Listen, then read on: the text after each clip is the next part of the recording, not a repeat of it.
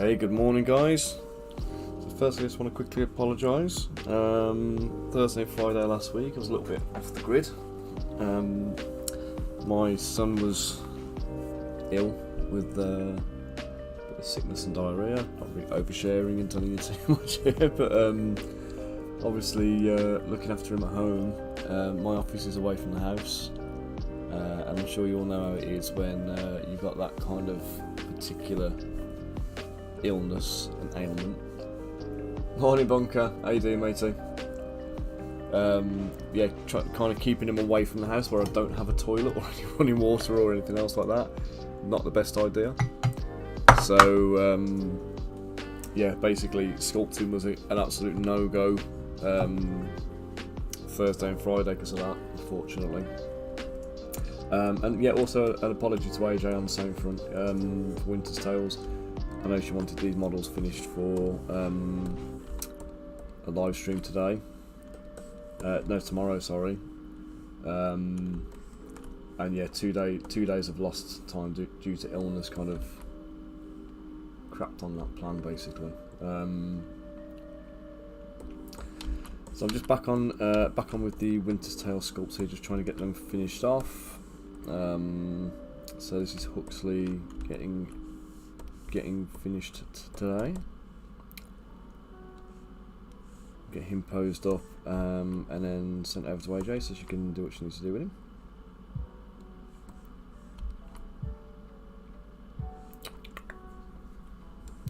I'm not tapered that too much. Can't extend it out and then just slice the end off. Oh no, it's not centered, that's what the problem is.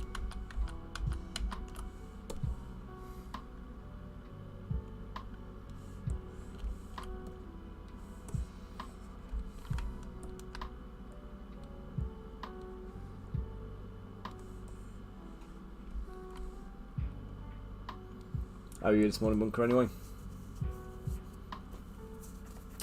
Oh no, yeah, we were pretty much playing Zelda all day. Well, I ended up actually decorating.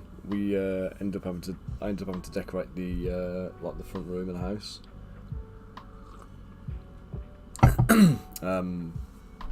So yeah, basically a couple of days of not being able to do work was a good opportunity to kind of get some of that done.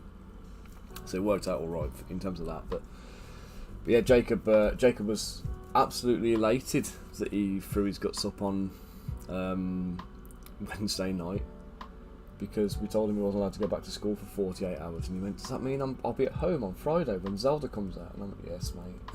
So he had a 10-hour binge. I'll let him have a.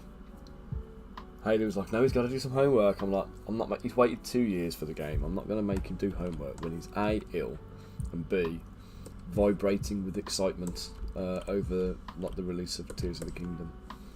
So yeah, so it was he was very, very happy about the whole situation.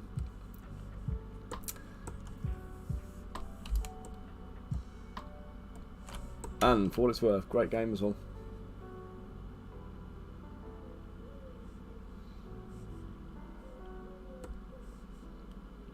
I won't say anything about it because I know like anybody else who's like in the same boat as like he was in, where, and me for that matter actually, where you kind of like, you know, you've been looking forward to it for so long.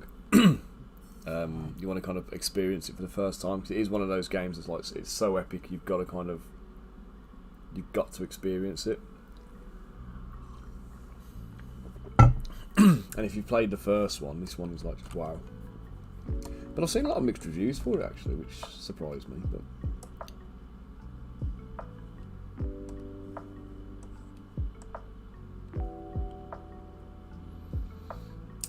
I think for a lot of people, they've waited for so long for it, it was never going to live up to the hype, you know what I mean?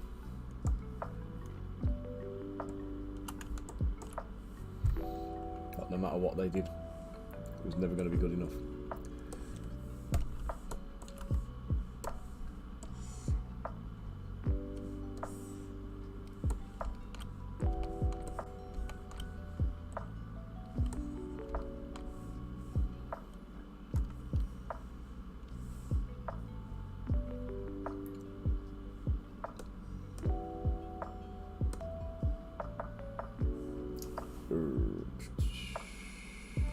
It is.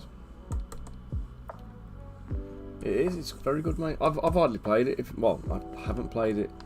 I've let him kind of just get stuck in. I've just been subjected to Dad. Look at this. Look at this. How cool is this, Dad? Isn't this brilliant? Look at this, Dad. And I'm like, yes, fantastic. Let me paint my walls. Let me do my grown-up crap I've got to get done. But no, it's good.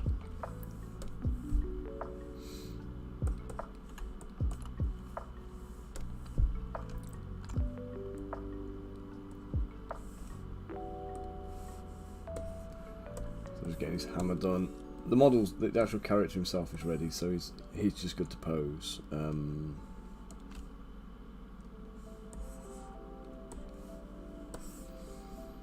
I just need to make his hammer so I can actually pose him. The hammer he carries actually is very reminiscent, for me, of that Darken I did for Chris, where he's got the big, you know, the one with the big guy who's covered in spikes. It reminds me of that a little.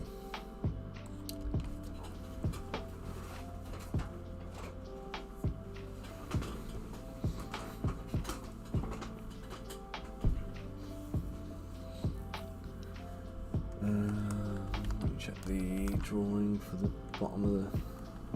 Okay, so it's, yeah.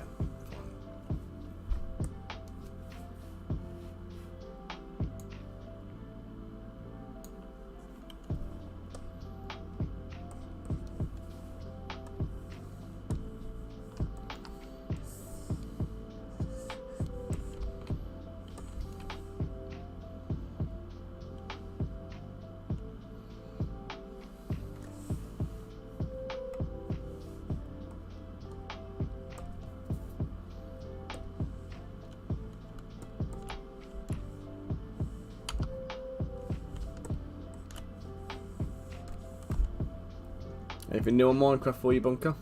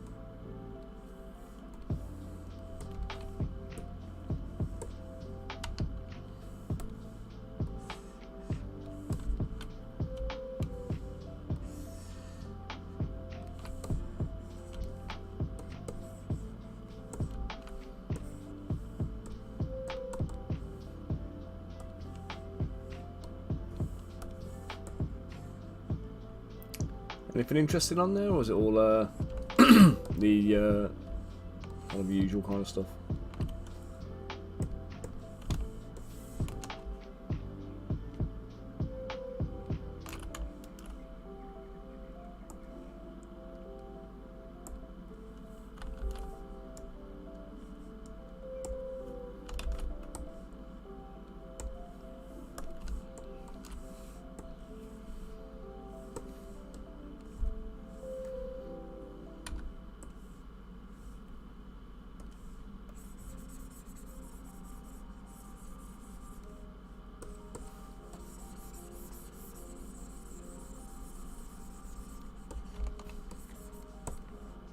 Have you played the Zelda game, by the way? Or any of them? Is it not your kind of thing?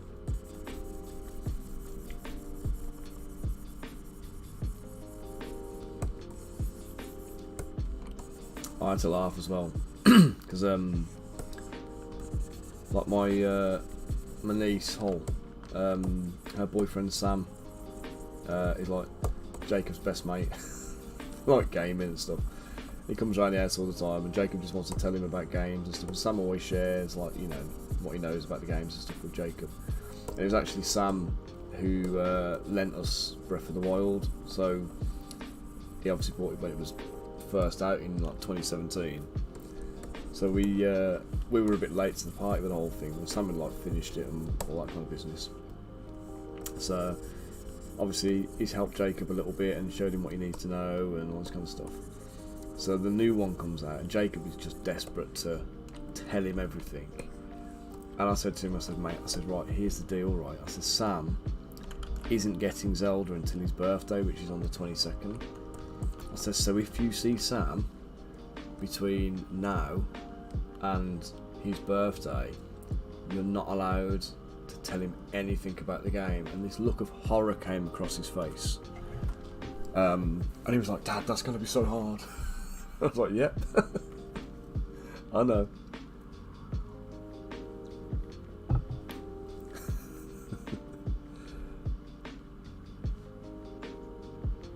I think I've heard of that one. If you ever get a chance to play Breath of the Wild, mate, I'll do it. But I wouldn't play. The one thing I would say to anybody that's watching at the moment, or anybody that sees this, don't get Tears of the Kingdom if you haven't played the first one. It's a direct follow-on. There's a lot of characters and a lot of stuff that happens in the game where you'd probably enjoy it well enough if you play it in isolation, but actually a lot of the enjoyment has come from seeing the changes that they made to it. It's set in the same world, but obviously they've wanted to change it up enough that people who've played the first game have got something different to explore. So they've added a lot of extra stuff in, and they've literally changed the world. They've almost done the kind of an Age of Sigmar on it, if you like. You know, they've taken the old world and like kind of mashed it up massively. So there's an awful lot of new stuff in there that makes the game feel completely different.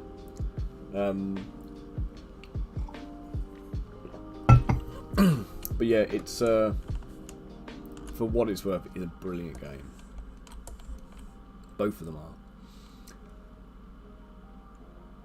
I say the first one does not feel like a game that was released in 2017. Do you know what I mean?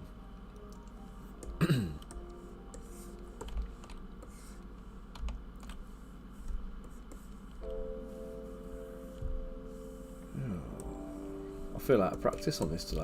Like I can't remember where stuff is.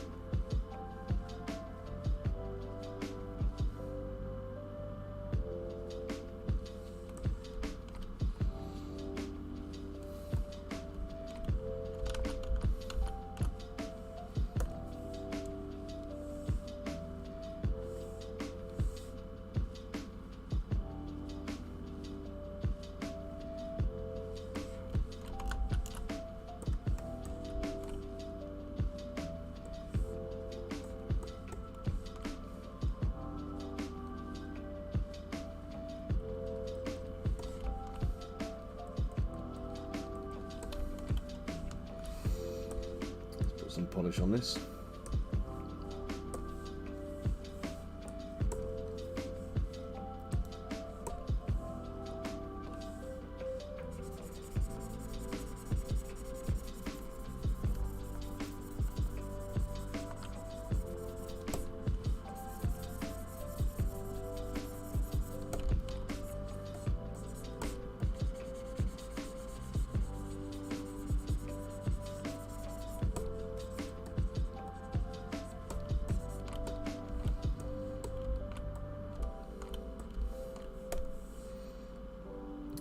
down a bit, bring it in.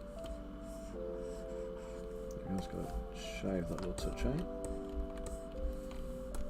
I think I can widen that out to about there, yeah. Trim the end off.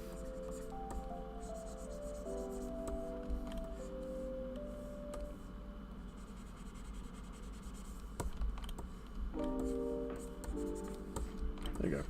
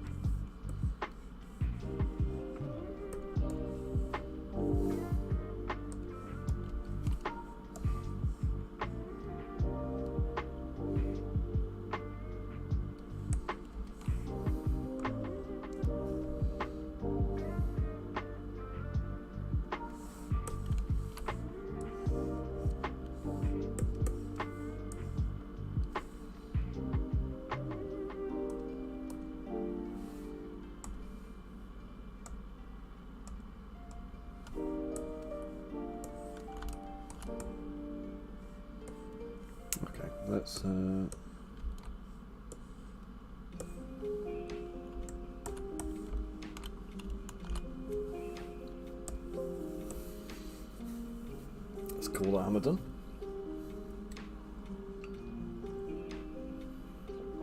Oh no, sorry, there's a bit missing.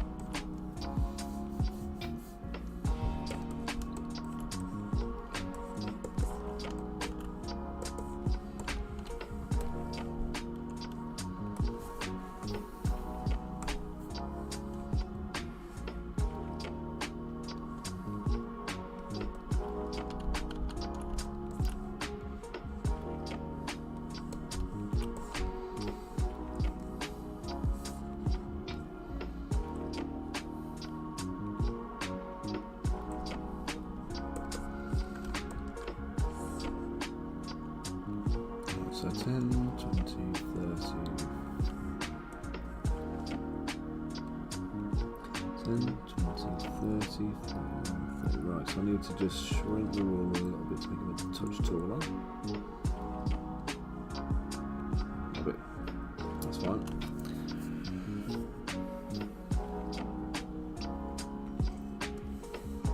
Let's put the ruler over there. Let's do a save and then a merge visible.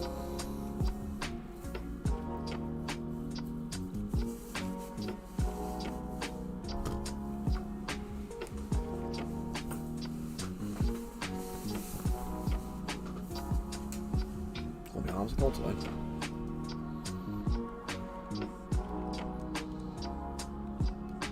It's been lovely and warm for the last few days, hasn't it? And then all of a sudden today it's clouded over again, and it seems a little bit chillier.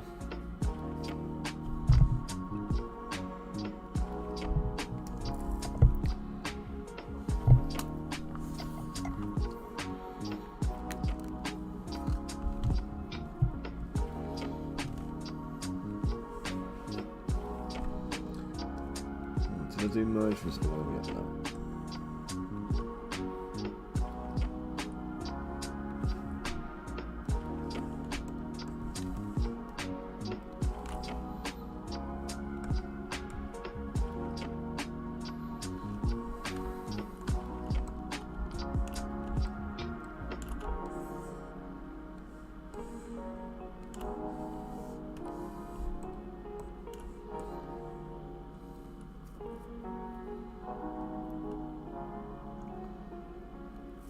Yeah, it doesn't actually feel. It doesn't feel cold outside necessarily, but like it's not as warm as it's been the last few days.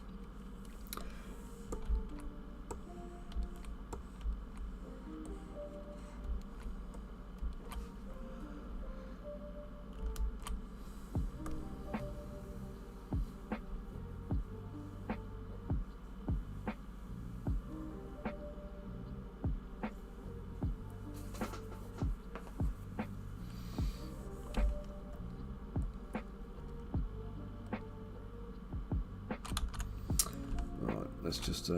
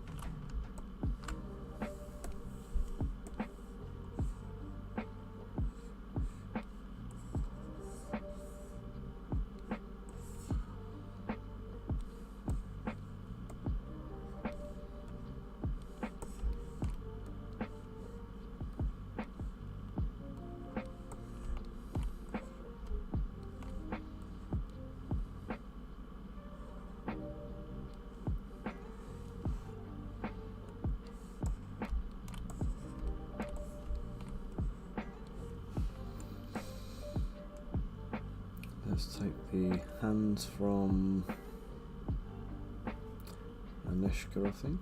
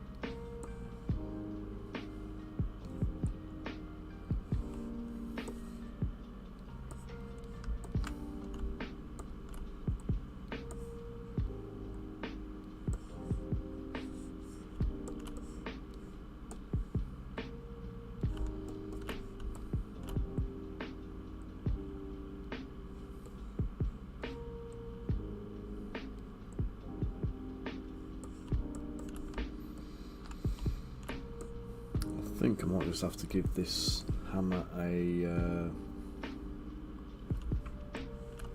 wrap or something like that around the handle.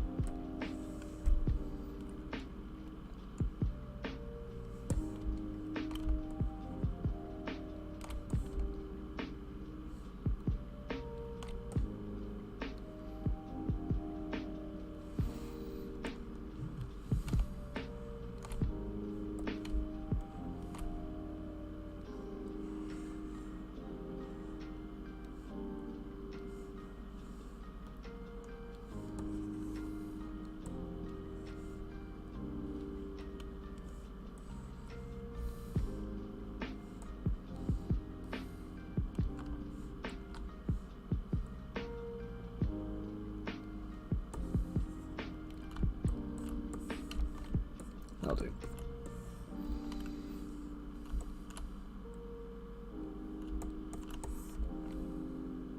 Yeah, no worries, mate.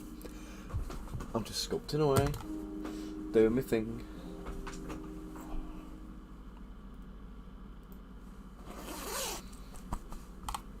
Zipping up my hoodie because I'm different at the moment.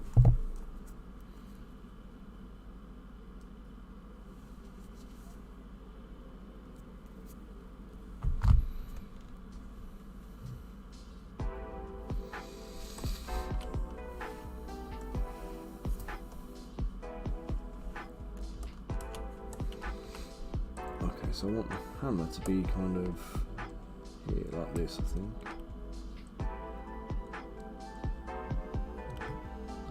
Oh, guys, just let me put you on mute a second. I've just got a dentist calling. I need to get this for my son. Give me a sec, mate.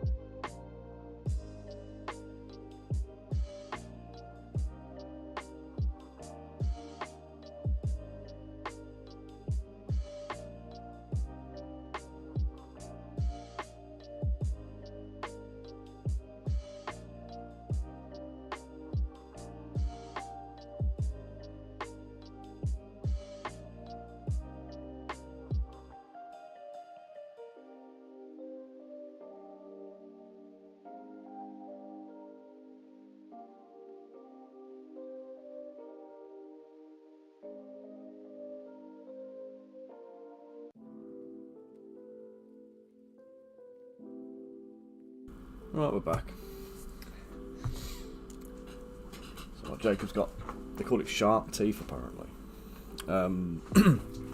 where the big teeth start growing in before the baby teeth are falling out.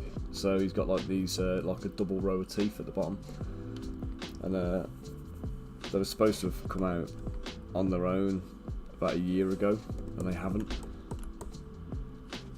So yeah, we're just trying to get him dealt with. But then showing no signs of budging on their own, so I think we're gonna have to. It's gonna have to be an extraction, I think, which is not gonna be fun.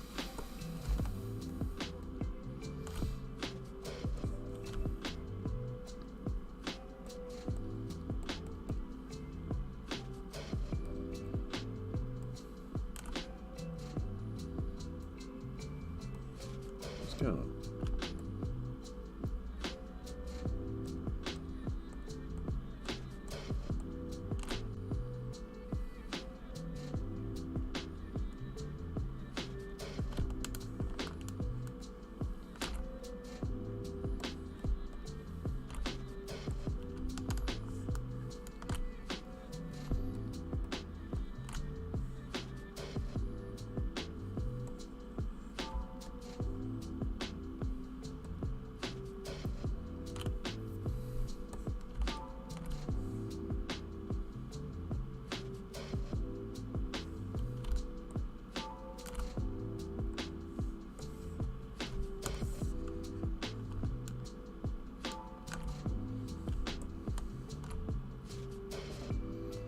Remove the hands, but it's a bit slow and laggy today. I don't know what's going on with this.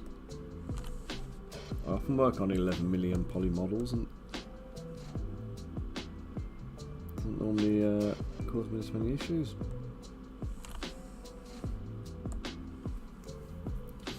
Okay.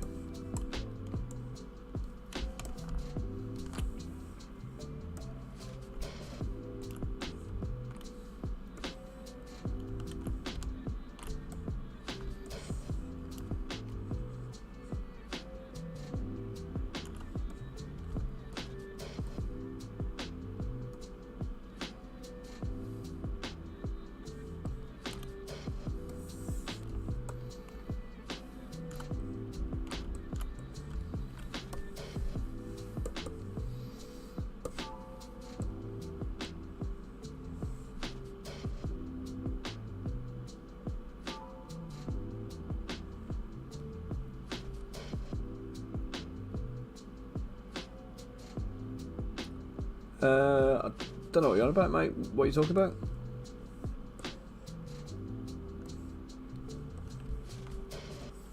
The Streamlabs do what?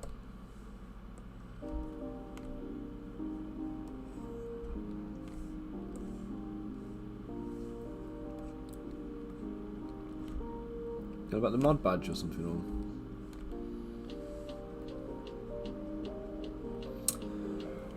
Or... Oh, I can't remember, mate. I think I set it up as a bot or something like that.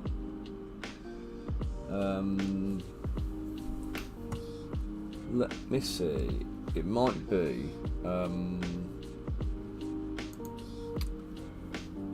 I've got this this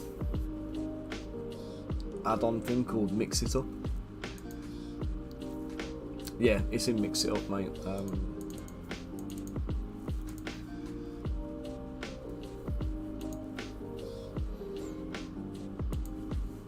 Boys, do you think it needs tweaking or something like that, or are you looking to put one on your own channel?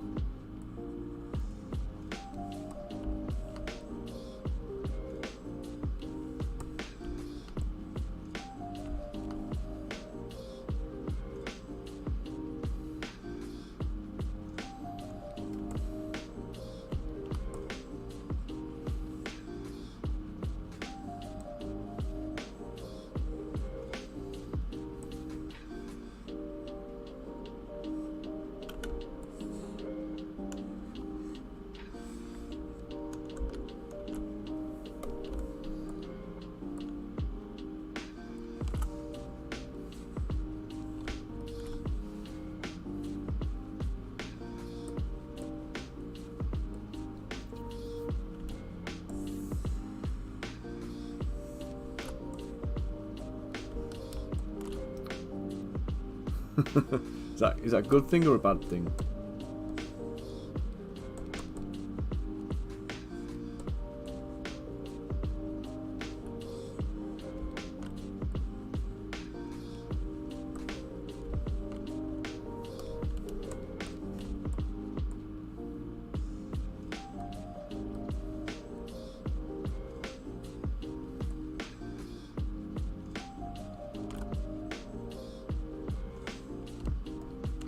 You can always try and mix it up. Anyway, it's a free thing.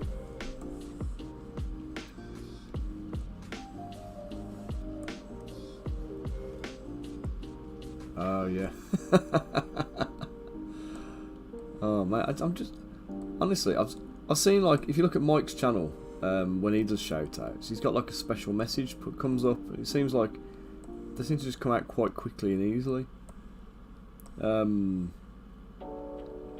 And I wanted to set something like that up, but I just don't know what to do with it.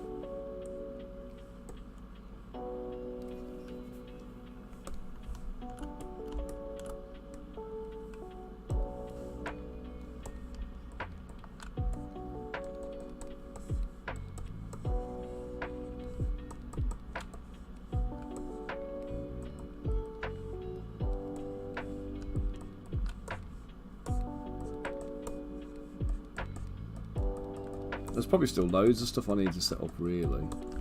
I know I need to get my Twitch page not upgraded, but like updated with like actual proper information and stuff, because there's quite a lot missing from the standard, like, you know, what it kind of expects, and like the little you know, like all the little widgets on the page that tell you about stuff. I don't remember what they call them. Panels, is it? All my panels. I just ain't got time to do it.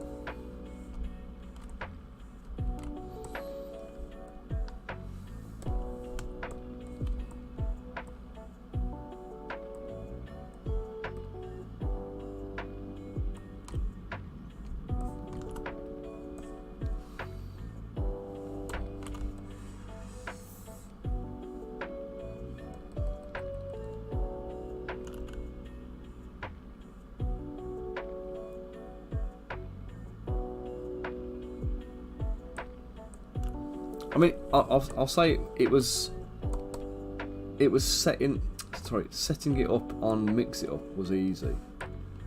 That wasn't it wasn't like a challenge to do it, which obviously made it, like, you know, it was quite simple for me to just kind of go on and just do it quickly.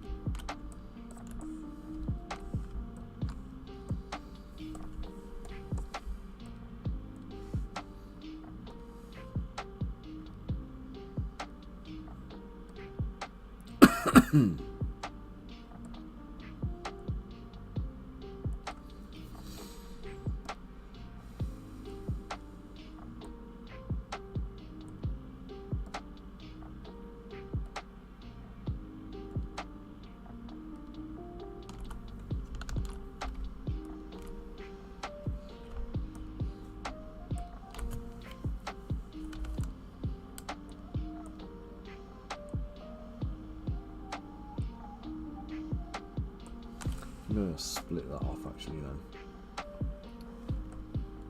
because there's a lot of bits in there. So if I separate it, it just makes it a little bit easier to manage. I'm going to isolate it every time I need to tweak or adjust it.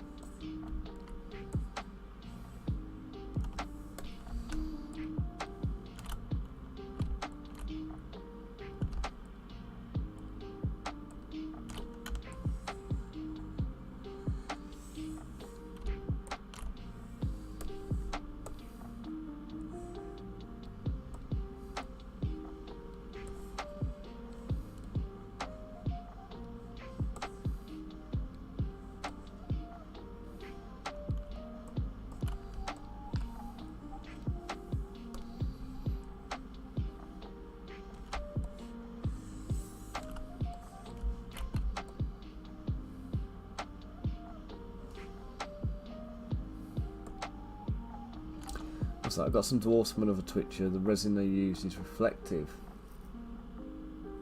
Ah, nice. Is it resin or filament if it's reflective though? Because I've not seen reflective zips before, reflective resins. Or they're mixing like a, what do you call it? Like a metallic pigment in there or something.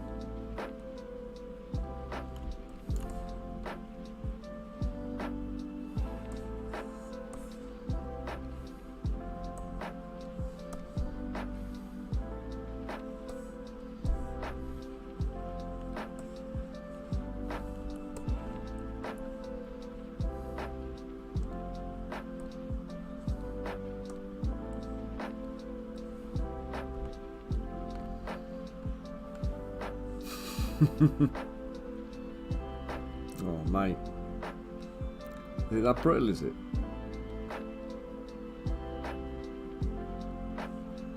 I wonder if it's one of those DLP resins. It's like nanofilled ceramic or something like that, because there's these resins you can get that have got like obviously it's like a ceramic resin, and they are quite brittle when they're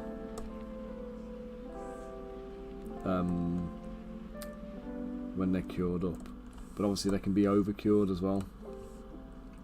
There's always the thing you got to watch out with resin.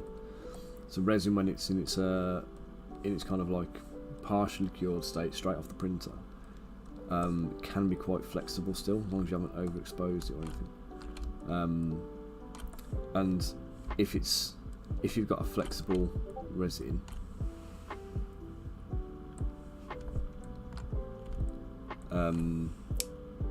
even a flexible resin will kind of go brittle if you overexpose it. Let's have a check. Let's see what we're dealing with.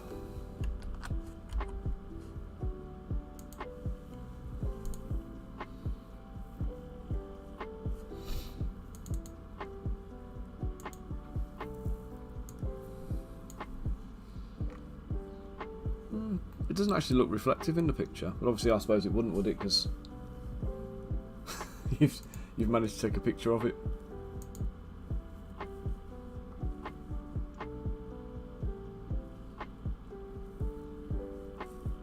I mean, someone needs to use anti-aliasing for definite. Switching anti-aliasing on, get rid of these. See all these voxel lines you can see all over the surface where it looks like wood grain. There's an anti-aliasing setting on the printer. If you use anti-aliasing at 8 levels, usually it's enough to kind of smooth out the layer lines, the voxel lines. Cool dwarf though. So what are you doing with the pin in there? Are you changing anything up on there, or changing the weapon to like an axe or a hammer or something instead?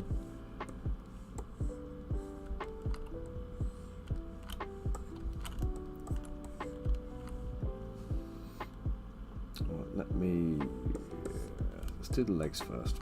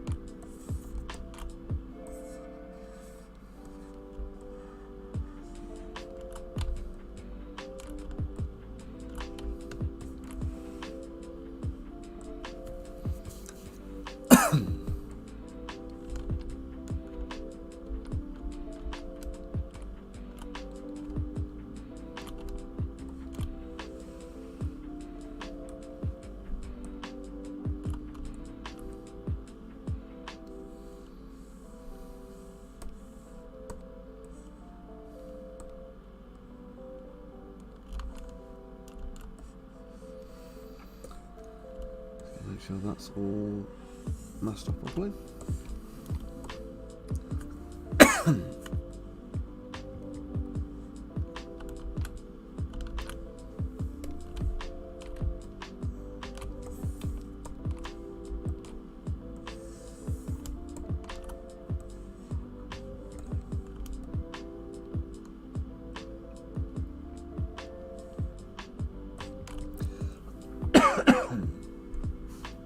Oh, it's a banner. Got ya.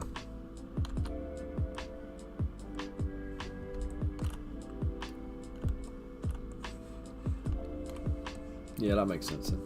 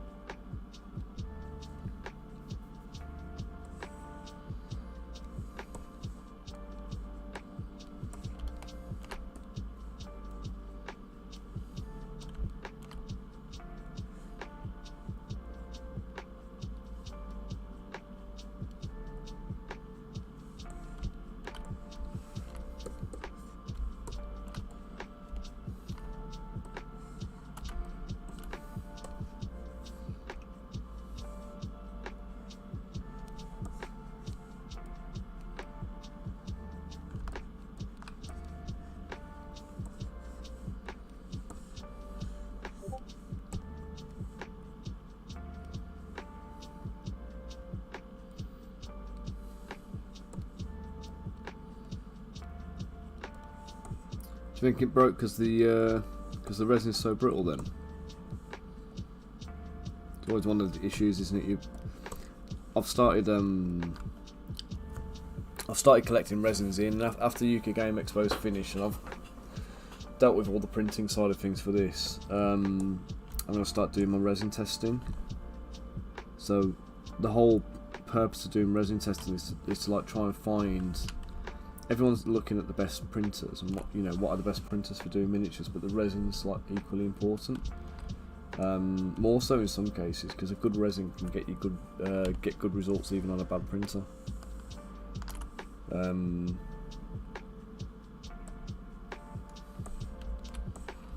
Like I actually used, I can't remember what it was called now. Well, the Amira Labs ones, I used them on the old OG Mars, and I got fantastic results with them. Like much sharper and crisper than you would have got on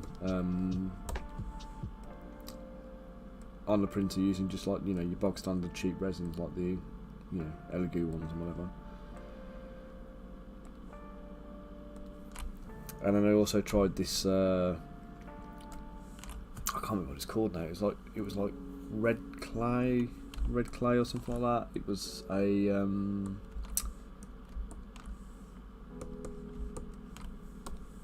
it was kind of a premium resin from Esun, and that stuff was beautiful. I loved that.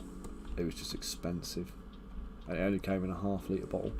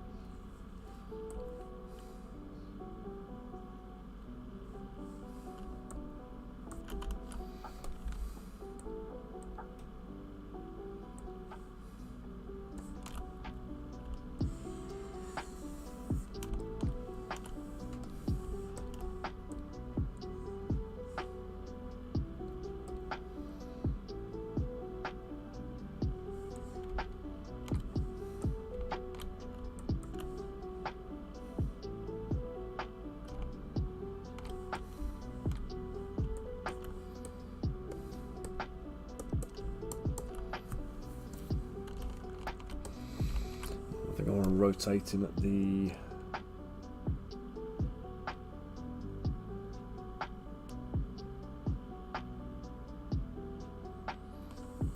now the one I use actually isn't that expensive in the grand scheme of things. I mean it's like £45 a litre,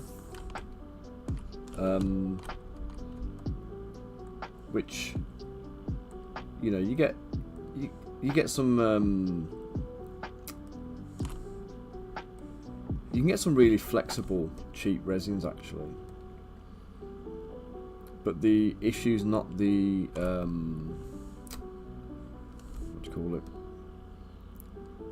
it's not so much the flexibility on its own, it's about the detail retention and the sharpness on it. So what you're really looking for in a resin is that it's got low shrinkage, so that when you print something, the shapes that you print kind of stay.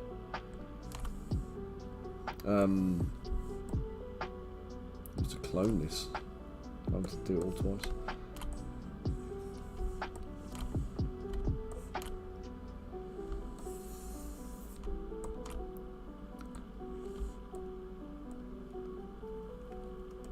Yeah, so with 3D printing resin, basically what you've got is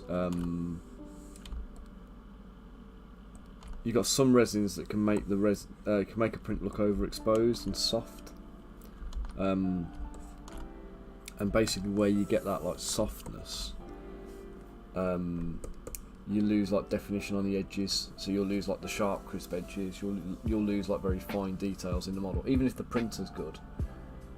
A crappy resin is going to lose the details. So something like a Elegoo ABS like resin, it's all right for flexibility and kind of just general use minis and stuff, but it's rubbish on the fine detail. So I'd never use it for kind of, you know, for production stuff.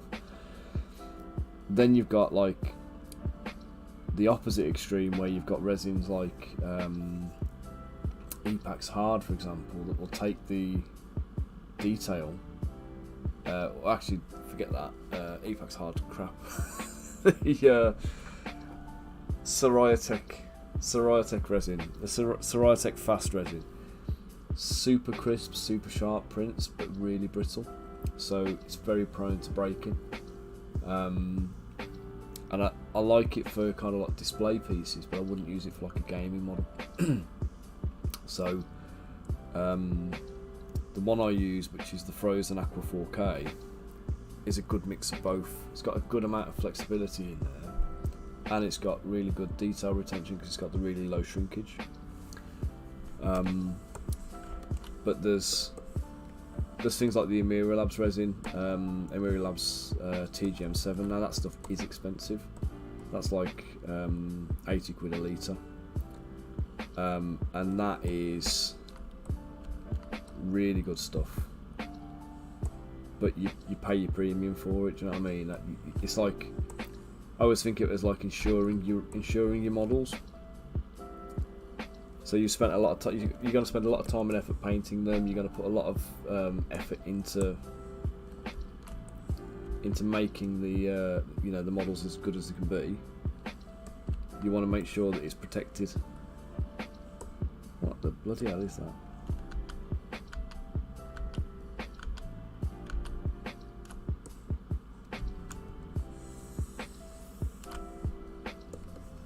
So yeah, in the spirit of kind of protecting your investment, you add insurance, don't you, usually? So you can't insure a model in real terms, but you could use a resin that has enough flexibility in it that it's going to just bounce back from pretty much any knock or fall or ding or whatever you're going to give it.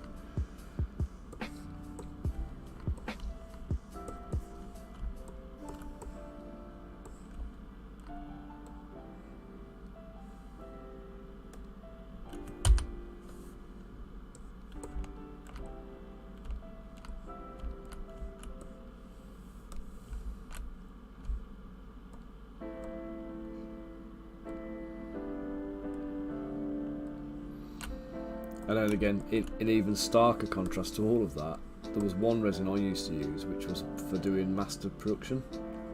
on my really expensive like DLP printer, and that resin was like 280 quid a litre, and that was the most brittle stuff ever. It would shatter if you kind of like gave it a knock, and I'm talking like, you know, shards of it flying around all over the place.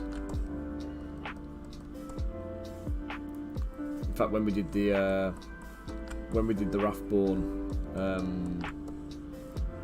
game, like back in like 2018 pointer, he took the I sent him a round of prints that had been done on this the masters and stuff, so we could get some models painted up for display.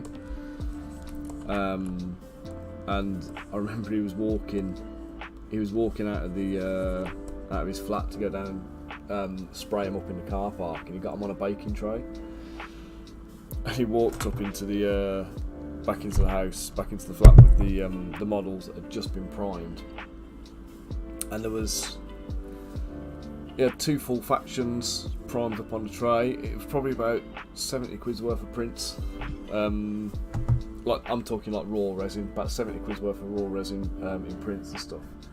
And as he was walking up the stairs, he walked into the house, tripped over his wife's shoes, sent the whole tray like onto the floor, and then like smashed the tray down on top of them.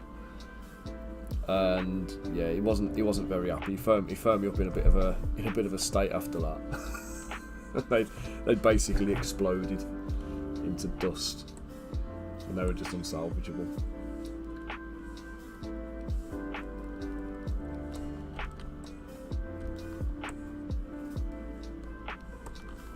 One of the things that happened, you know what I mean? And that was just because the resin was just so brittle. Perfect for what we needed it for, because it could be vulcanised, it could be cast and everything else. It was brilliant for doing masters. It was just, you know,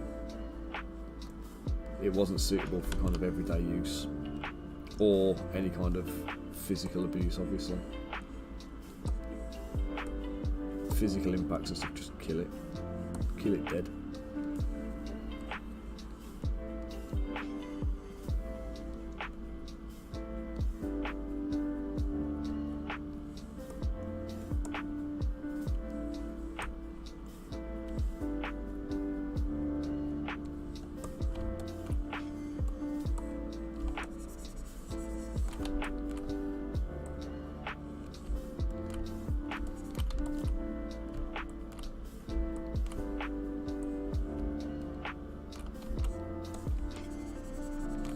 I wonder what that bit was.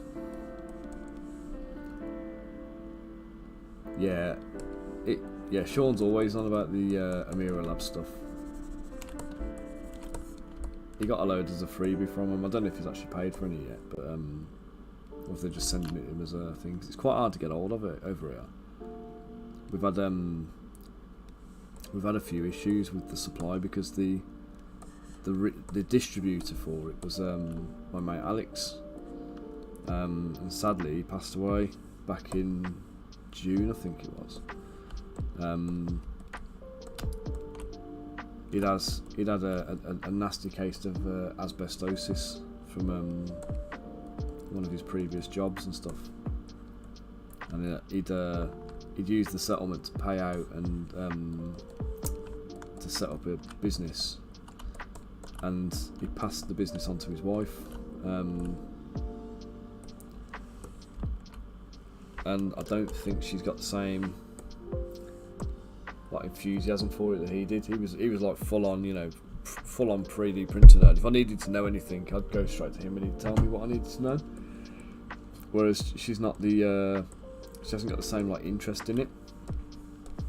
And Alex had kind of got the UK distribution deal with Amira Labs.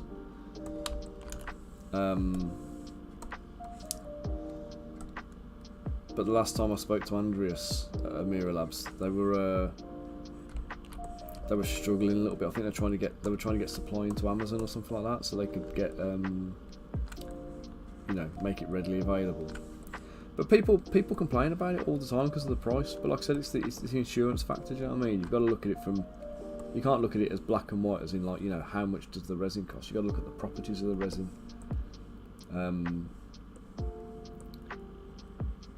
that's what I'm starting to look at, is trying to identify which resins are better for miniatures. So I know the one I use is good, that's fine. But say I have an issue like stocking that particular resin, I can't get hold of it for any reason. I need to know I've got an alternative I can fall back on that's got, you know, that's equally as good, or I might actually find a resin that's just generally better, and just does the job I need it to do more effectively. Because not all resins are equal.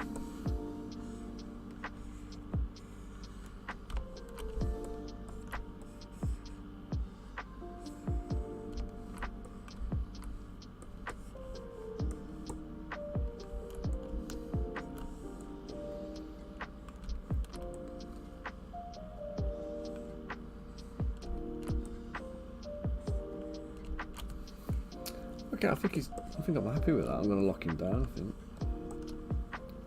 That's the only thing I need to do, actually.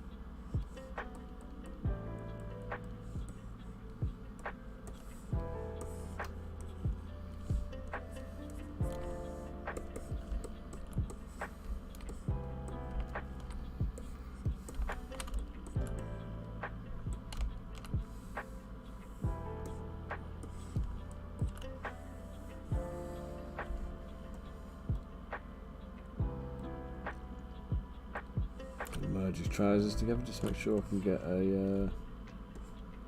I sent AJ the picture. She was concerned he looked like he had his underpants on the outside, so I just got to redo them and split them off. Not redo them, but you know, rework them.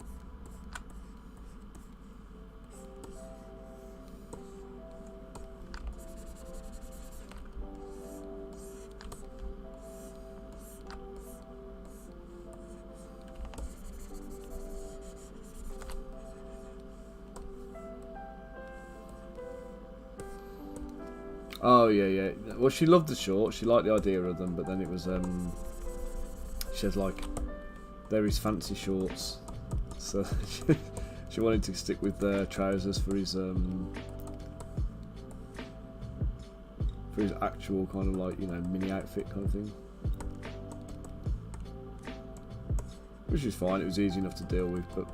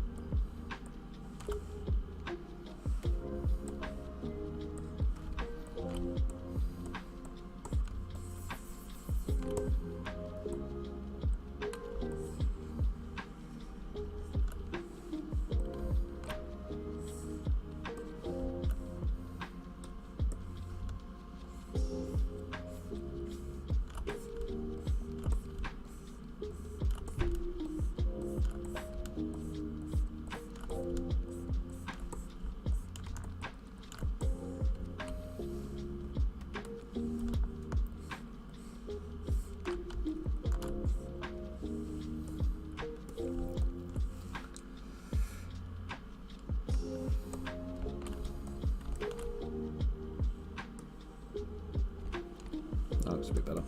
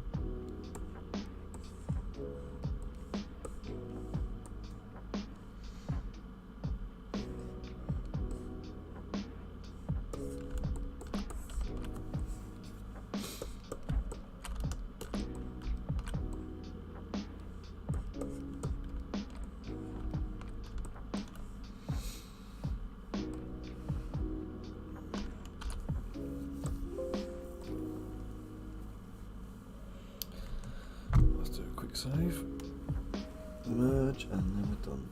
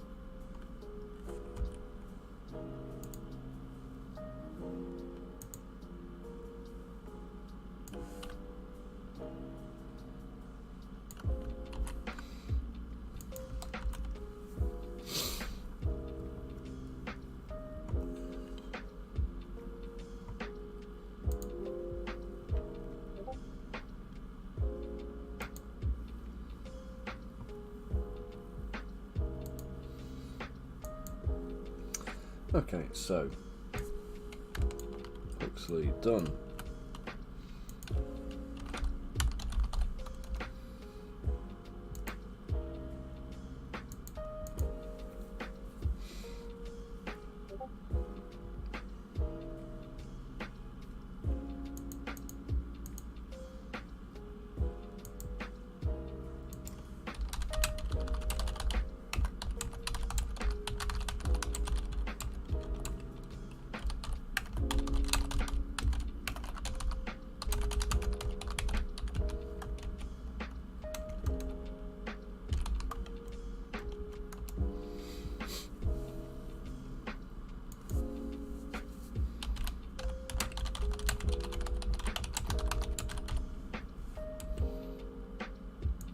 Which one do we do next? Let's should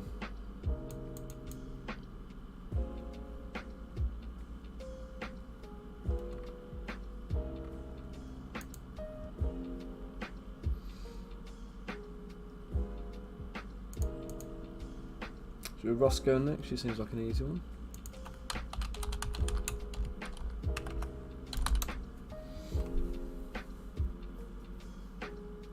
This will be the next characters we've done.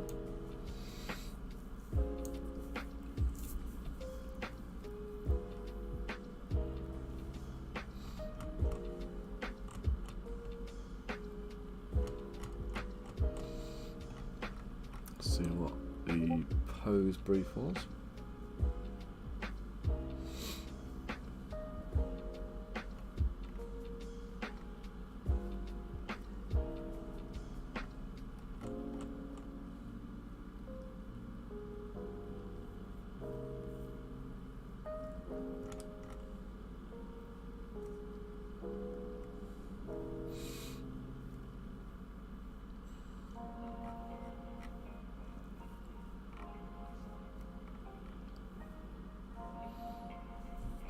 Sneaking around with the dagger along the wrist. Yep, do that.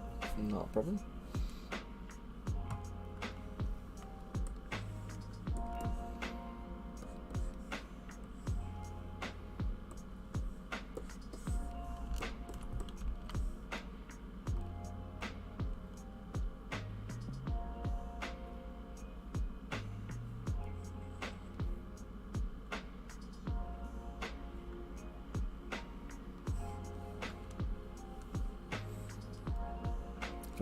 Let's finish this job off first. Let's just get Huxley exported and merged up.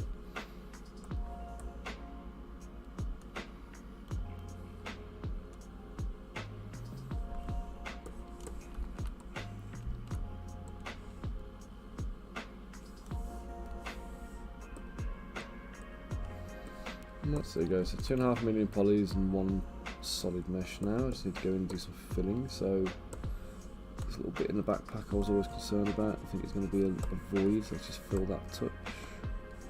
Just down there as well, we'll get that filled.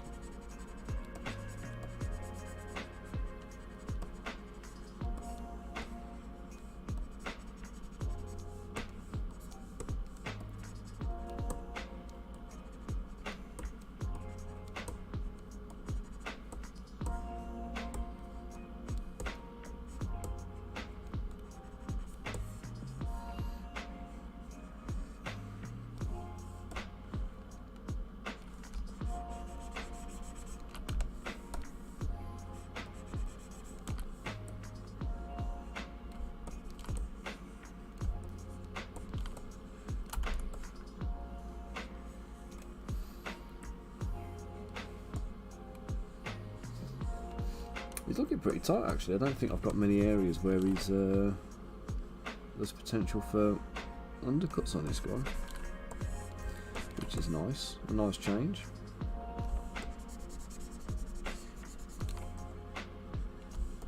Normally ends up with loads and having to go back and do loads of mod work, little mini adjustments and stuff.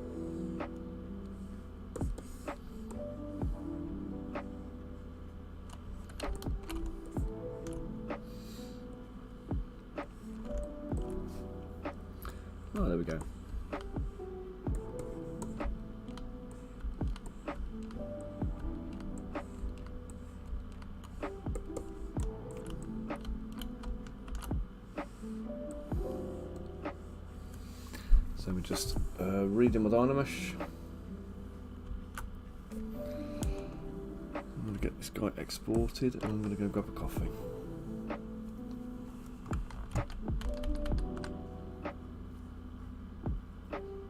Oops, you know what? Again, I apologise if anybody's been on Facebook or YouTube. I've not been on my multi-stream chat, so I've missed your comments, unfortunately.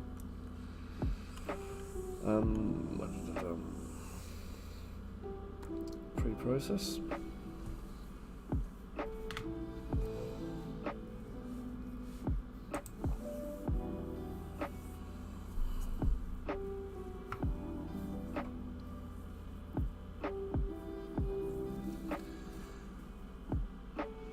Guys, I'm going to put you on a BRB. I'll be back in a minute after I've got this guy exported and grab the brew. So I shall see you in a minute. Don't go away.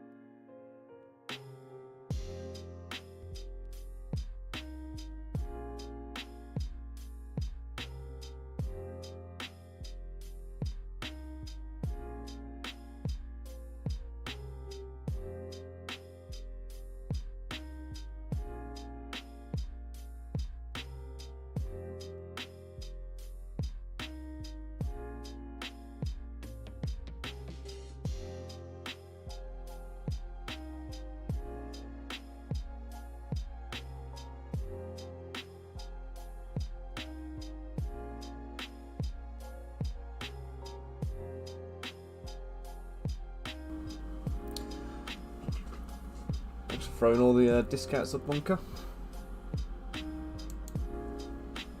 Much appreciated, matey.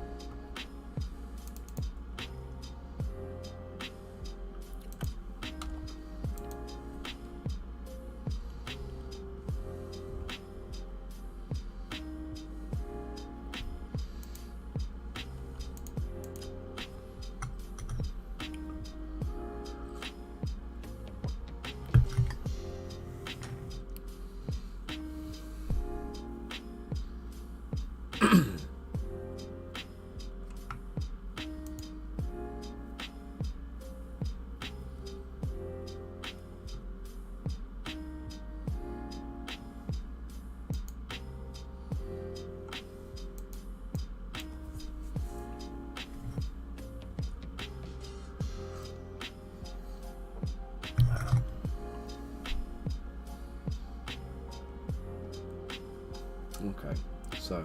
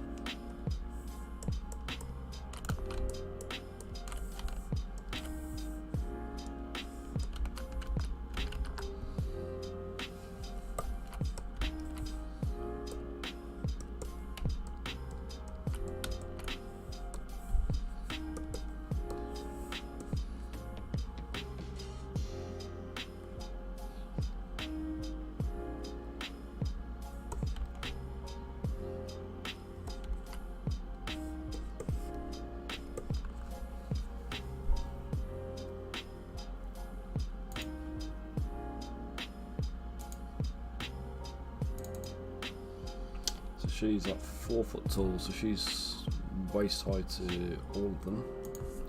It's going to be a challenging sculpt to get the detailing, I think.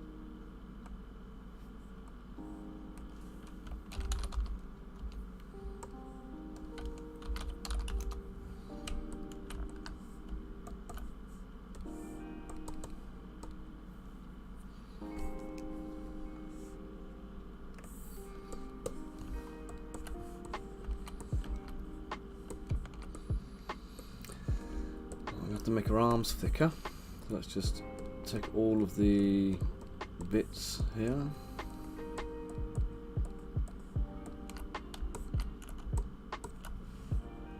inflate them to thicken up.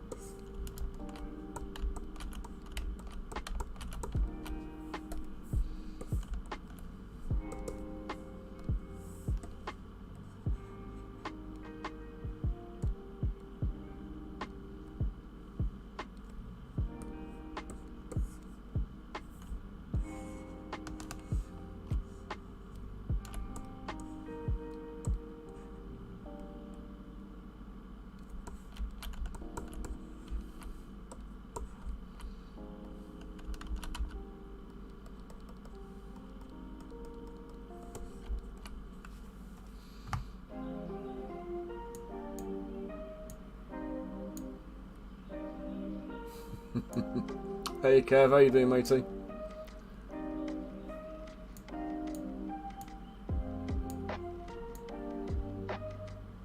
So there, dude. Just ignoring you for a little bit. Now I've got my reference image over the chat window and I couldn't see the chat coming up. Sorry, mate. You're hiding in the cubby hole again.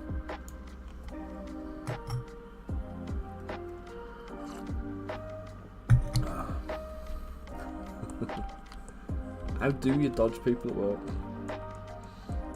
I used to be able to do it when I had my own office. Because it had a lock on the door. Just in the boiler room. You used to be able to lock the door and people would just think you weren't in there.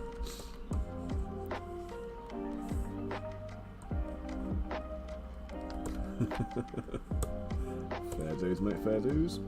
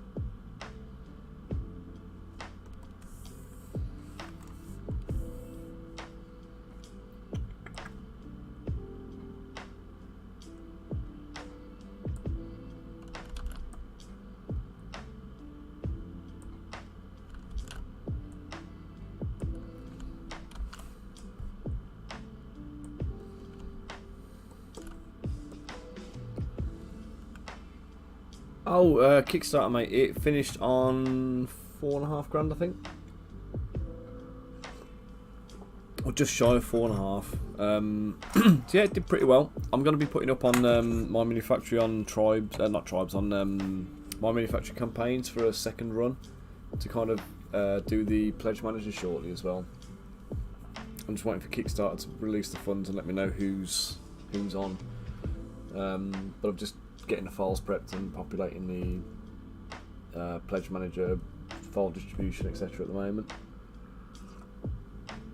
So I'm hoping we'll see some movement on that this week. So let's duplicate that. Let's do the clothes. Right, legs. I'm not even gonna bother sculpting them on. They look like skin tight things. I've got a bit of stitching down the side to do. That's easy.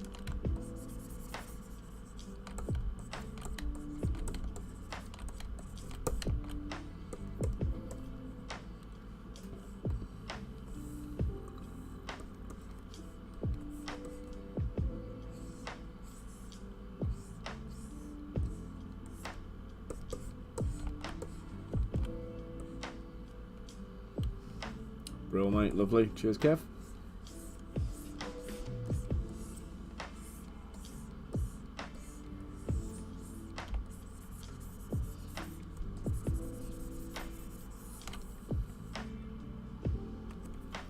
Hey, Ginger Ninja. How you doing, mate?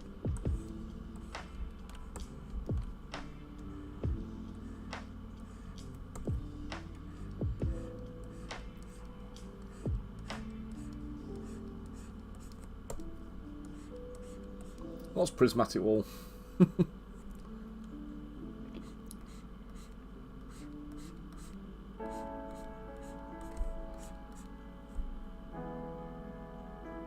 Or Ginger Ninja. It's a good name.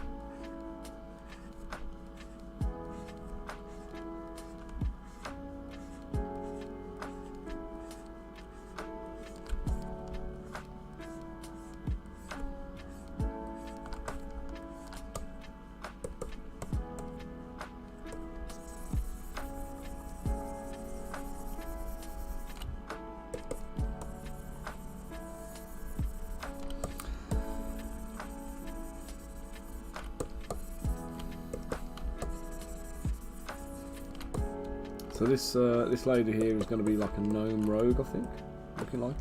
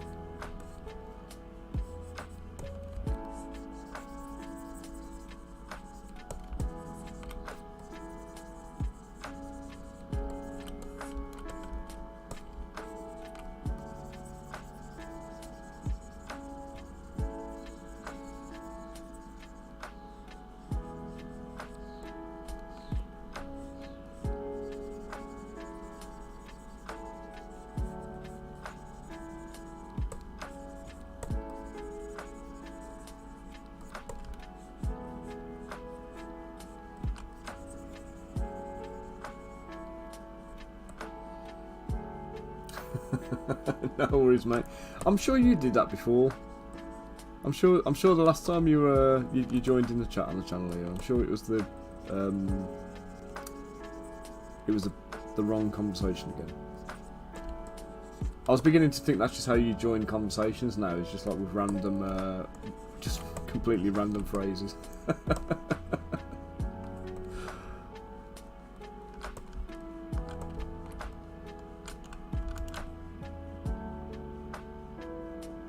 Hey, fair play. Hey, it's all good. A little bit of intermingling's never a bad thing, is it? We do love a bit of Mike. Are you going to a UK Games Expo, Ginger? You're going to be there doing the meet-up with Mike.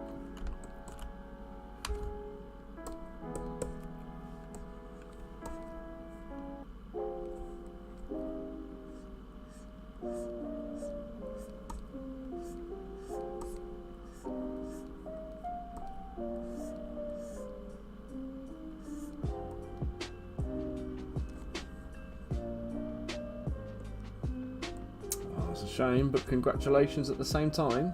Oh, sorry, it's a shame you can't go. Congratulations on the child. That should really separate those 2 points out entirely, I think. No, I feel your pain, mate. I've been there.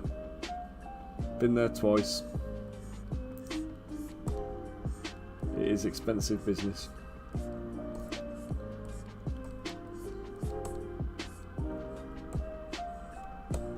But it's fantastic stuff too. So you get to a point where you don't mind that you've got no hobby money left. That your hobby money's going on the kids because you just love them that much. Yeah, it is, man. The bottles, everything else. I'll give you a tip if you haven't already got it. Bottles. Best ones we ever encountered were a brand called Munchkin Latch, and they were just fantastic. We had no dry. We had issues with almost every other brand we ever tried, and then we tried them things, and they were just like amazing. We went into Mothercare with Jacob when he was a baby, and he'd got his Munchkin latch bottles. And I was feeding him on the way round. We got mobbed by the staff at Mothercare, kind of gushing over this bottle. They were basically raving about how amazing it was. And they were waiting to get stock in, but they didn't think they were available. I just ordered it off Amazon. Like, I had no problems getting hold of them. You know what I mean? But this is the problem, like things like dummies and bottles and things like that. Every kid likes something different, and like they just don't take to everything as you expect them to. We bought the whole, "Hey, Nerd Harler, how you doing?" Yeah, they had the whole thing with the I can't remember what the brand was now, but we had one with like a steamer and stuff, like a steriliser unit, and we had a whole array of bottles for him, and he never liked it. He wouldn't drink out of the things. It's like the whole thing was just a waste, really. How are you today, Nerd Harler?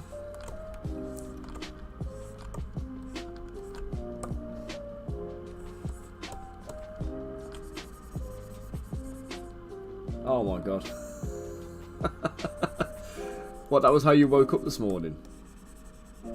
To a cat attack?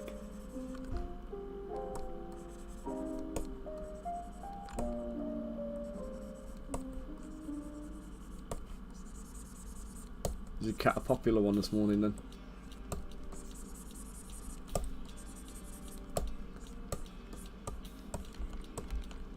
So luckily our only pet is Dottie, a little tortoise who lives in the garden. There's no chance of her waking us up.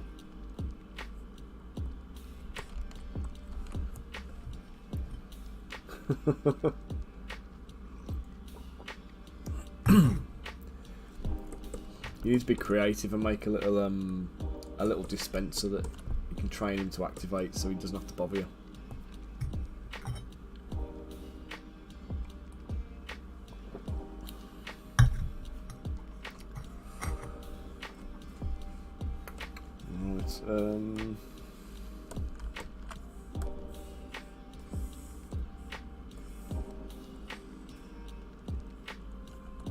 No, I'm not going to do that yet. I need to do a little half a skirt thing, but I can't do it yet. Shoulder pads I can do.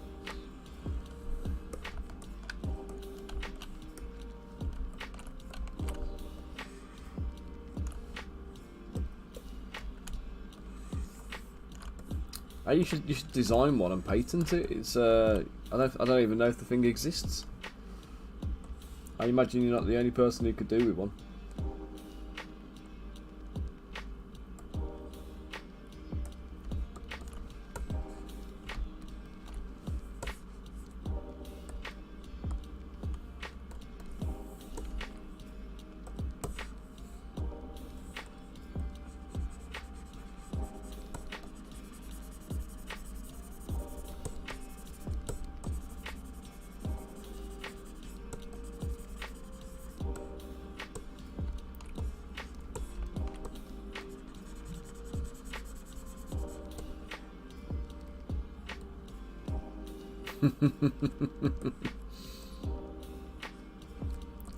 Yeah, cats are greedy, aren't they? Years ago, we used to have we had 3 cats. Like my mum did, and it's when I was a kid and we lived at home. We had an old English sheepdog called Oscar, and when we got Oscar, we'd already had the cats, and the male cat we had did not take kindly to having this old English sheepdog rock up and kind of like living on his turf. So he kind of disappeared and ran off. But the 2 female cats we had, there was the mother and a daughter, and the male cat was the son of the family. And the daughter was lovely and friendly, and she used to sit on a table. We used to feed her on a garden table, which was like a stone column with a kind of a concrete slab on top. Or was it a concrete slab or stone slab or something? And she used to sit up there, just out of the way of the dog. And he'd come over, kind of like scrounging, and she'd like scoop. She used to eat it out of her hand. Out of her paw. So she'd scoop her food out with her paw, and she'd eat it out of her paw like a human. And then he'd come over, kind of like scrounging. So she'd pick a dollop up, and she'd just deposit it on the side of the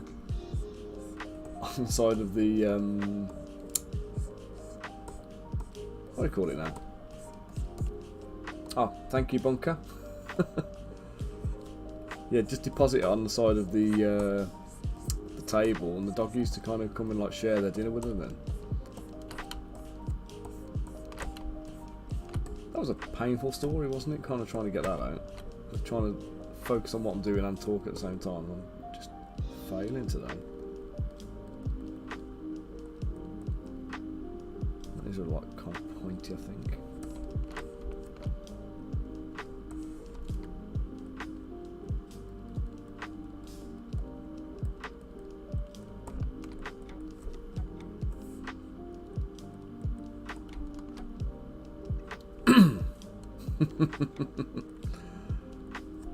Bunker, if you can find me an instruction that tells me how to set up a shout out command. I tried doing it on that mix up, mate, and honest to God, it is bloody difficult, because it seems to kind of want to use the username of the person that like sets off the command.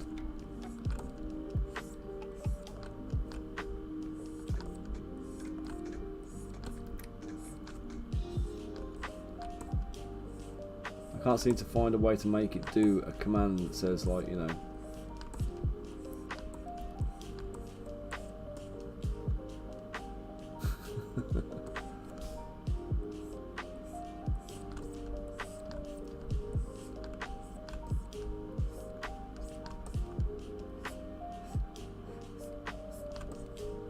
I need to see if Mike can export commands from his one, because it's the same thing that Mike uses, because I've downloaded it on his recommendation. I'm sure he can give me a steer on it, but it's finding time, isn't it?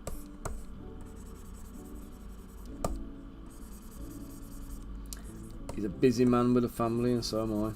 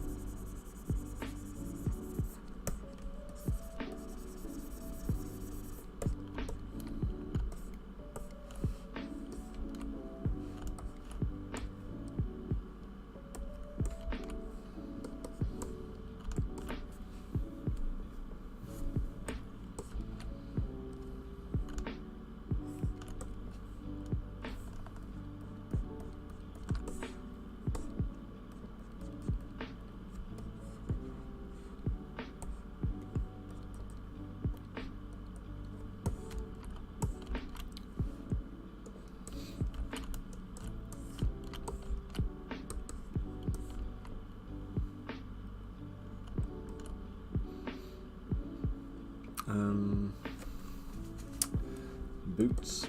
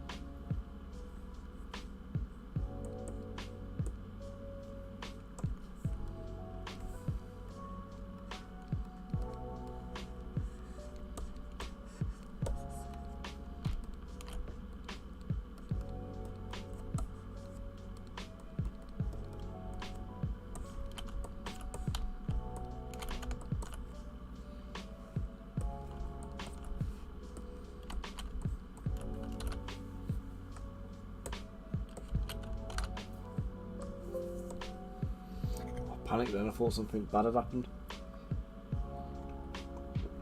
Did you see the weird anomaly on the screen? All that horrible, like, I don't even know how you describe it. The mesh just went bloody awful.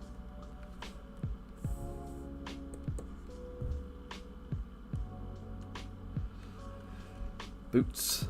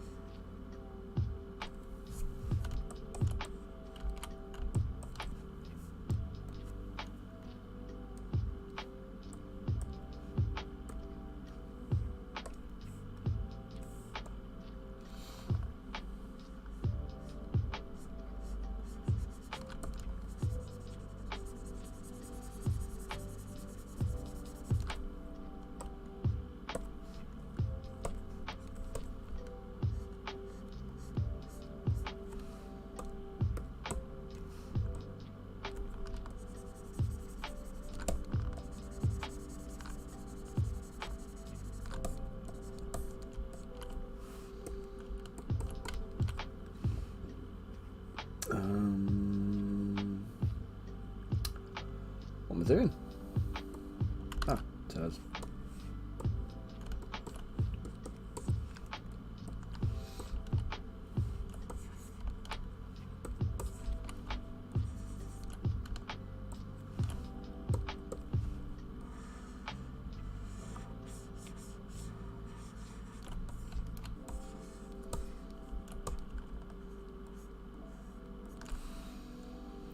Do an extract on that. That's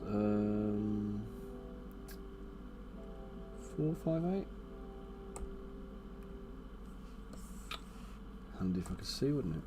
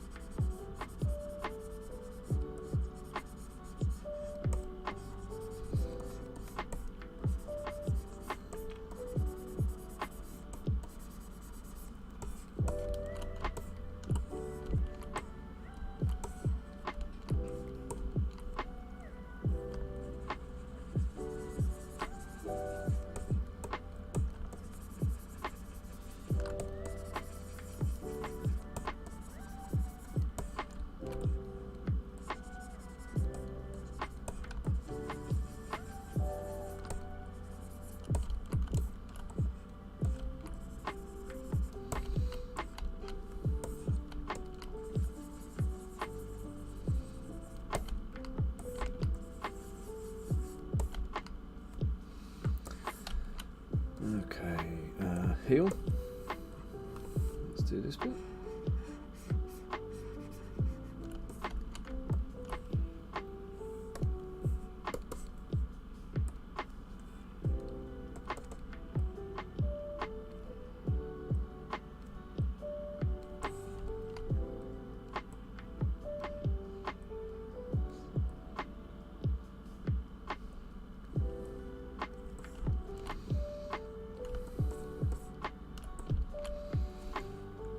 Let's just slice the bottom off that now so it's all flush.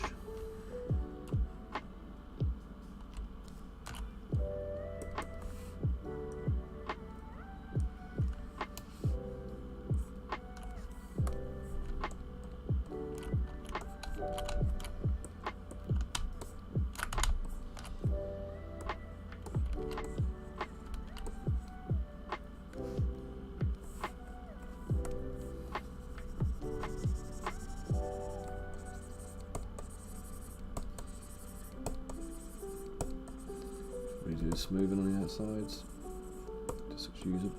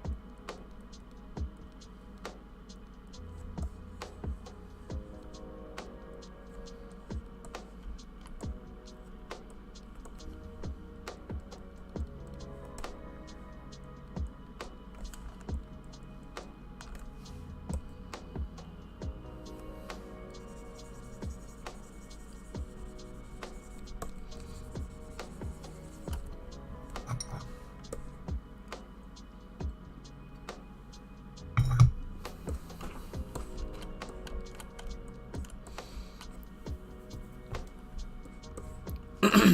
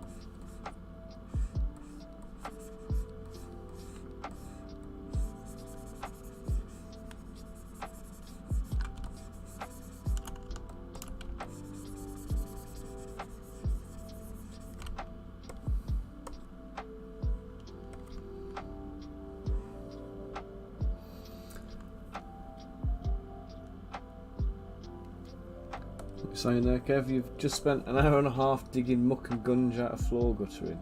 But, oh mate, lovely.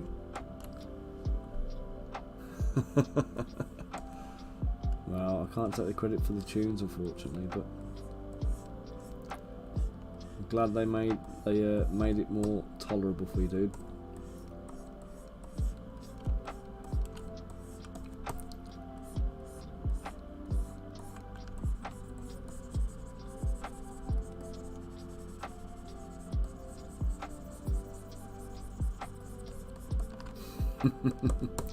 What, the ASMR aspect of the scribbling on the screen?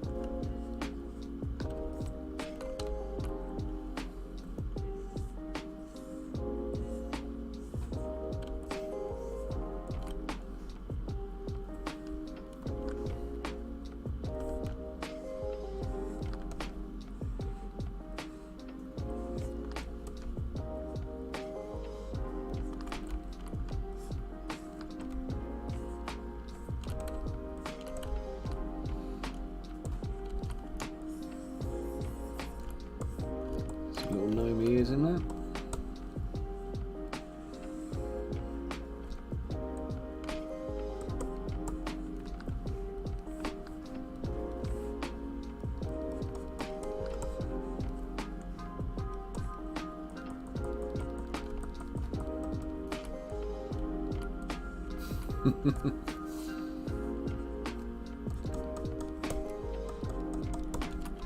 I had a was now. It was a while back when I'd lost my voice a little bit.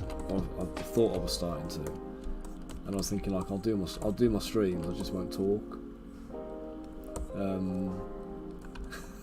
It just have to be an ASMR stream, but.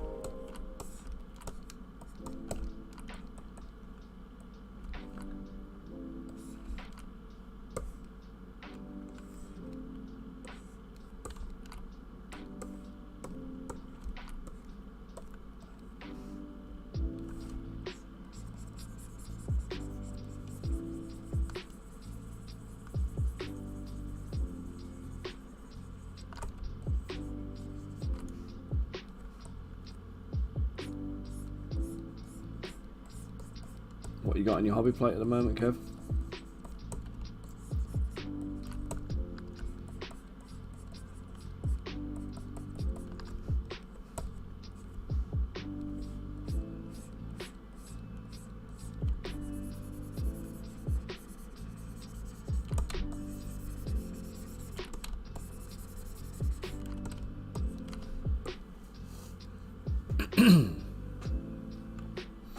looks like a bloody goblin, doesn't she, because of the colours? I haven't actually added these colours, by the way. These are like, this is just poly groups in there. ZBrush, they can like literally change to be anything. I just feel like I'm sculpting a goblin with the colours it's given me, so I better change that.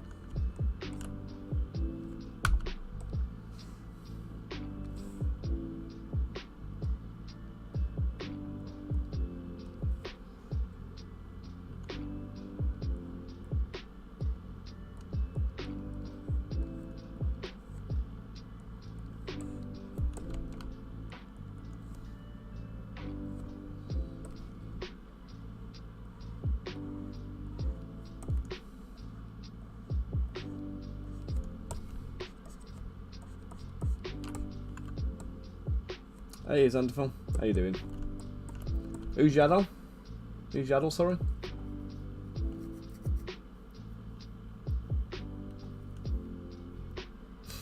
I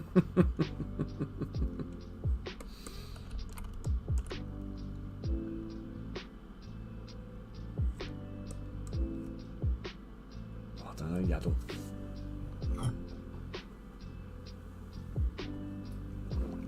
Might know the character if I see him. Let me just Google it. Doesn't ring a bell to me at the moment, no.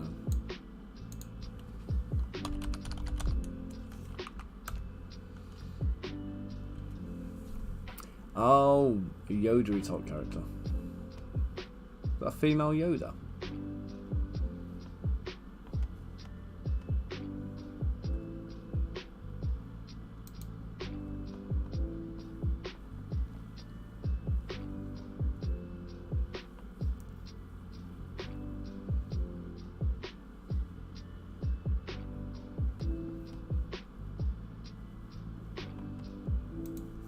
Looks like Yoda in a wig. I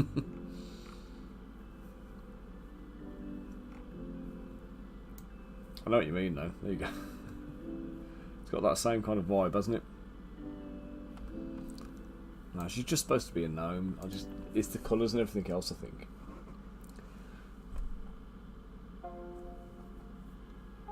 Yeah, Baby Yoda's supposed to be like 50 years old, isn't he?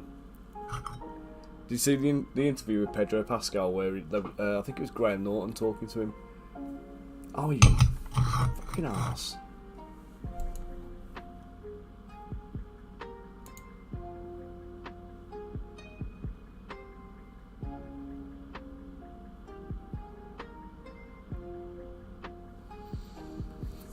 Yeah, there's an interview with Pedro Pascal, and I think it was an interview with Graham Norton. And he was talking to him, and Graham kept calling him Baby Yoda. And at one point, Pedro responds and actually acknowledges the Baby Yoda comment and actually calls him Baby Yoda himself. And then he sits there kind of with his head in his hands, kind of like looking mortified. And they've all been given a brief that they're not allowed to call him Baby Yoda. So in any interviews, they've got to refer to him as either the child or Grogu. So I think it was the first time he'd ever done it. God, that coffee's hot.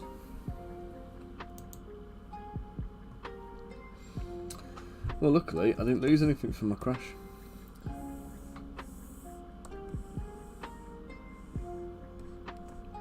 Which makes a change.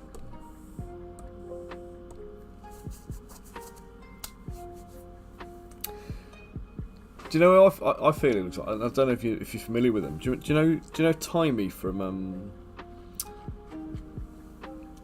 what's the game called? Guild Wars 2. It's Timey and Scruffy, the little gnomey character who's got like a massive golem that she rides around on. She reminds me of her in the face. Got some crazy hair going on.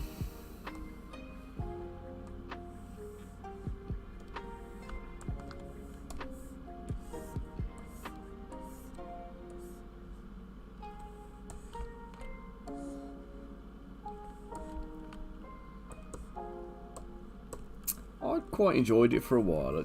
It was basically the point when I was kind of going, like, bugger, am I going to pay for World of Warcraft. And because it was free, it was a kind of it was an alternative option, wasn't it? But it was you pay for the game discs, and then you could play online for free. And I'm a bit of an antisocial gamer, I am, and I don't like MMOs where you've got hundreds of people running around, and I like my own kind of space to do my own thing. I don't want to have to kind of like, you know, go to try and get something and then somebody else has farmed it before I got there or whatever.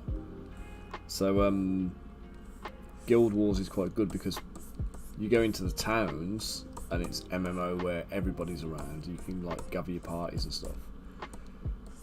But the actual, anytime you set out into like the fields where you've got enemies and stuff, they're all instanced, which means that you only ever go in there with you and your what do you call it? You kind of like people you've recruited into your party from in the towns. Otherwise, it's just you on your own, and that's how I tend to prefer to play these kind of games. Just 'cause I don't have time to commit to you know, like big group gaming sessions and stuff.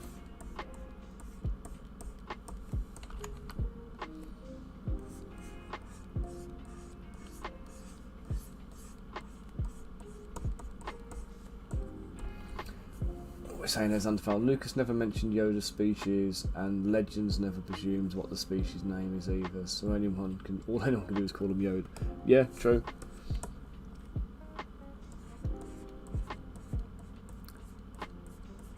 I mean, was there a point in time though where the Mandalorian's timeline was vague enough that it could have been a baby, like Yoda as a baby, or was it always what do you call it? Was the timeline always obvious and clear, if that makes sense? Piss off, you ruler.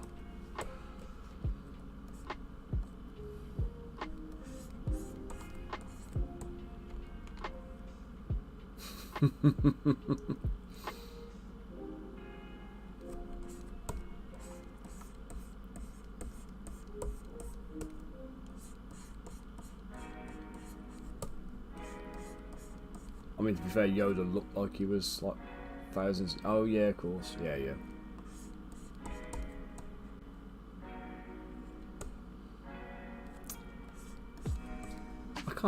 You know, I don't even know if I know the origin story of Mandalorians, mate. I'm not sure I do know the answer to that one.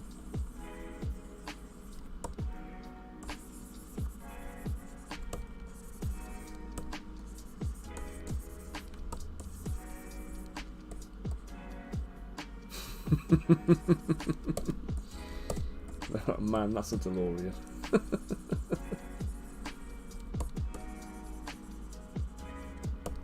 You need to put that in the D&D dad joke channel.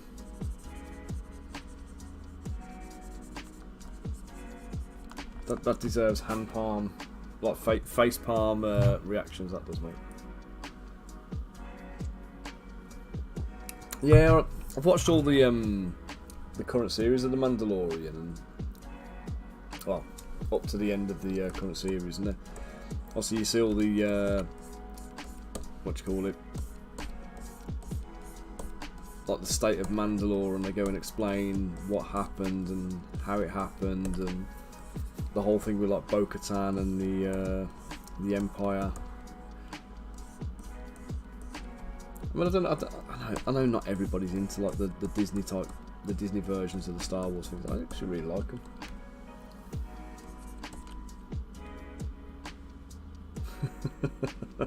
No, you're correct, mate. That doesn't deserve a clap, it deserves a face palm.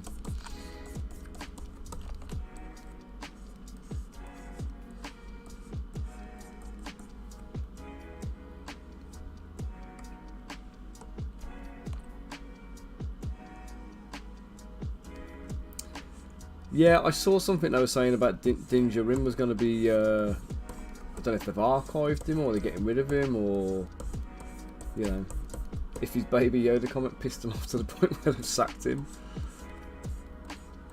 But Pedro Pascal's leaving, isn't he? He's not coming back as the Mandalorian again, so I don't know whether they're gonna... It'd make more sense for them to kill the character off and kind of pass on the... Well, I don't know actually, would it though? Because the whole thing is about it's him and Grogu, isn't it? So how to do it?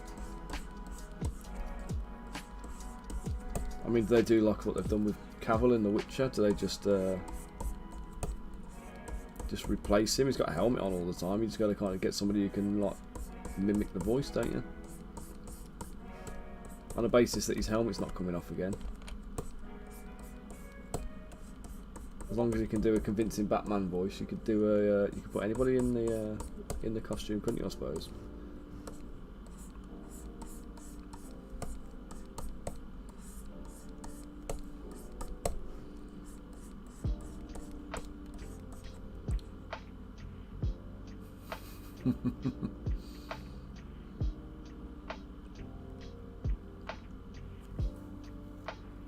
Cheers there, Bunker.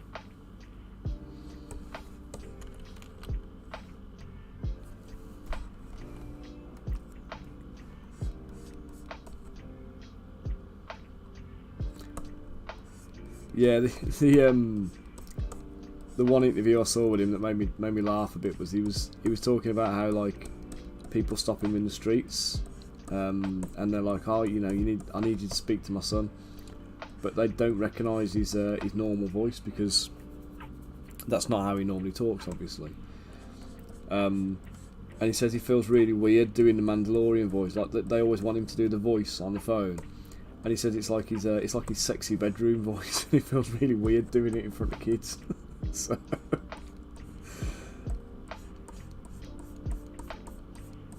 I do like Pascal actually. He's good.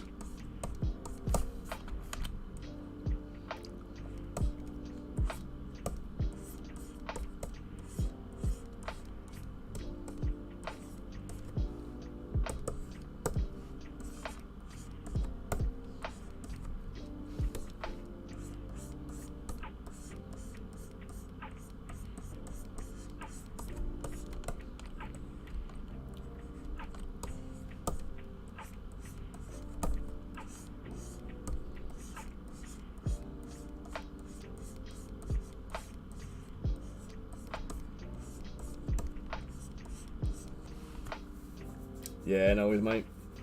Get yourself scrubbed up and get some food, dude. Take it easy, man, and we'll catch you later.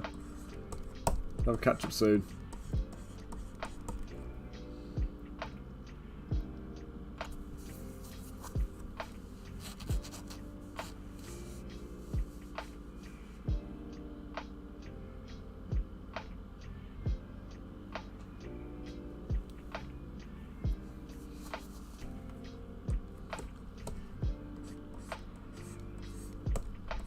Oh, you're thinking Boba Fett's supposed to sit on the throne of Mandalore, is it then? Do you think we're going to see a clash between Boba Fett and Bo-Katan then for the throne?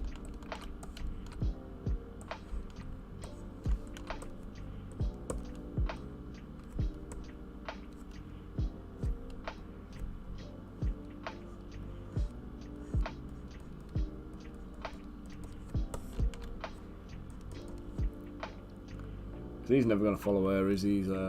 He's like he's crime lord now, isn't he? So.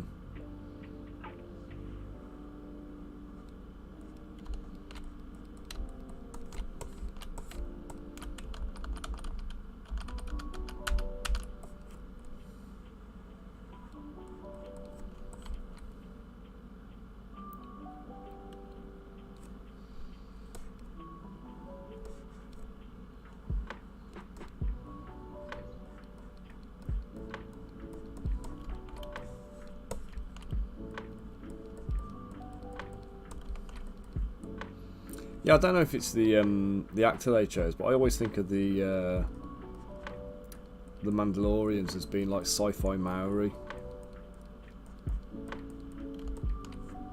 So now they used the New Zealand actors, didn't they, for the can't remember his name now. The guy who plays Boba Fett.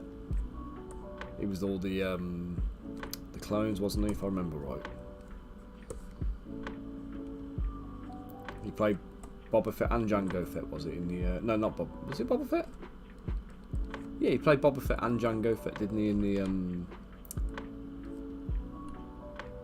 like episodes. Was it 1 and 2 or 2 and 3 or something?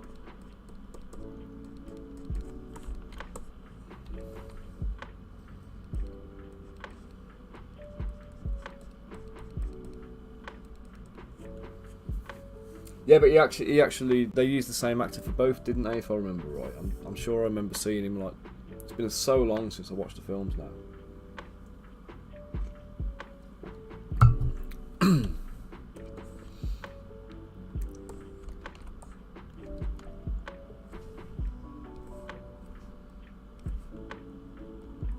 So if Boba Fett's a clone of Jango Fett, and Jango Fett's a Mandalorian, is Boba Fett a proper Mandalorian, or is he just a clone of a Mandalorian? As in, has he done all the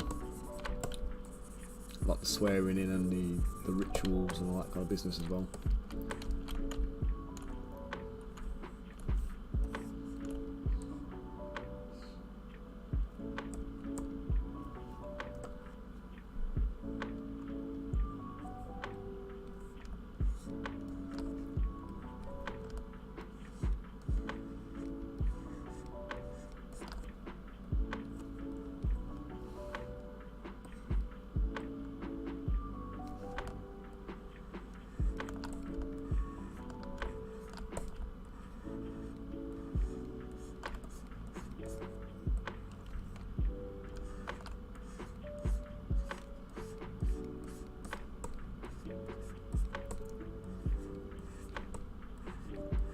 Oh, Boba doesn't know he's a clone then. Boba or Boba?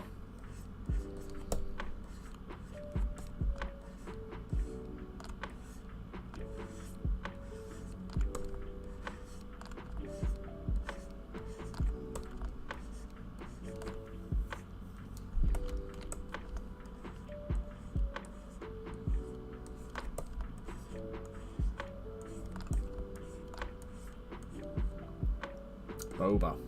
Yeah. It'd have 2 B's, wouldn't it, if it was Boba? I like saying Boba Fett, but I can't know it's wrong.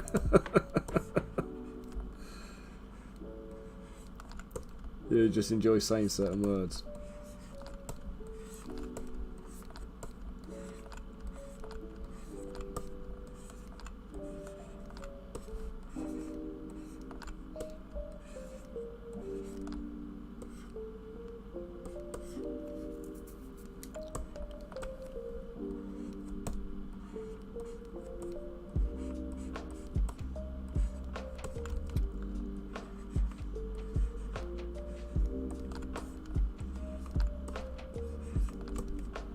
Boba like the tea.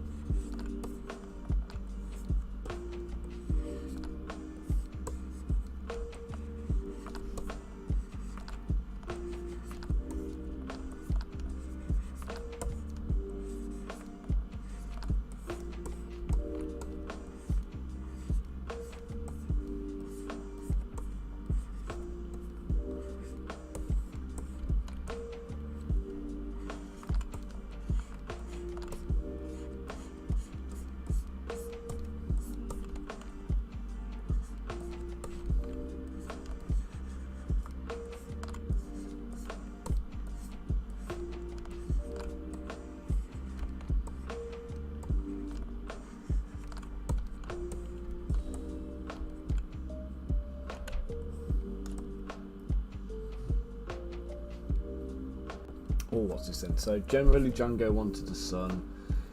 but one without the submissive clone bits and to live longer than the clones. Oh, okay.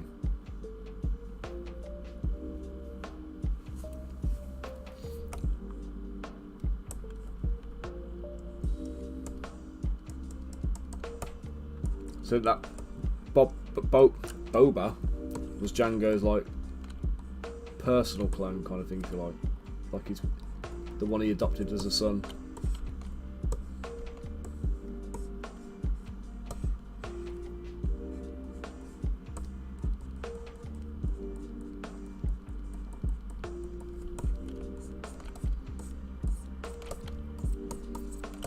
I wonder if we get a Jango Fett kind of series then. Or if they just leave that one and let it be.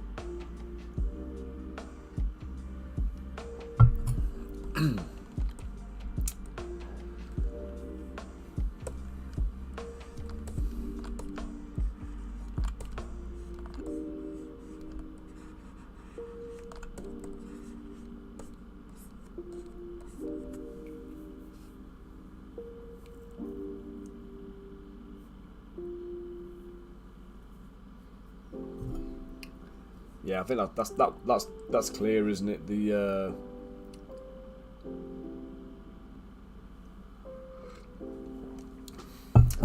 what game was it? I missed that one.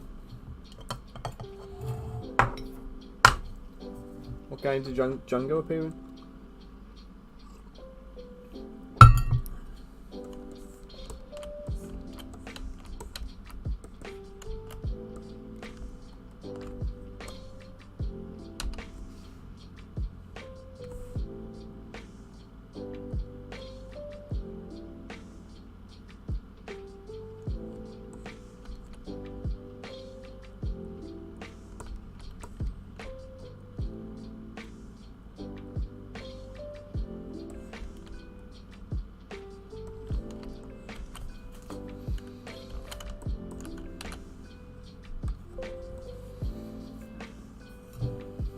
Ah, right. I think I missed that one altogether. I think I said before on stream we were talking about Star Wars, and I would think that like my whole favourite experience of any of the Star Wars was actually the game The Force Unleashed, and I was a bit gutted actually when Disney ended up buying the Star Wars IP, because I remember they were talking about doing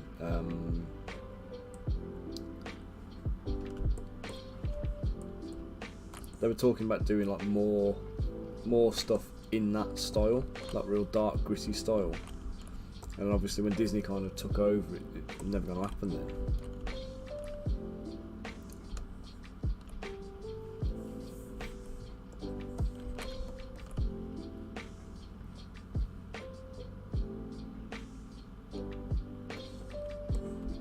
Yeah, ridiculous, but awesome at the same time.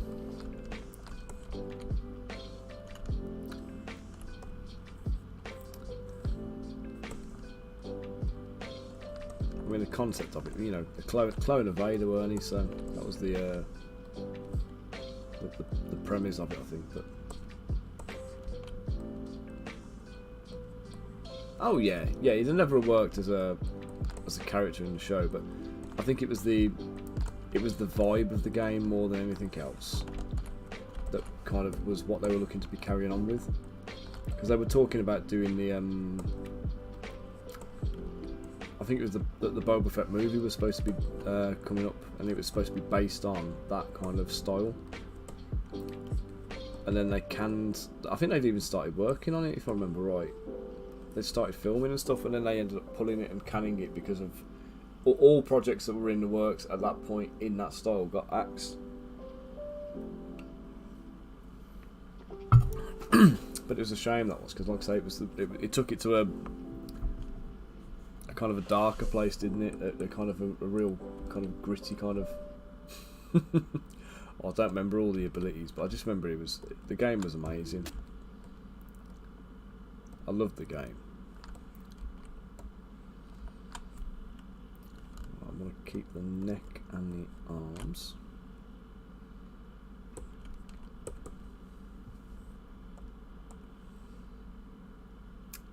hide the legs. Let me just sort the music out because it looks like it's rolled over.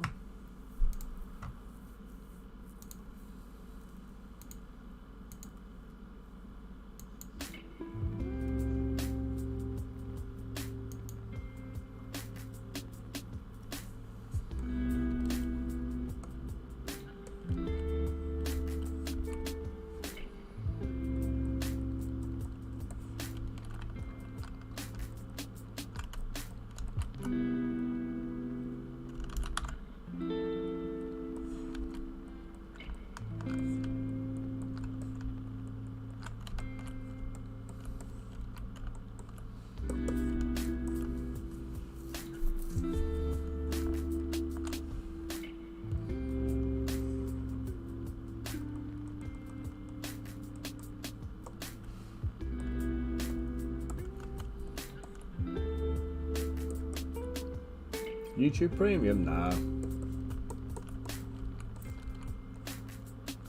Not paying for something like that, mate.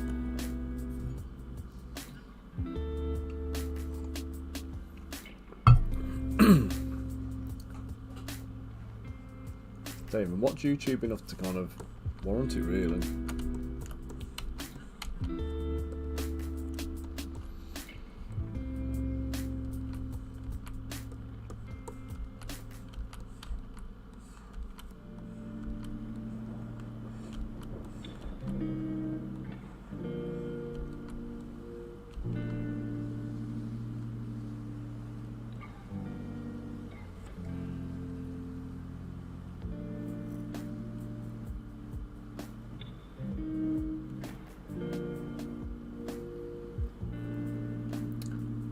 Yeah, I don't even remember that ability, you know.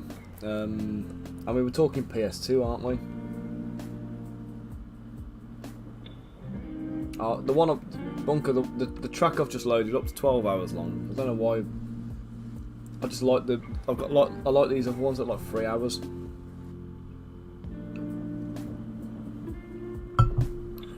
I only found this 12-hour one the other day. A couple of my older ones were the ones I started using originally. A couple of them have disappeared online now. The videos have been pulled for whatever reason. So it's what do you call it? I've had to replace them.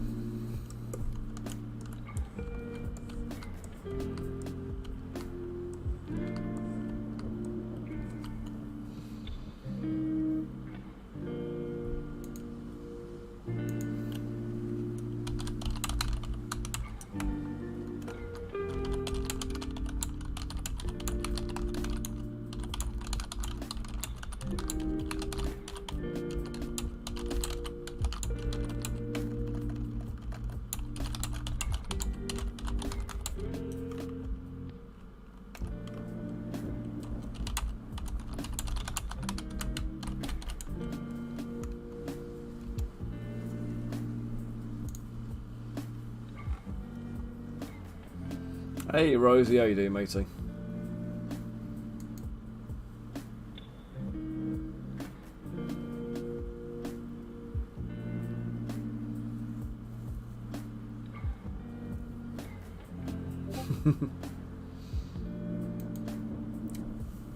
Yeah, my back don't last too well these days. But last night we fell asleep on the sofa. Hayley was like snoring her head off, and I was watching. God, what was I watching? I can't even remember what I watched.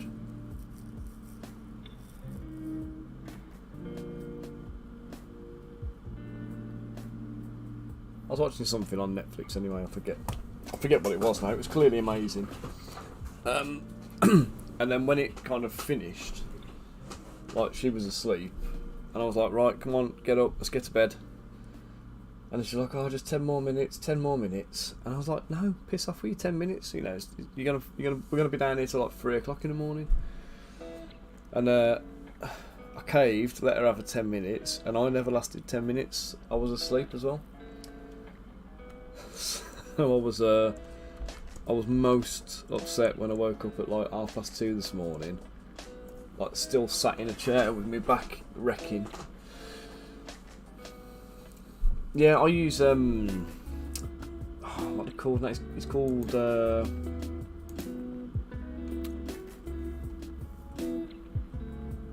it's like Lo-Fi Geek or something like that.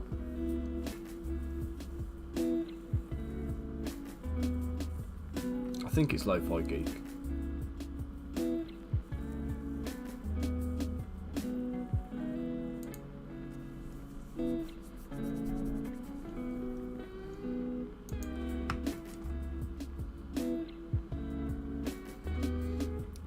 I mean, this one is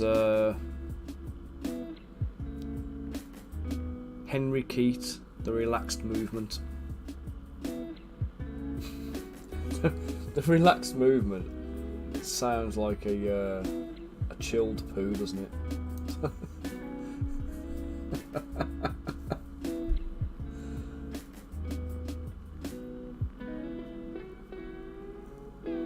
I like God, what's his name now?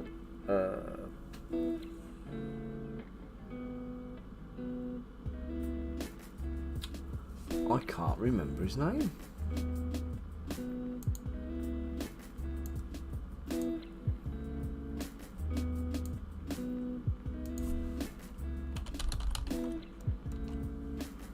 Let me just check for something. I want to say it's Adrian von Ziegler or Adrian Ziegler.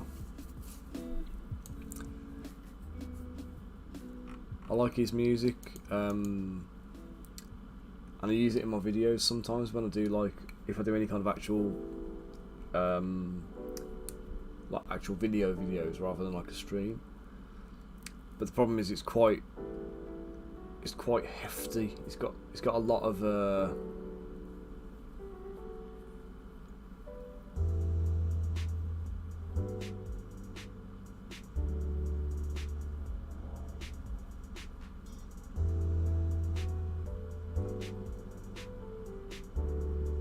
yeah, I like the lo-fi stuff just because it's like inoffensive, isn't it? It's just like nice and chill.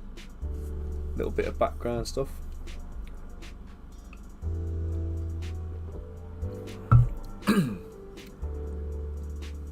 Mike shared one of his playlists with me, which was called it's called Bardcore, and it was like using like a medieval kind of like tune, medieval like sounds, like re-recording loads of like modern music and modern songs. The kind of things you know when you get in an elevator and you hear the elevator music and it's a tune you recognise, but it's not the same song, if that makes sense. It's like that. Oh shit, what am I doing?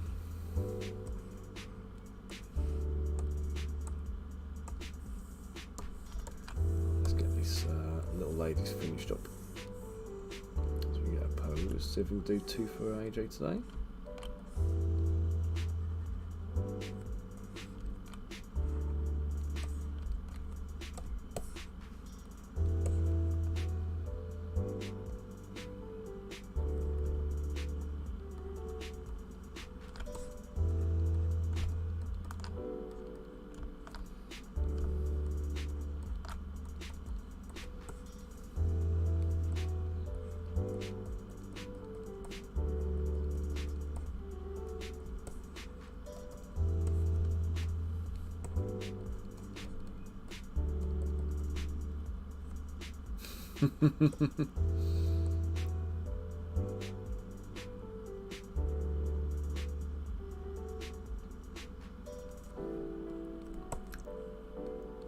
I've seen quite a few people doing that where they've got like normal music on in the background. I just didn't think you were allowed to do it.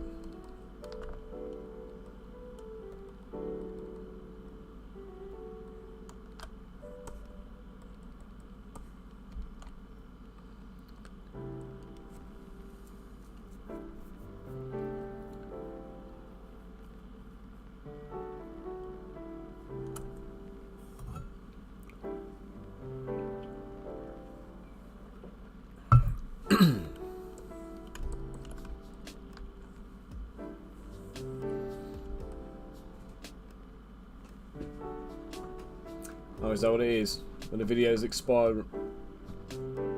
What bloody cats running across my roof. when the videos expire and like disappear offline, they doesn't matter what they've run on it, because they're not going to get checked.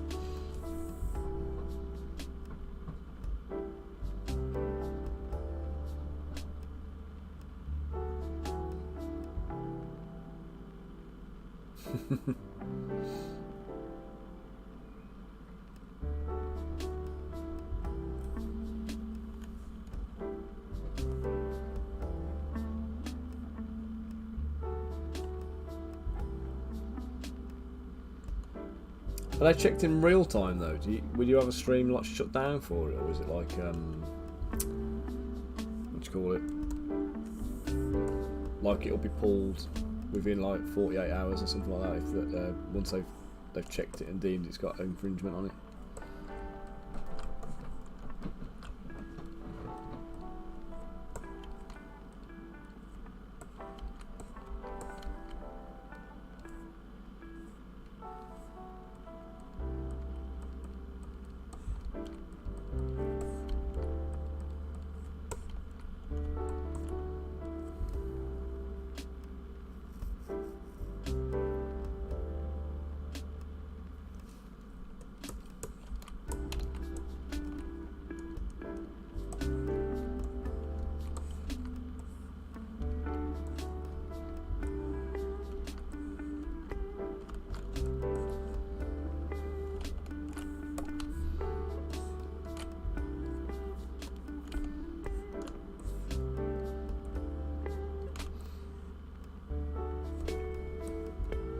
I mean, that'll be an interesting one, because I've got the I've got like the Adrian von Ziegler ones, and with his music, I purchased like a whole a whole catalogue of stuff from him on I want to say it was like SoundCloud. No, it's not SoundCloud. Some music retailing platform that they use anyway. Might be SoundCloud actually. But I bought like a whole load of stuff, and he basically says that as long as you've bought the music, you're allowed to use it in commercial uses and like commercial videos and things like that.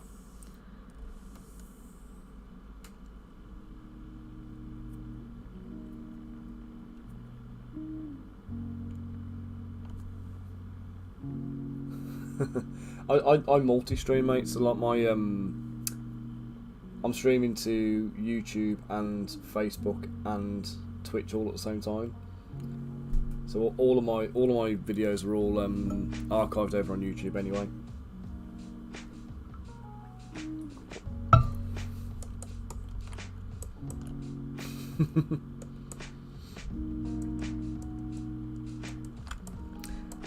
Well, if they didn't want me to do it, I wouldn't have the tools to do it, would I, son? That's my argument.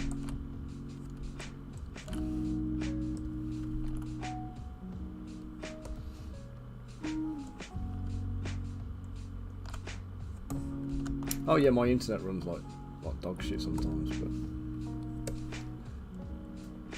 I wouldn't say I've particularly noticed it not too badly most of the time. I've only had a couple of streams drop out. I upgraded my internet recently to like a full fibre, and it was supposed to be a bit more stable. I've had a few dramas with that, but it's been all right for the most part. Clues holes.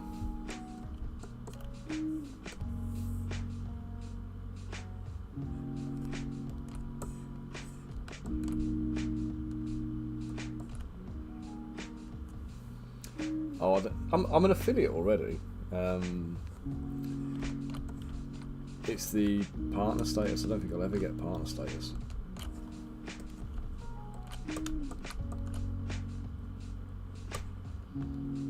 I don't think I've ever seen anything that says about being exclusive though. Could be wrong, but I might have just ignored it. It's just I use Streamlabs for my streaming, and that's what like they just kind of very easily give you the option to multi-stream. So I'm like, you know, I'm not gonna I ain't gonna say no.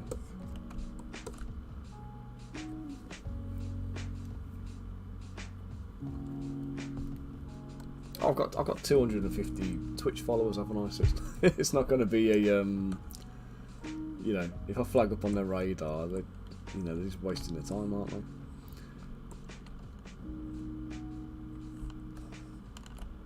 But to be honest, I've actually got a bigger following on YouTube.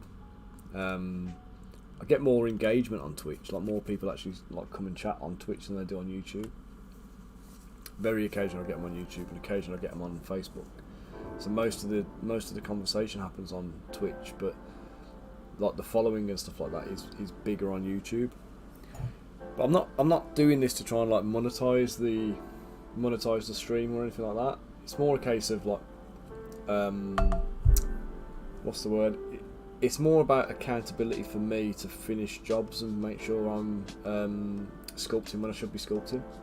Because one of those kind of things I find is like if I'm not streaming, I'll have an idea about what I need to get done in a day, and then something will happen, and I end up getting sidetracked and doing like a bit of admin, or I end up doing like this, that, and the other, and those things then stop me doing the sculpting I need to do.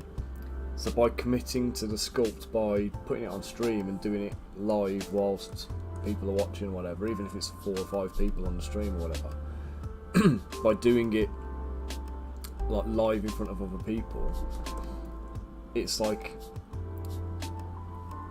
I'm kind of funneled to finish, if that makes sense. It's like, just like I say, holding me to task and making sure I do it. Yeah, tinker Dan. Hey, at least you remind me when I'm doing that.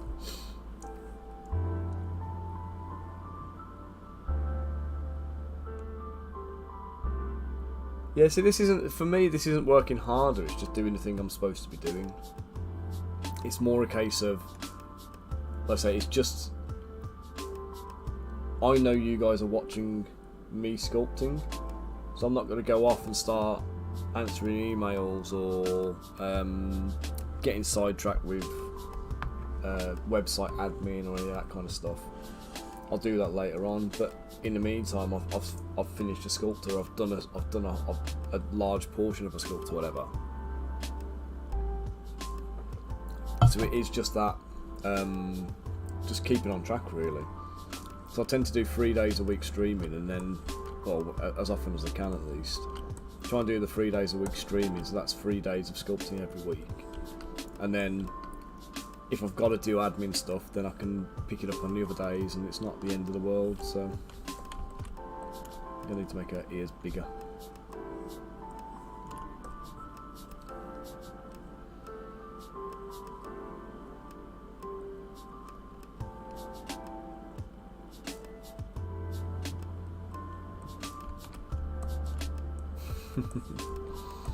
I used to be like that. I found committing to things was the way to keep me on task. Like I actually did a Kickstarter, my very first Kickstarter. I did that as a means to hold me accountable, to make me finish some jobs. So I used to be terrible for kind of like, I'd start something and then I'd get 3/4 of the way through, and then my mind would jump to something else and I'd start a different project, and I'd never quite finish off the one thing that I needed to do. And it started bothering me, started annoying me, and I was like, I need to be held accountable for what I'm doing. So I committed to do the Kickstarter, did the you know, did all the sculpts for it and everything else as a means of saying, right, I've got money from people, they're buying models off me, I've got to deliver it now. And it worked. So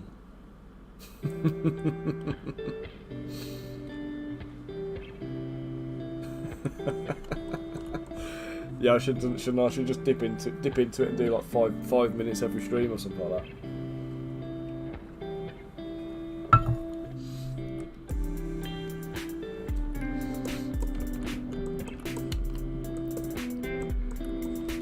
What would Tinkerdan look like? What costume and accessories and stuff are you expecting?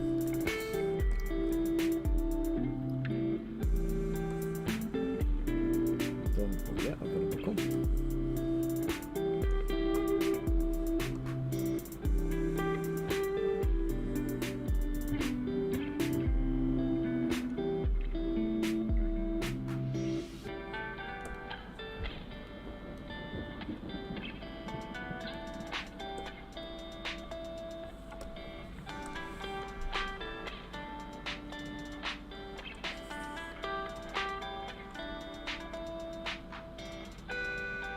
Hey, Rich, how you doing, matey?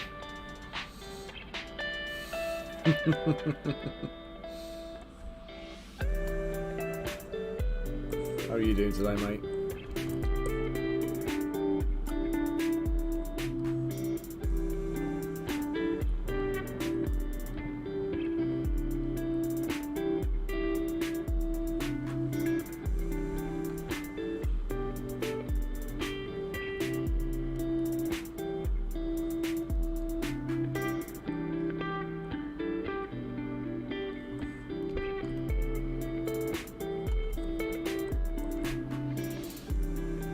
Yeah, doing alright, thanks Rich. So my back's in bits today because I've fallen asleep on the sofa last night. Waking up at 2 o'clock in the morning, realising what we've done, cursing myself.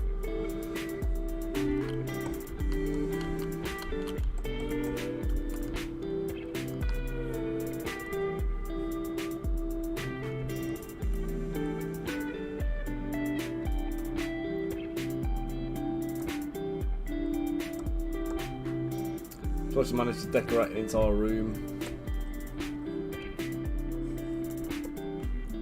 over Thursday and Friday when I wasn't streaming.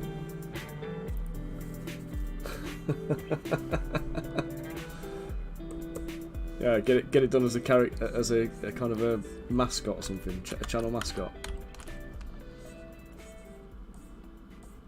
Not a bad shout. I should ask Red Straw Baby about it, shouldn't I? See if she can do me a Tinkerdan concept.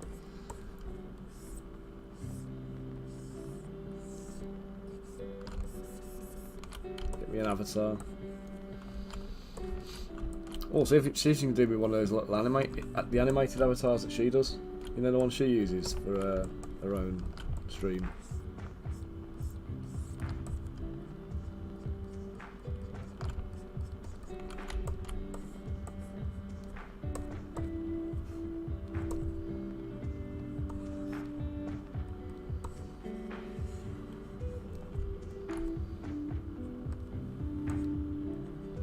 Ah, balls.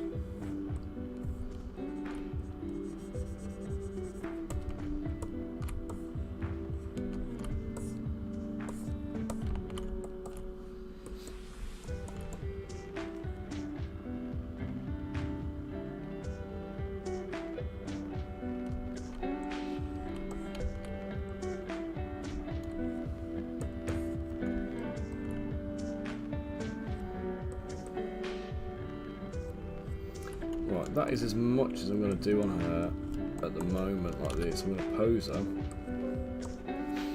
and then finish her off.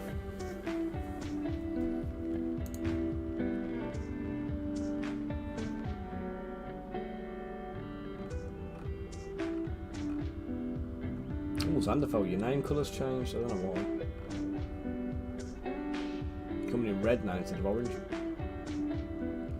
What the lion's tail would look like visually. Okay, so little story about the lion's tail. Let me show you. So, my original logo when I first set the company up. Let's see if I've got a copy of it.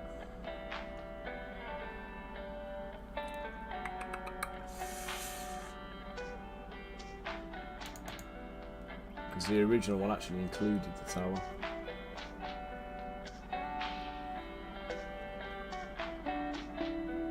Oh, you can actually change it, can you?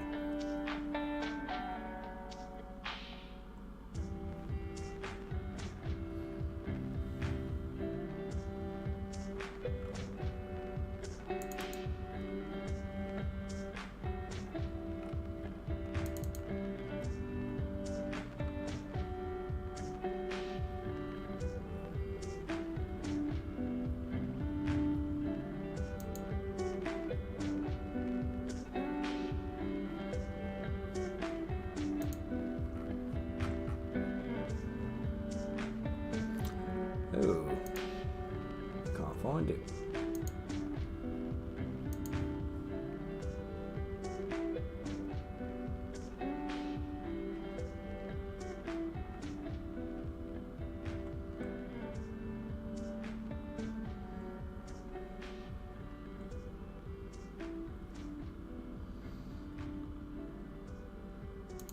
Okay, can't find my actual logo. However, so bottom left hand corner there was my actual original iteration of the logo, and it's based on my family crest. So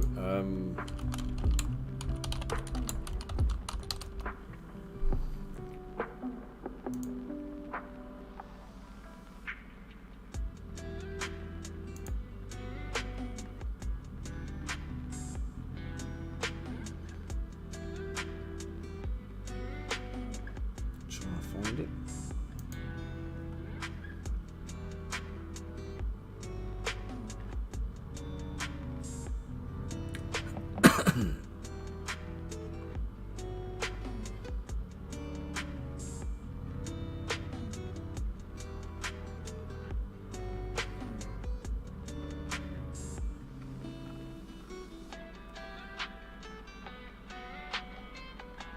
Do you know what? Actually, Rose, that's a bloody good idea, that is.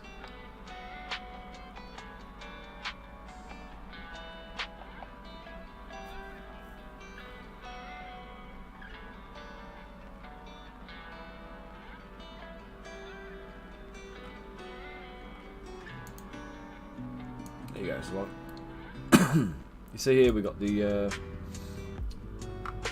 Kelly family crest is the tower with the two lions and the chains. The tower design varies from shield to shield based on spelling the name and where it comes from and whatever else. And it kind of,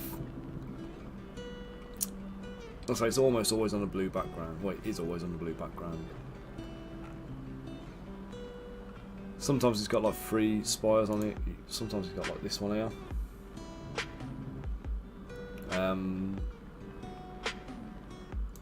There we go.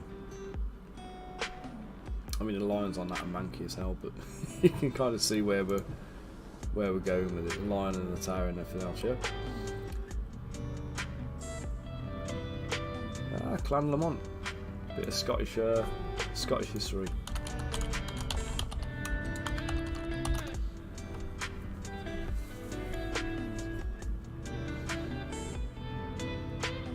This one with the one lion, or are we talking about the hand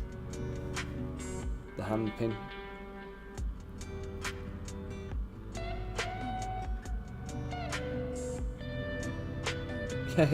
Yeah, it is, mate. It is that model. That in fact, you know what? If I show you again, this model never got released in that pose. I changed the pose up, so he ended up as that.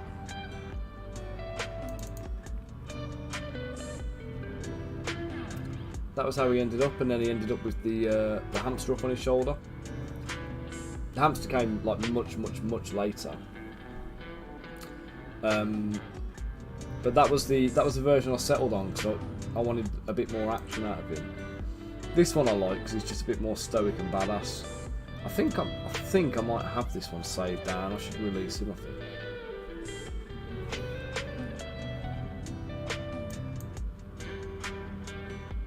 Ah, yeah, a little bit actually. Yeah, so yeah, I know what you mean. Popping up again. Yeah, if you had the big hair and stuff. But yeah, so the I mean, this one's going back to when did I do that one? Let me just check.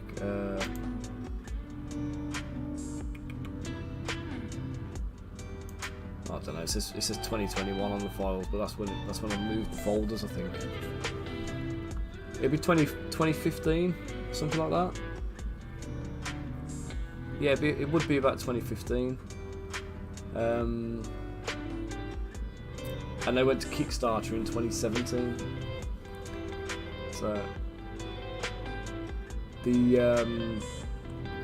the second, so I did that one, and then I needed to kind of like jazz it up a little bit. So when I started doing the Patreon, I'd had a new set up, a new logo done, because I was going to do the game for the Adventurers Guild. So I ended up doing the Adventurers Guild logo, which is what I ran with for a while on Patreon. No, not Patreon. Yeah, Patreon and whatnot. So what is that now? Graphic assets again.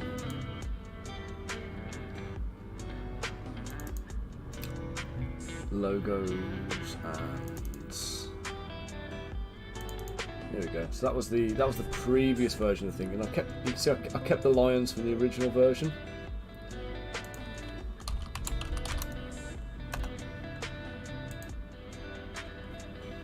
I kept the lions from the original version, had it done up on like a little signboard, so it could be like a sign for the Adventurers Guild. So yeah, I quite like that one. It was always intended to be a game logo though, rather than a brand, like a company brand. So then when I kind of like revamped everything and started doing the getting a new website set up and everything else, then we went into like the new branding and the new logos and stuff. And now that's it. That's the current version of the logo. So nice and clean and crisp. Still the same lions again. So I designed them myself. So I was gonna keep the lions.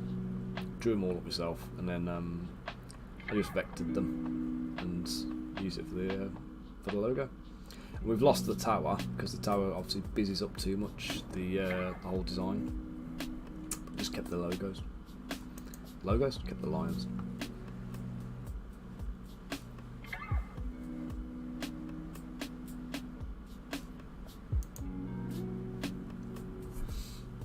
What's that about elder futar?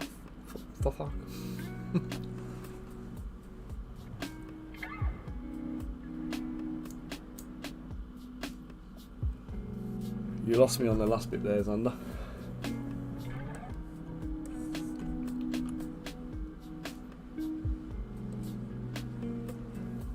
What is one of them?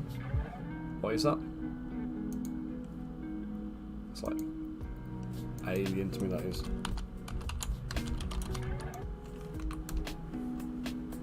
Oh, it's a script. Got yeah. A runic script.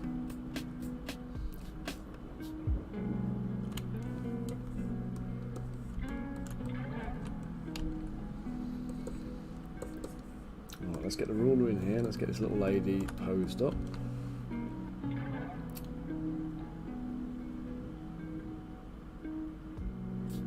It's merge visible.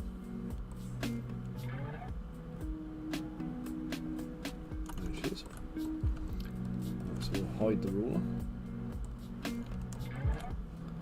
hide the base. Let's give her some. No, I won't give her hands yet. I won't give her any hands yet because I might be able to use some hands. Pose. AJ wants her sneaking.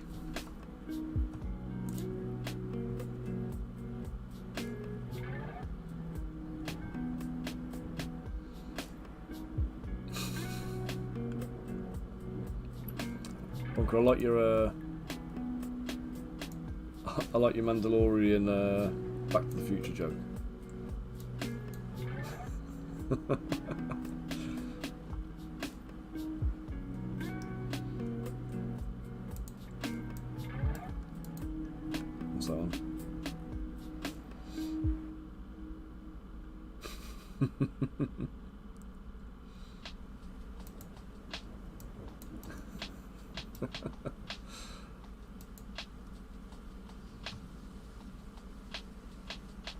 Ah, the little button that reminds us to go and have a drink.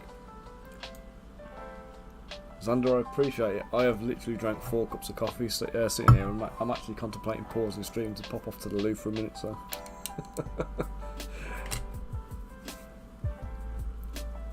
It's not 4 cups of coffee at all, sorry. It's 2 cups of coffee and 2 cups of tea. But... And a bottle of water I've also got on the side.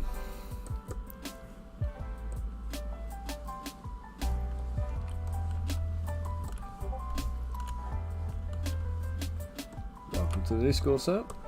Sir, I assume, sir. Could be completely wrong.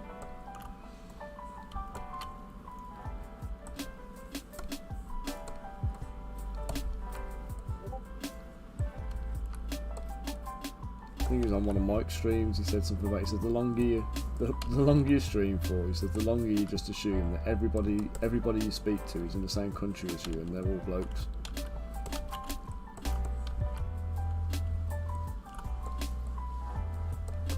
I'll tell you what I'd like. I don't know if you can do it on the thing. Is there a way? Do you know? Does anybody know? On Twitch with the good. On Twitch where you have your little Twitch logo, is there any way of getting like a national flag or anything to show you where the person's like tuning in from? Is that a thing? I think that'd be ace.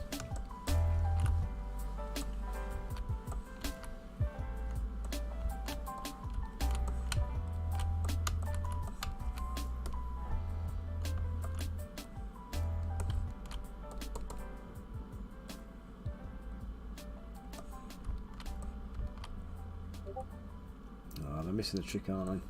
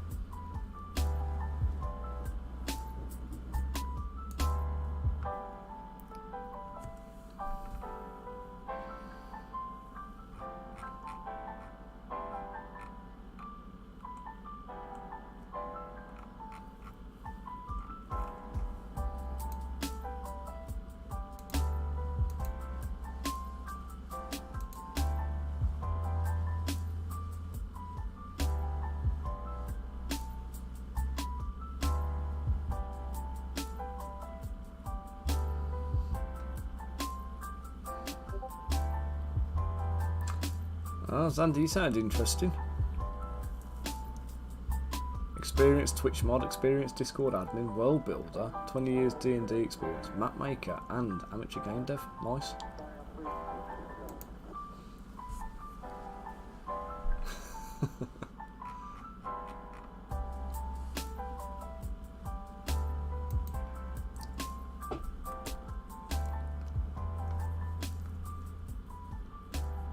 You working on any games or anything at the moment?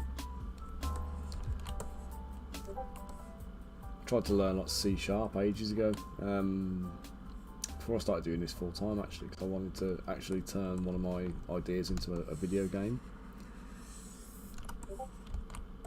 It's my Adventurers Guild actually. I was going to do that as like an RPG type thing.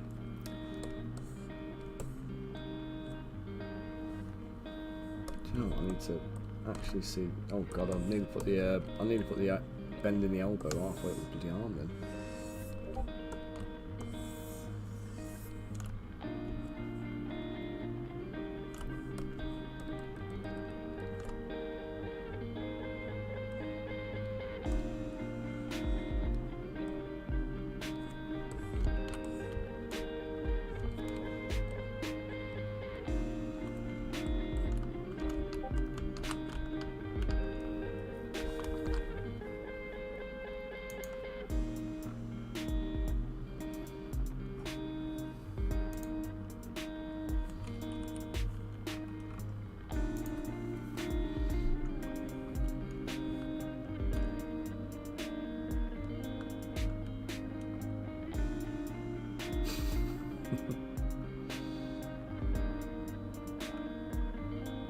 Hey, keep them coming, Xander.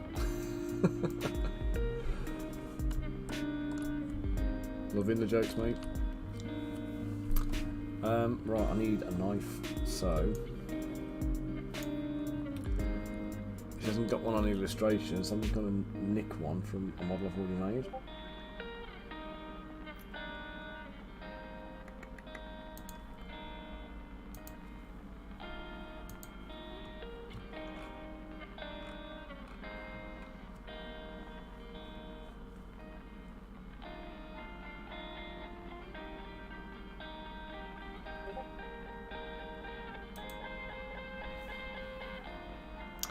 Component library.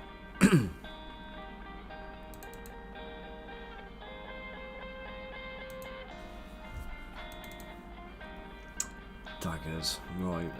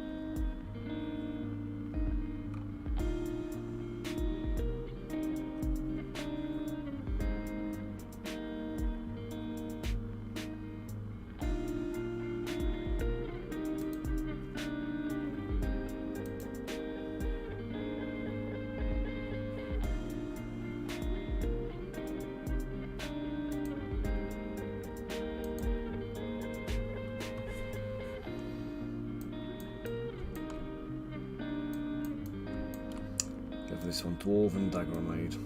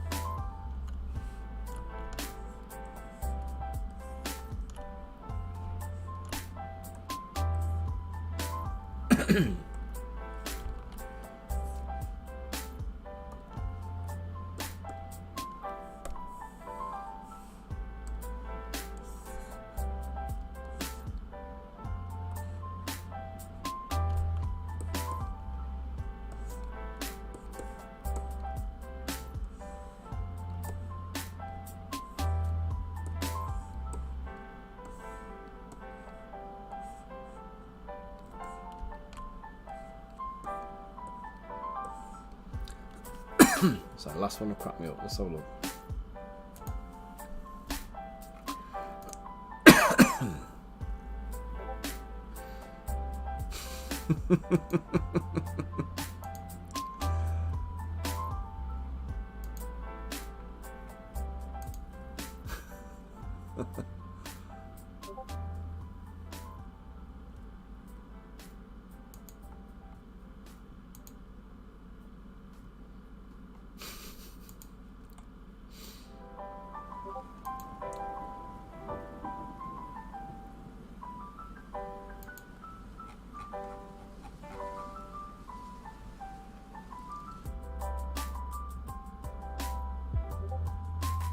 I don't know what happened to Broken Toad actually, mate.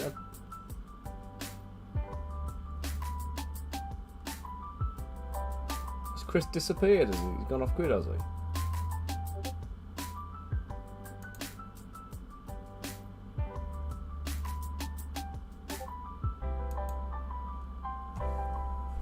No, I don't know, mate. I've not I haven't spoken to Chris in a while actually.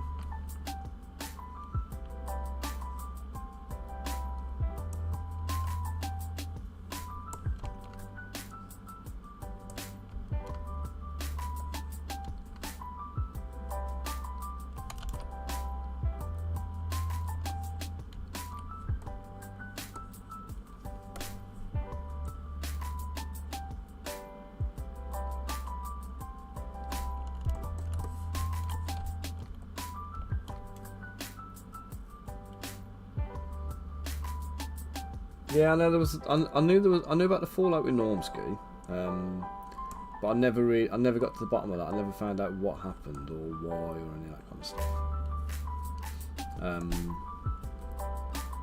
I just saw Normski online, kind of disgruntled about the whole thing, and Chris didn't want to kind of answer any questions about it, so it was a bit of a weird one.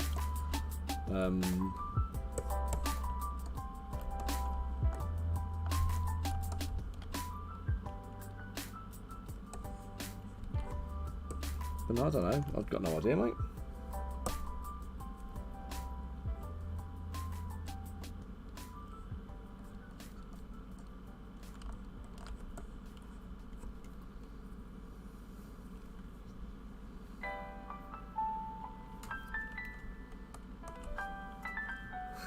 What's that? Know your real life stats for D&D.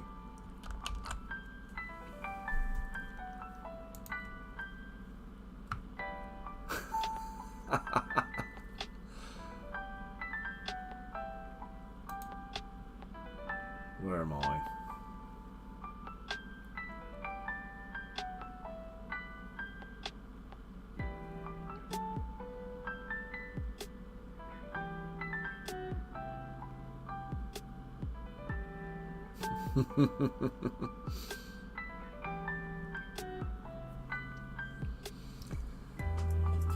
I reckon I'm on about. Here we go. Where are you at, guys? I'm probably about here. 12, 13 on the strength, I reckon.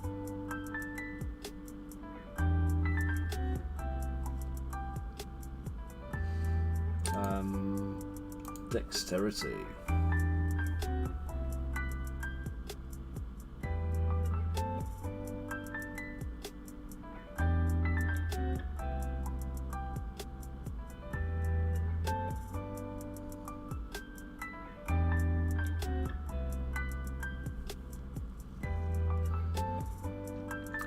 I'm actually about here.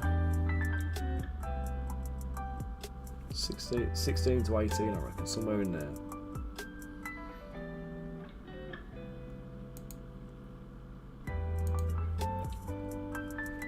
Constitution.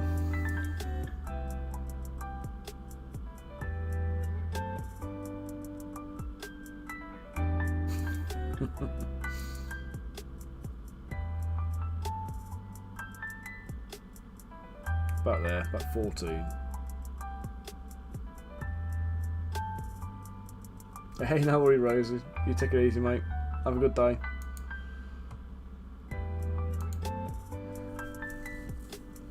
I mean, intelligence, I'm clearly a genius. I'll have to be up here.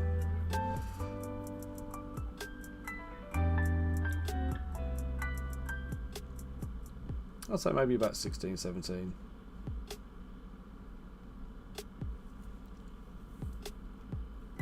Maybe 18. if I'm being generous with myself. Wisdom, all.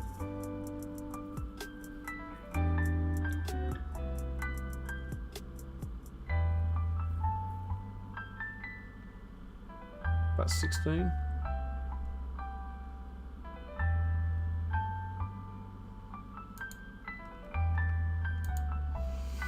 Charisma.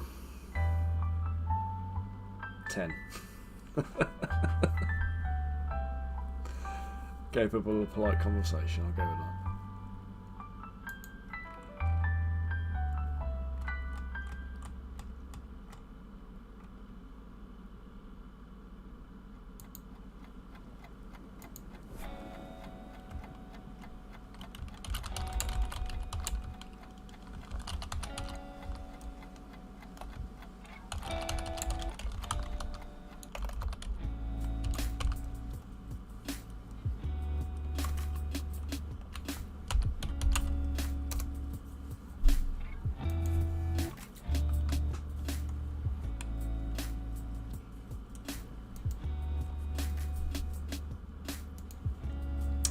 I don't know what I'm doing with that. We'll have a look and make a thread for it in a bit.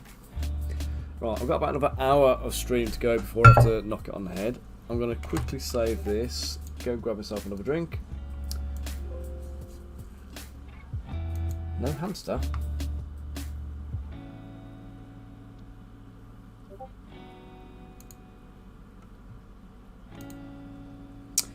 Yeah, bunker. Right, so that guy, the original version of the model never had the hamster on his shoulder. The STL version I released, when I originally released it, also never had the hamster on his shoulder. And then somebody at some point asked me to make, through the Patreon, asked me to make a pet hamster as as something to add into the files. So I created a hamster, and then just to show people how to use it, I walloped it on his shoulder, and it was like literally a 2-minute throwaway thing I did. But I decided to keep it, saved it down, and it kind of became my default model for that guy now. So now that every version of that model now has the hamster on. But like only maybe the last 6 months or so, I think it's had it. Oh, that's got to be a bit longer than that, actually. Probably about the last year. About the last year, I put the hamster in place there. But guys, I'm going to pop you on a BRB. I'm going to pop to the loo, grab another drink, and I'll be back for about another hour. Okay, guys? Catch you in a bit. Don't go away.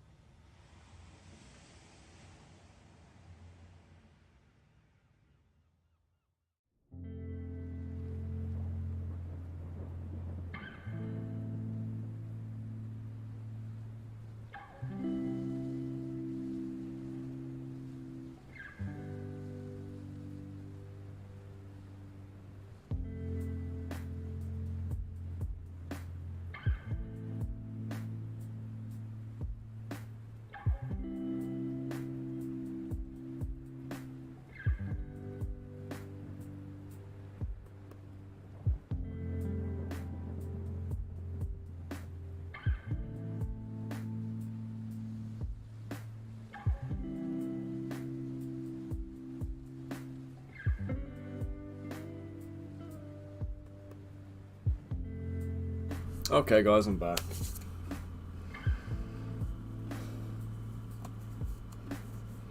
Oh, cheers, Sander.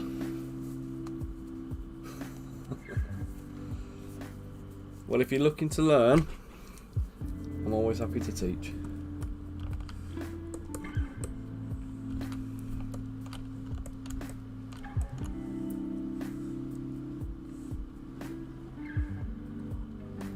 Yeah, I've been doing it a long time now, so.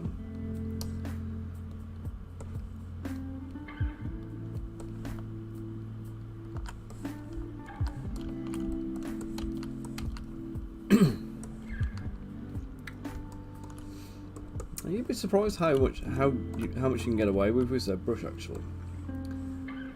It's quite forgiving. It's a lot easier on your system than something like Blender is, for example. Because where Blender will render everything that's visible on screen. So you actually don't need the graphics for ZBrush. You just need a decent processor.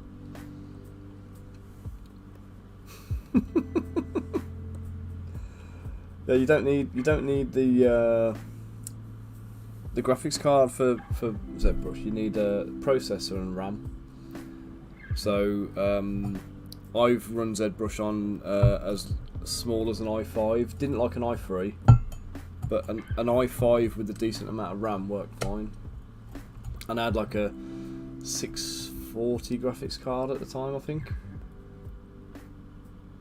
Something like that. I'm not sure it's 640. It wasn't great anyway, but it was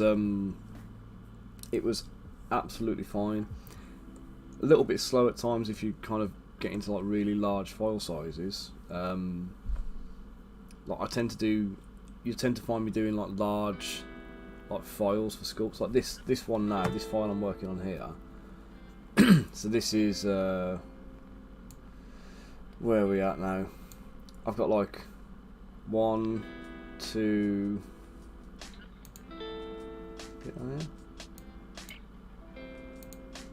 So I've got the files for 2 full models in here so far, and then third one I did the other day.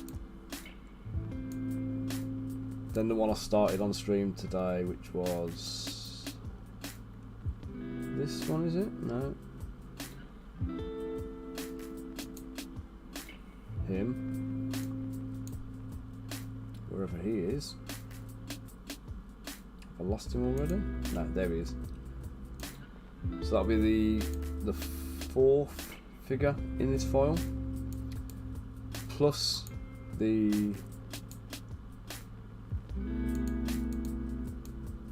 mounts, which I actually still need to pose, and the Sky Stalker, this big monstrous creature. So all of these different things I've got in this one file, and this file just keeps growing in size because I keep adding to it. But I do it because I can get away with it. So previously I'd have done every single one of these models as its own file, just saved them down. So as long as you maintain it and you're disciplined with the the way you save things, you'll get away with that, no problem. i5 2500 and what's that, 8 gig of DDR RAM. Yeah, that will be absolutely fine. You'll run ZBrush on that, no problem. Maybe at a slightly lower capacity in terms of you might find things are a little bit slower at times, like when it's processing things like when you're dynameshing or when you're doing like pre-processing ready to decimate for 3D printing. Those kind of things might slow down, but your actual sculpting and stuff should be fine.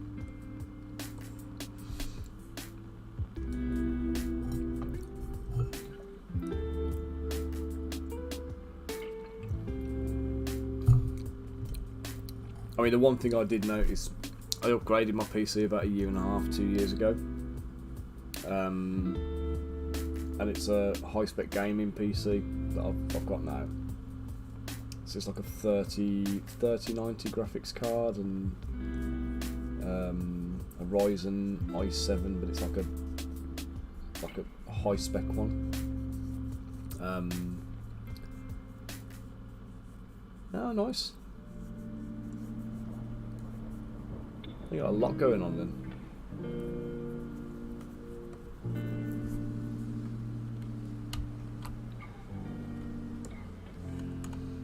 Are your RPG Maker games, are they like available, or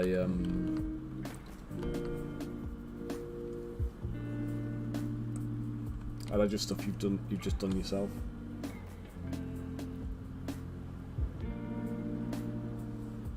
I was gonna say, if you've got them available, feel free to put them in the self promo channel. In fact, put anything you want in there if you want.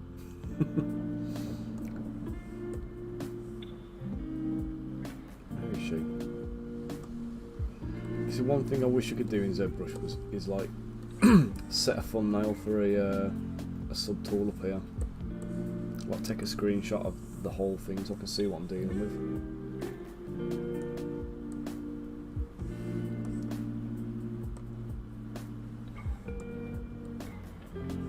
I think those hands are just a little bit big.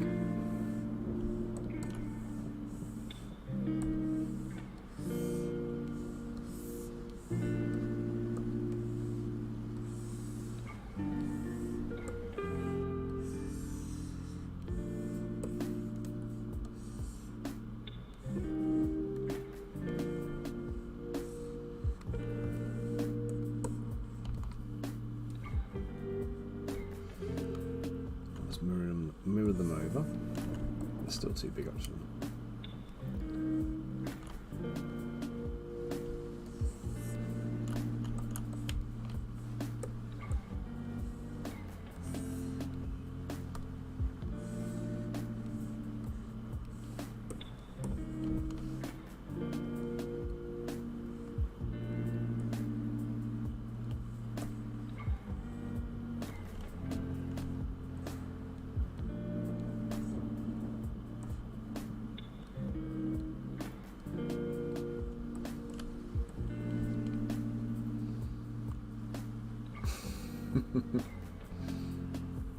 Yeah, I feel your pain there.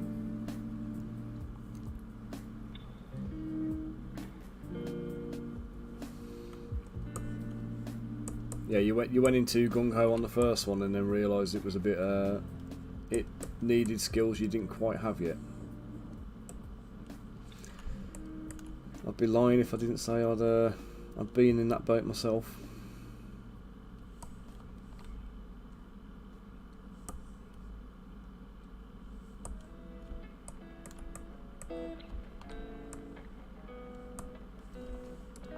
Too easy to do, isn't it?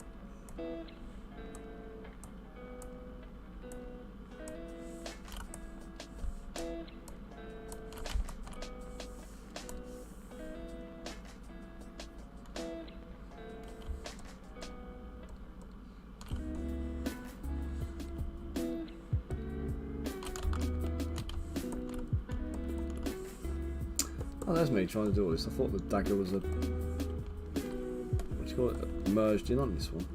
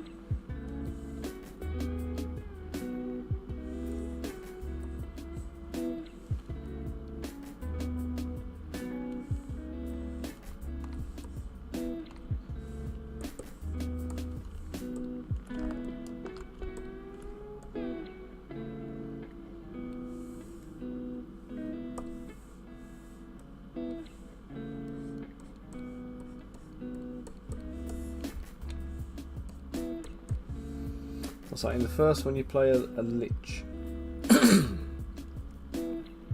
Oh, hey, Soul Science, how you doing? Thank you very much. Welcome to the stream today.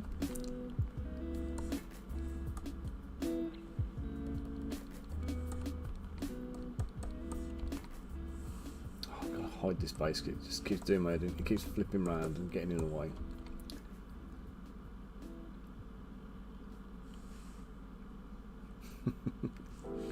So how are you today, Soul Science? You passing time, or you looking to learn stuff, or what brings you here today?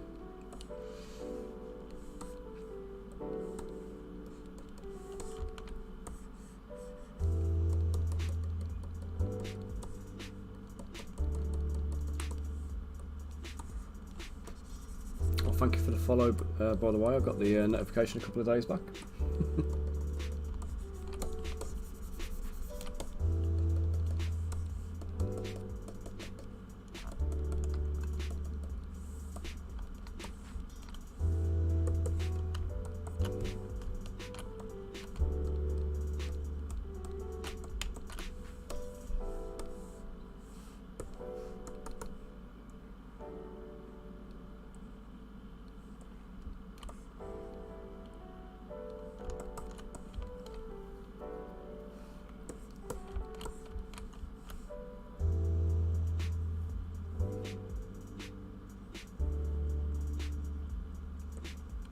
Fair enough. What kind of freelancing you been doing?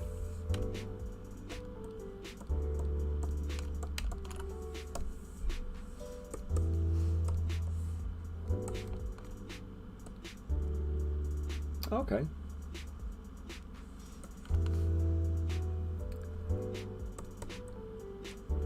Well, the one thing I'll say, the fair play, mate. Jump in the Discord server that Bunker's just posted in. Feel free to share your work and do a bit of self-promo in there as well. The one thing I would warn though, if you haven't already done it, the Patreon type subscription model for selling STL files is a bit cutthroat. Over the last couple of years, it's kind of become a bit of a race to the bottom. So people trying to undercut everybody else, and like customers' expectations is like are really high for what they think they want.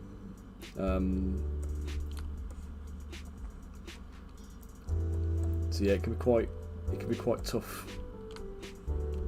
going. But if you can build it up, it's good and it's rewarding.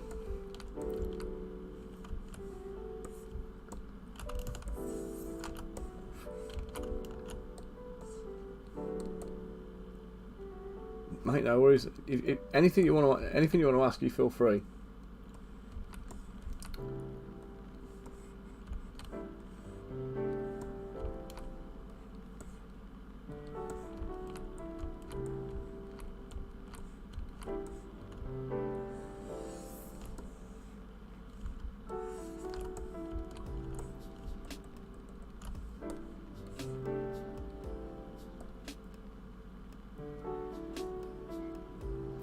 Yeah, but they're not proper models, are they?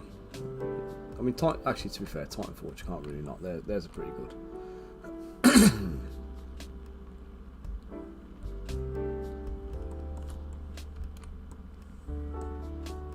Where do you live, Soul Science? I'm just going to call you Soul for now, okay? But whereabouts do you live? So now one of the issues with kind of like freelance work, we've had a lot of let me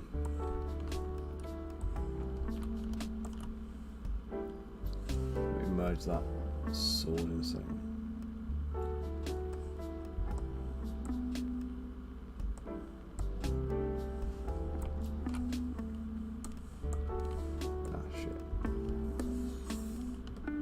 Yeah, we've had a lot of artists coming in from like different backgrounds. Kazakhstan. It might not be too bad then. One of the issues we found a lot has been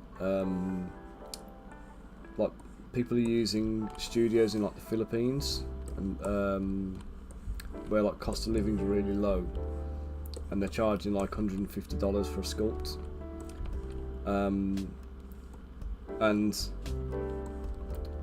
I mean, for me personally, I'm like charging $450. So like charging, £450. Sorry, so it's about, what's that? About $550, $600. because I'm in the UK, I can't actually afford to go cheaper than that.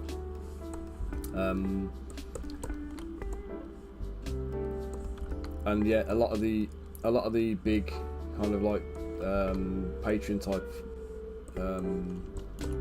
companies, they're using guys who obviously can work at that kind of like low price point, $150, $200. So if you can do it, you'll be fine. But obviously, if you can't, if you're in the same boat as me, where you can't afford to, cut your own throat and go like ridiculously cheap, it is tough. Doing the Patreon obviously does give you a little bit of freedom in that respect, to not have to do client work.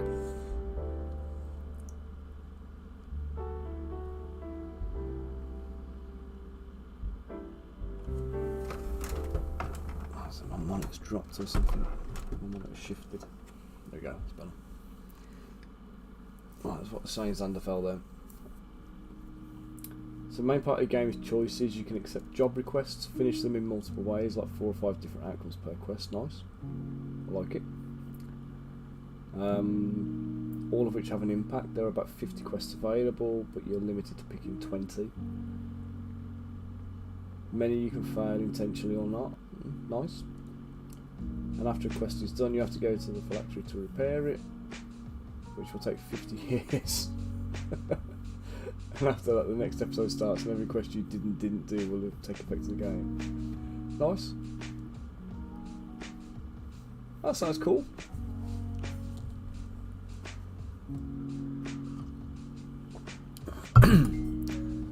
Yeah, 250 is not bad if you can do it.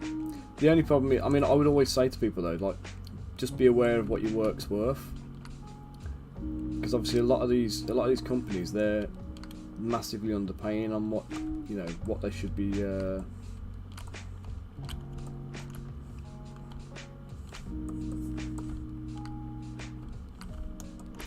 She looks like Tina Turner the way she's walking. Just adjust the legs.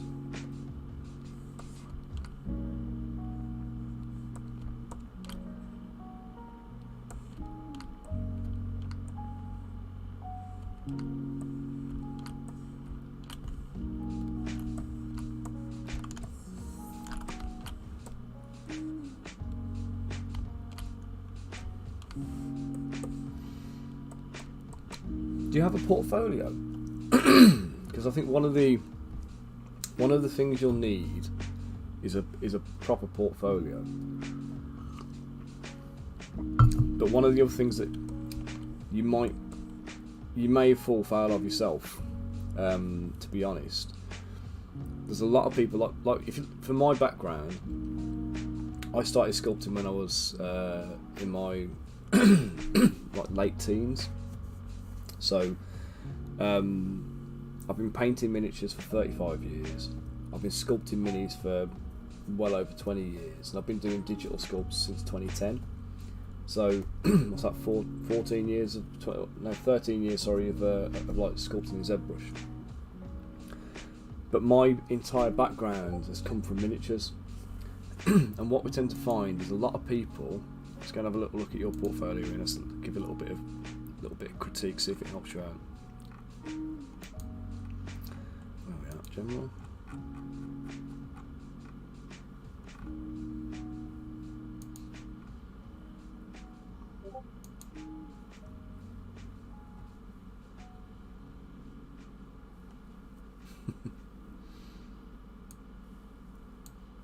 Okay, let's have a little look at your stuff then.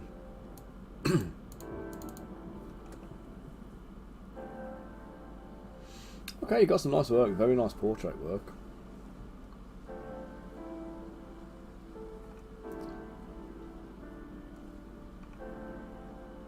I mean, one thing I'm seeing is a lot of the stuff looks more video gamey than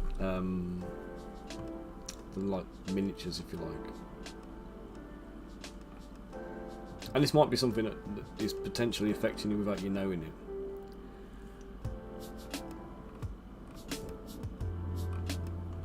So if you find one as an example.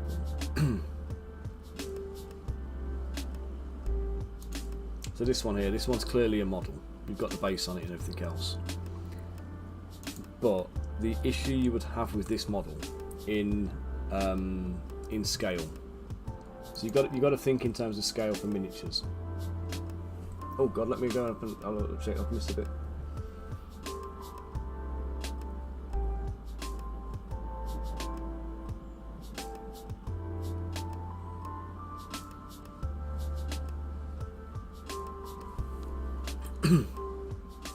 Yeah, got your Zanderfeld. I like that. That sounds pretty cool.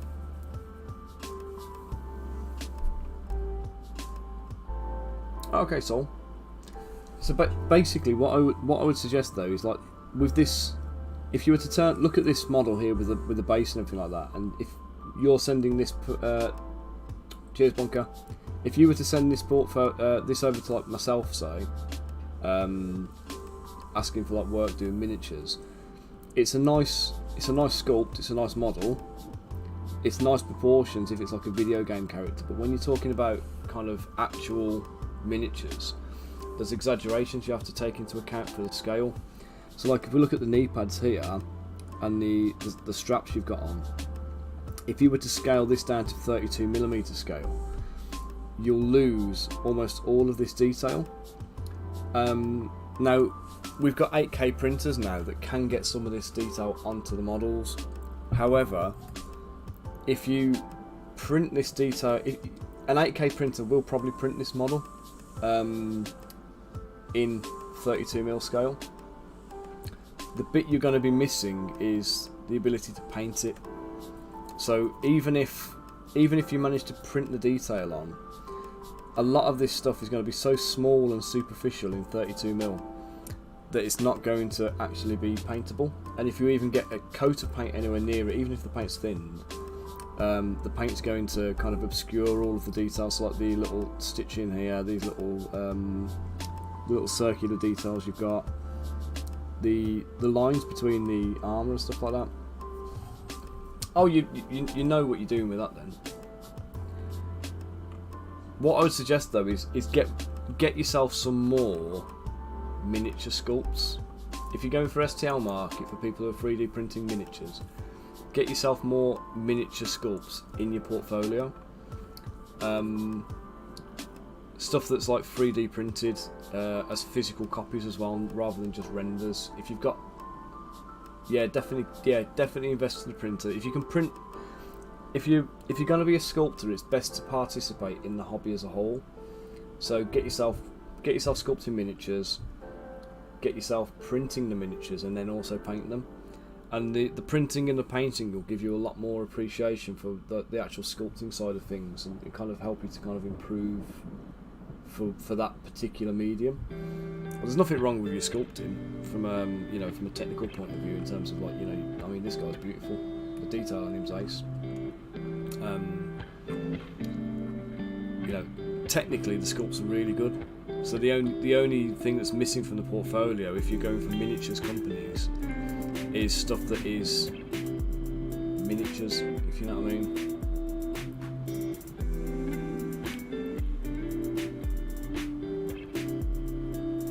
Oh, they're all really nice, lovely work. But I say it's just that it's tailoring. It's like when you write a CV for a job, you tailor the CV to the job you're going for. And then once you've got the, let's get a sneaky pose. Let's get a reference for this pose.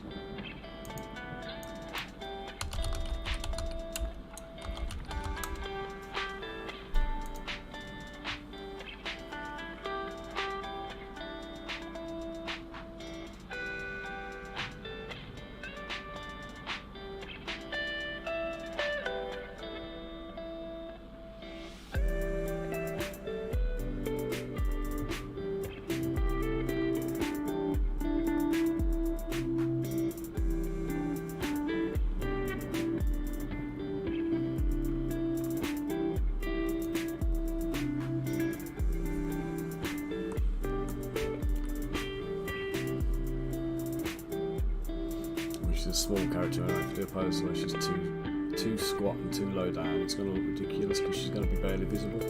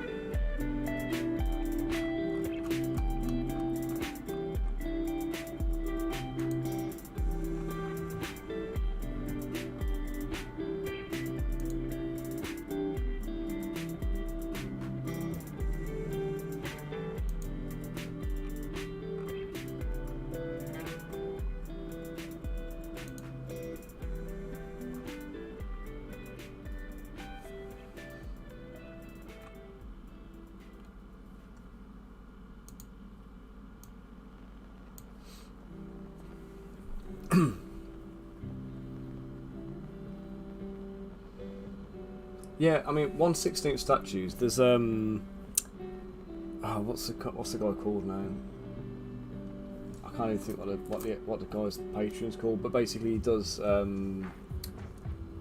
It's naughty because it's IP related stuff, but he basically makes all the Marvel stuff. It's Sanix, I think he's called. He makes like, you know, Wolverine and Superman. He does all like the Marvel characters and stuff, and he does really well out of it. Doing the same thing with like Star Wars characters and stuff, you'll do really well out of them. The only issue you'll encounter is if you get a cease and desist from the company that is the IP owner. What they'll do is they'll basically give you the cease and desist order. You'll have to remove all your content from online, which means you won't be able to sell anything you've made up to that point that infringes on the IP. And then you take the IP stuff away from your catalogue, and you've then got nothing to sell, and it kind of resets you. It's a huge risk in your business. You might make a killing in the meantime, but it doesn't matter too much. You know what I mean? But if you want a sustainable business model, you want to steer clear of like the big IPs, because those guys can really hurt you. So, yep, Games Workshop unpainted minis cost $40 each. The thing you've got to consider there, Xander, as well with Games Workshop is the reason their stuff costs so much. So when they're making stuff in plastic, they've got a team of designers, they've got a legal team, they've got a payroll team, an accounts team, they've got all of this kind of, you know, this overhead. They're a massive business with loads of staff members, and then they've got all the shops, so you've got like the overhead of actually running all the stores around the world. You've got all of the staff wages, you've got the plastics that they manufacture, so you're talking usually for mould making, for a plastic mould, about 10 grand a model, to be tooled up in stainless steel, so it can be in tooled steel, so it can be injection moulded. And they're doing lots of really complicated engineering on stuff. So you're talking huge overhead in the business, which is where their price point comes from. So everybody looks at it in terms of, but it's just a chunk of plastic. There's all the design that goes into it. You've got all of the other stuff and everything else. So it's, you know, it's tricky to try and justify that kind of price if you haven't already got that business behind you. The models are detailed. The models are really detailed, but it's the engineering and the tooling and the company size, which is where the price point comes from. People don't want to pay more than a few quid for miniatures when it comes down to it, and the less they can pay, the better. So when you're trying to do miniature sales, you need to kind of rely on the volume of stuff. So you're probably better off sold in the first instance. Maybe get a Kickstarter together to launch. Get yourself a Kickstarter under your belt. In fact, running multiple Kickstarters one after the other, get consecutive Kickstarters going, might be a better way of making money than doing a Patreon. I'm not saying don't do the Patreon, still have the Patreon there perhaps, but use it as a kind of an insider thing rather than, you know, people come and buy your stuff through the Patreon. If you do it through the Kickstarter and you do a bit of promo on the Kickstarter and, you know, market it well, you can do quite well on them. It's like the last one I did, the Warlock. Let's see if I've got the page here. I'll show you the thing. So this was one model, but this was, in fact, this was no promo. I didn't advertise this anywhere apart from just on a couple of Facebook groups. So this is a 75mm one.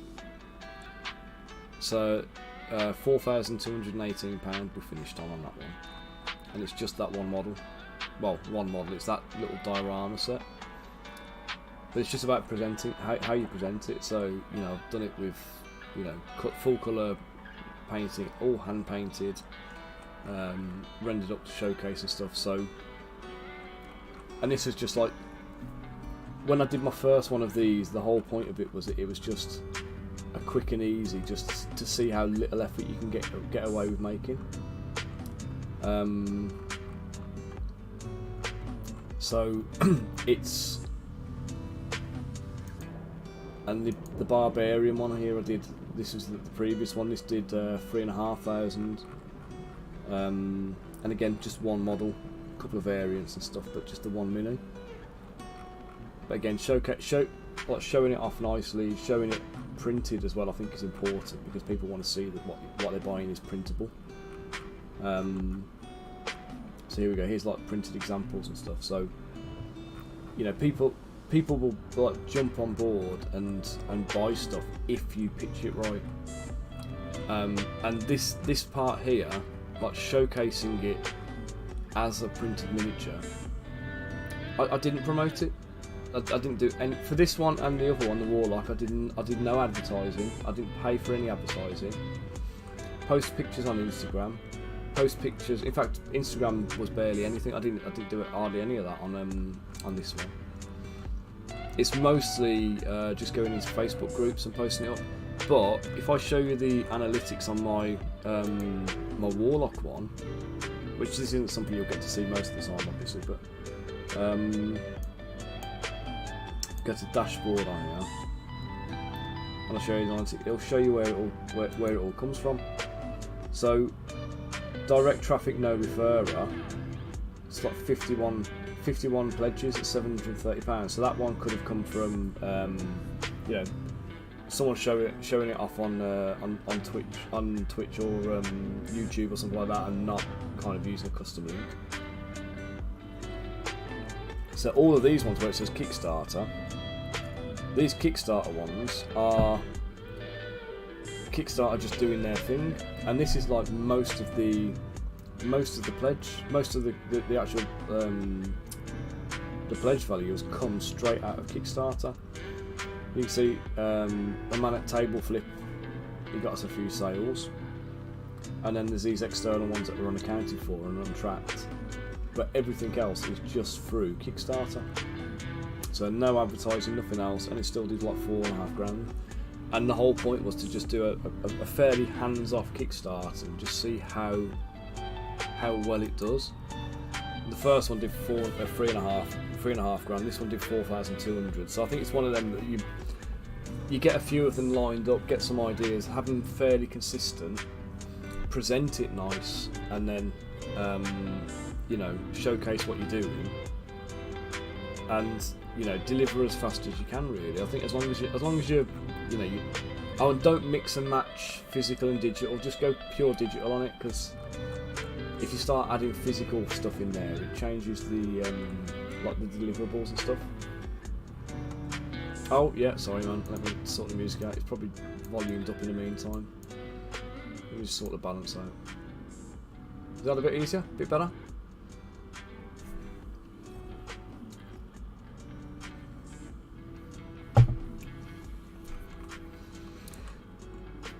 So yeah, so I say I would suggest, cool.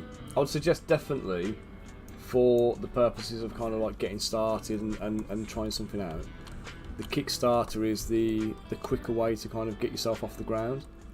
Just because their internal stuff is just it's just better for kind of getting visibility. Patreon won't help you to grow an audience. You need to do it yourself. And that's where you'll have like the problem is like growing the audience.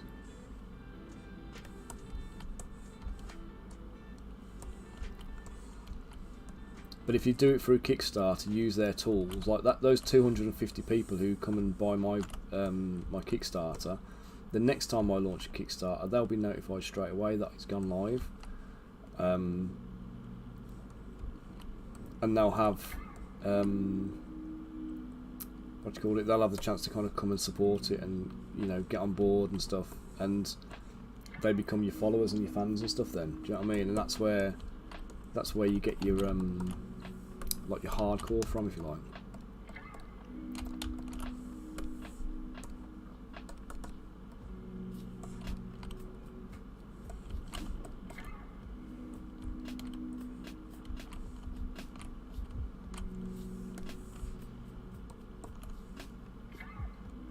No, I make them Kickstarter exclusive. So like the only way people will get those models is on the Kickstarter.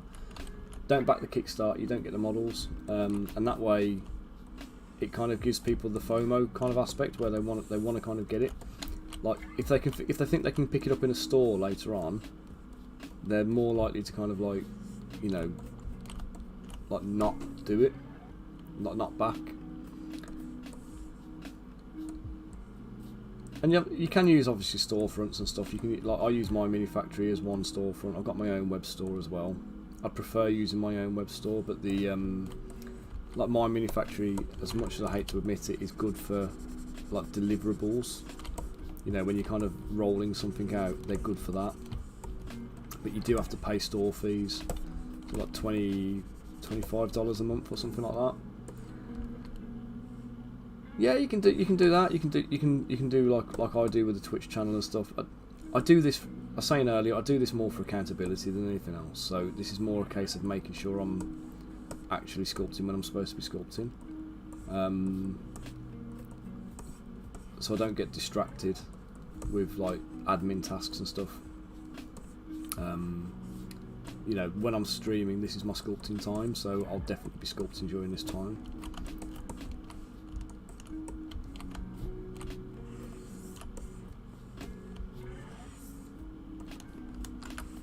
Cheers, dude. Oops.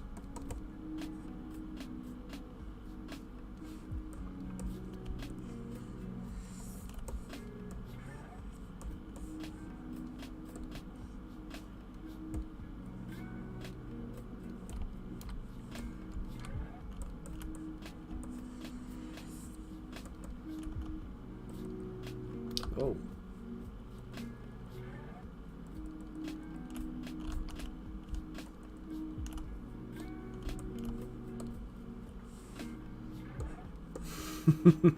Yeah, I haven't got to do the kids' school run today, but I do need to make sure I'm off stream, because I've got to go and make a call and have a catch up with Max about Crystal Collapse.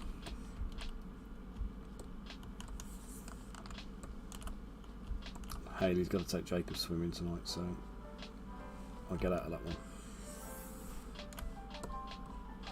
It's like a bloody sauna in that swimming bath, it is. Hey man, no worries. I mean, you're on the server now, so just anytime you want to ask anything, just message me. I'm always happy to help. Yeah, hopefully it'll get you off the ground a little bit quicker than trying to like build an audience on Patreon, because it can be soul destroying. There's a mate of mine, Jesse, who he set up a Patreon and he went in there with like a ton of cash basically, and he tried to do what like Bite the Bullet had done when they launched. Go in there with like a big wedge of cash, hire a load of foreign sculptors as cheap as possible, get them to do the sculpts for him, do artwork and stuff like that, and he was sinking about $5 grand a month in. And over the course of about 6 months, he never actually made more than $5 grand a month. So like it was just a constant loss, and he couldn't figure out what had gone wrong. And I think it's just the market just keeps changing, people's expectations move, and it's quite a, you know, if you haven't made it already doing like the subscription stuff, you know, then it's really difficult to try and sustain it and try and break into that industry. But if you can do it through other means like a Kickstarter and stuff like that, I mean, I've seen some really bad Kickstarters making quite a lot of money lately. Do you know what I mean? And the one thing I would definitely say is do nudes. You know, even if you think it's distasteful or whatever it is, be prepared to do it because people are going to ask for it. I didn't want to do it for the Warlock, if I'm honest, and I got harangued for it. People kept asking, you know, for the they wanted the NSFW version of it.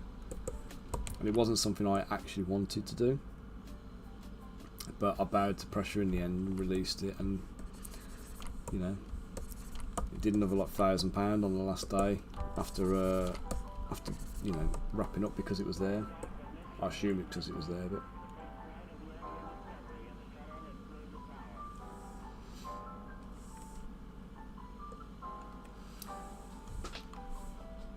yeah, it's always good to credit people for stuff, mate.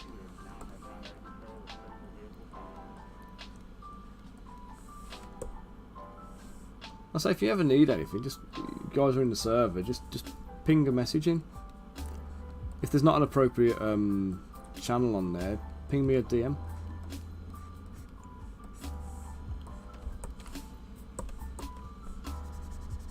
I'll always help out if I can. Oh, speaking of helping out, actually, there's somebody I need to do something for as well.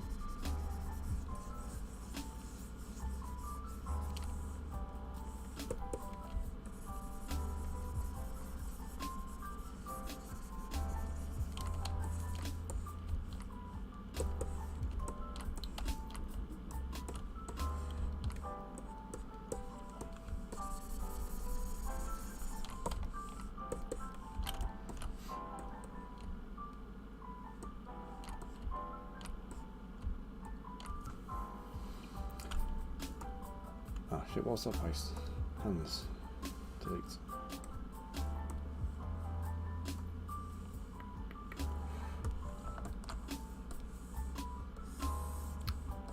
Using a sphere here, I could use any shape to be fair.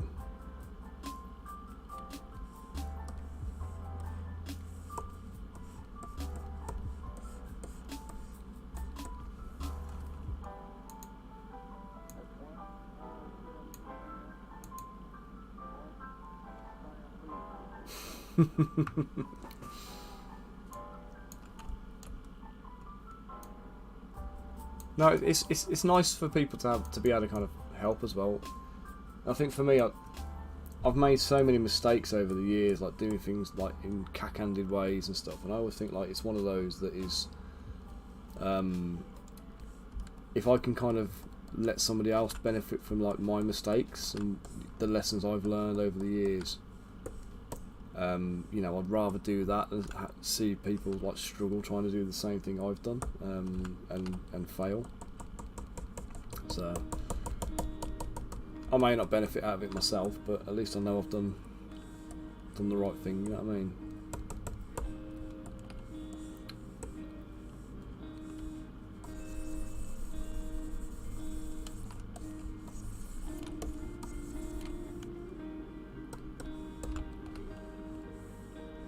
So I want that to come from there.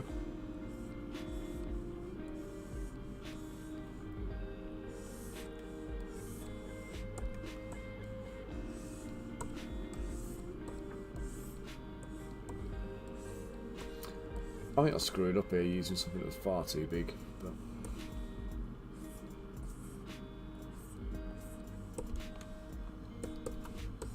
it's fine.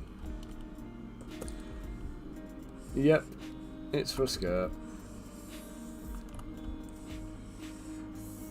I do stupid stuff sometimes. That was one of them. Doesn't really matter what shape I start with, because I end up kind of like mashing it about loads anyway, but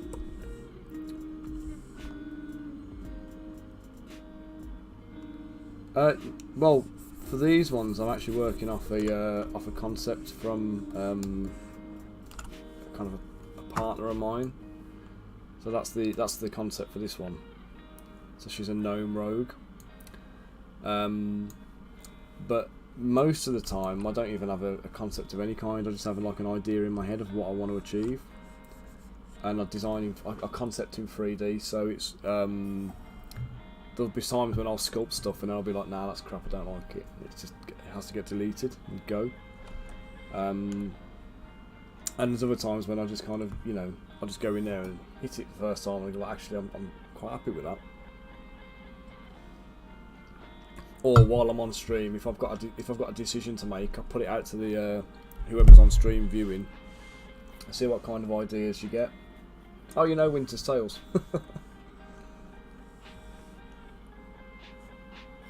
Yeah, I'm sculpting all the stuff for AJ, you know.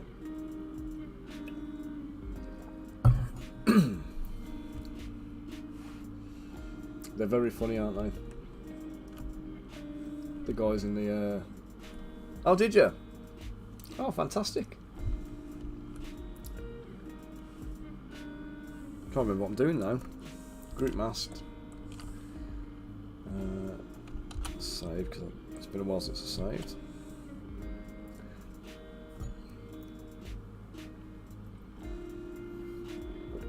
Is that how you found your way in here then, Xander, or were you kind of here anyway and it's like coincidence that you've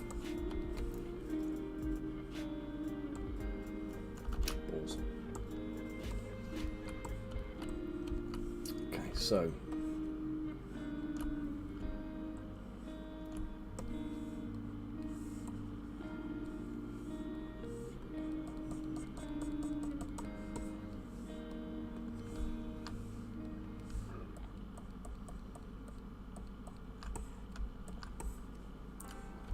When you're doing your world building, do you use like campfire or any of those kind of tools to keep track of all your ideas and stuff, or do you do something different?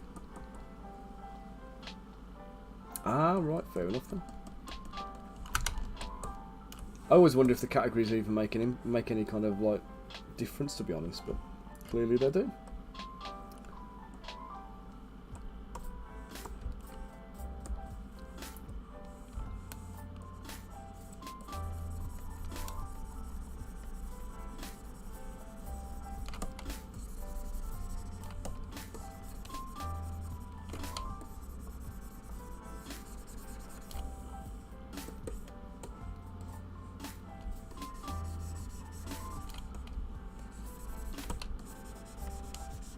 Or do I use tags on my stream or not?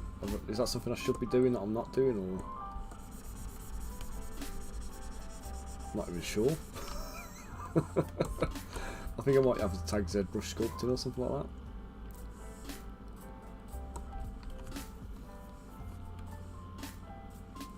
Ah, that's alright. As long as I've got tags, that's cool.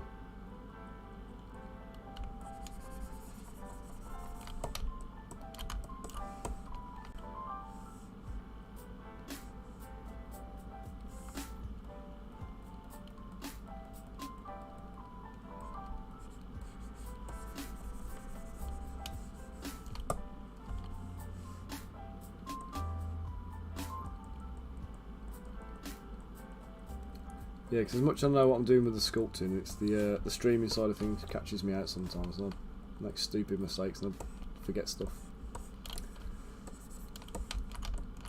It's like a secondary thing, do you know what I mean?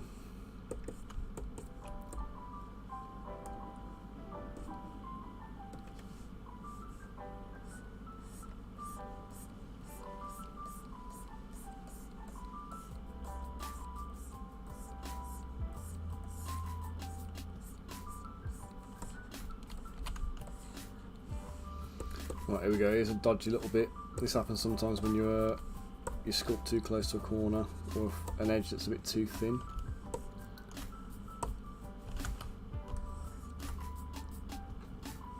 As you're sculpting, it starts to pull through the other side.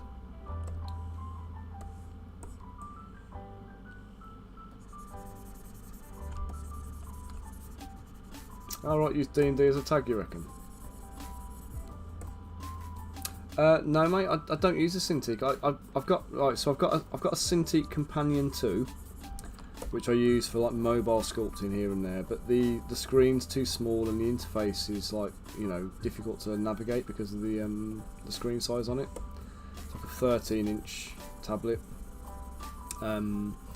but it's handy to, like, you know, if I go away on holiday and stuff, I can still do little bits and bobs while I'm away. But I use a Huion Canvas 20 as my workhorse, and I actually far prefer this to my Cintiq.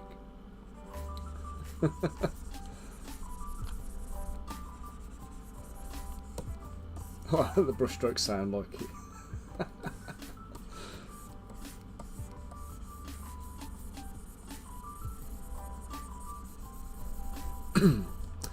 Cheers, Xander. I'll be sure to add it in.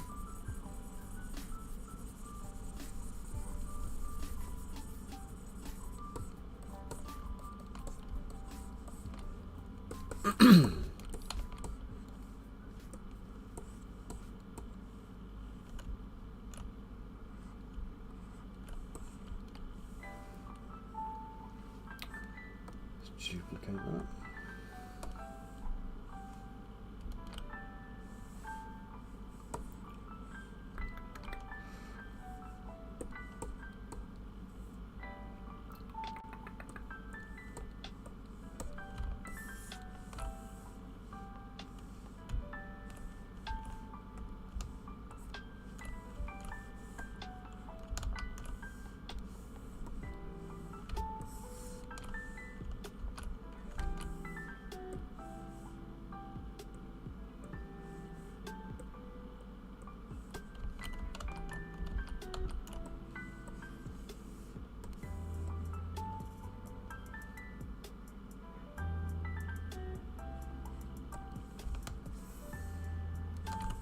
Yeah, I often stream to D&D. If I'm doing like my own stuff for my own range, then I use D&D as a tag for that. As like a channel. What do we call it now? Like a category, is it?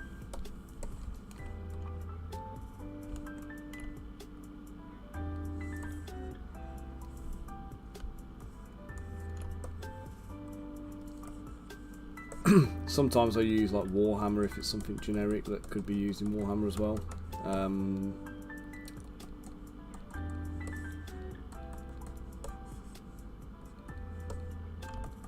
Yeah, for the most part, it's D&D or tabletop RPGs. What's AMA?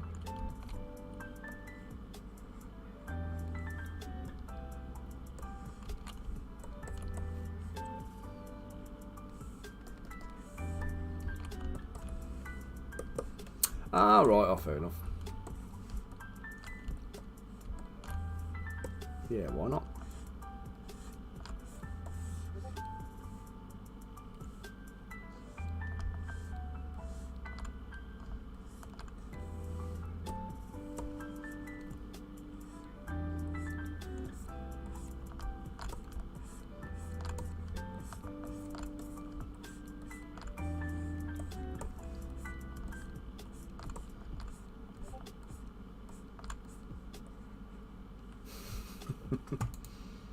What's Marshall sending me?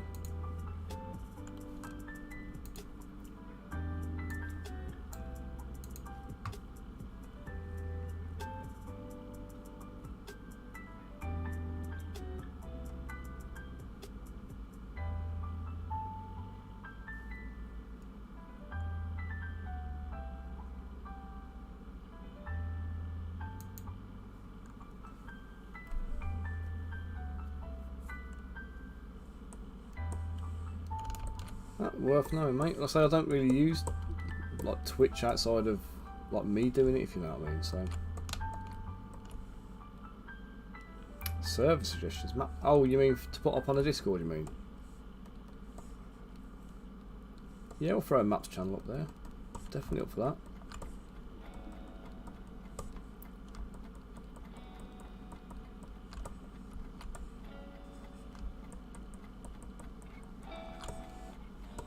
I mean, the other thing as well is worth noting here is that I do a lot of work for kind of companies who are in like the tabletop gaming market and RPG markets and stuff.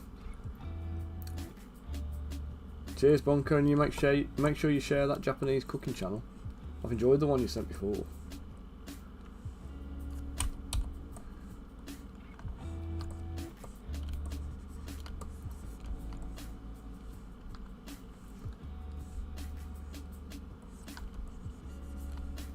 I'll tell you what I do need. I don't know if you know if you've got a source for it or not. I need printable maps that I can put on a table for Descent into Avernus. So I want to run the campaign for my son. I know it's a bit grim and gory and stuff at times, but I think he'd love it.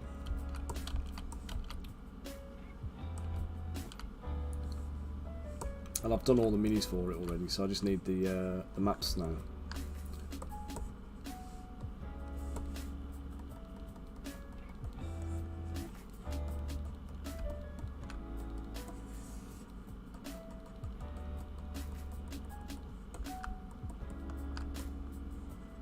Oh yeah, campaign cartographer. One of my mates bought that ages ago. And he went through a phase of making like loads of maps. I don't know if he ever finished them all up, to be honest.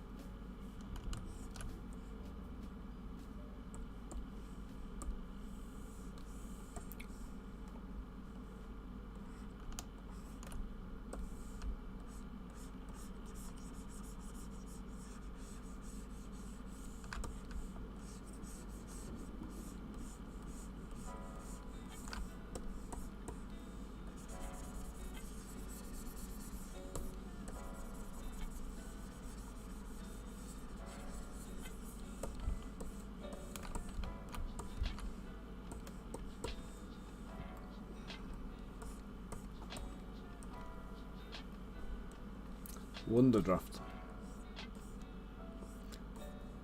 Are some of these things where you can draw the maps as well, or are they all using like pre-made assets and stuff?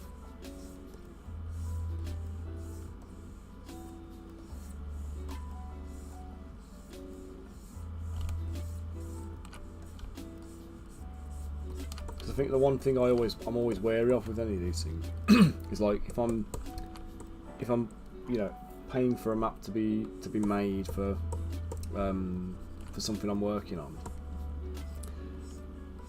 it's nice to not have kind of like stock assets in there and stuff, like for it to be custom.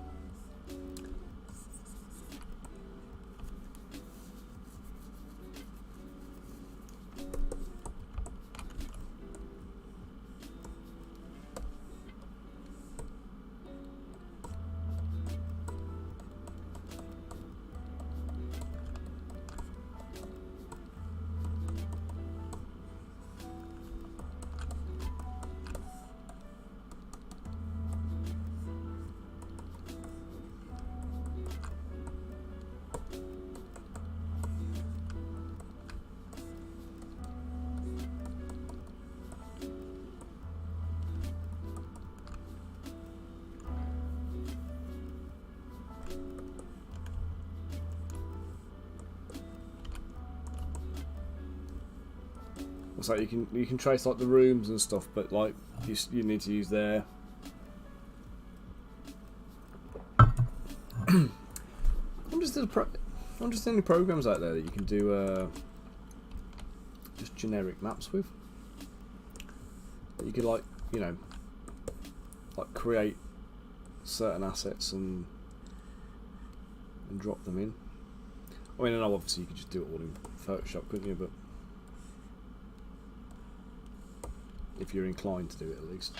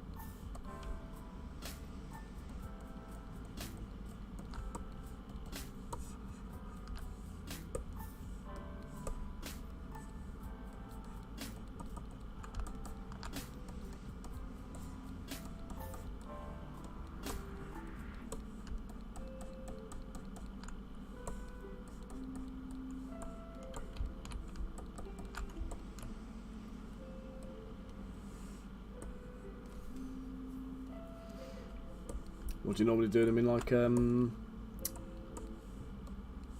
ever use GIMP for anything?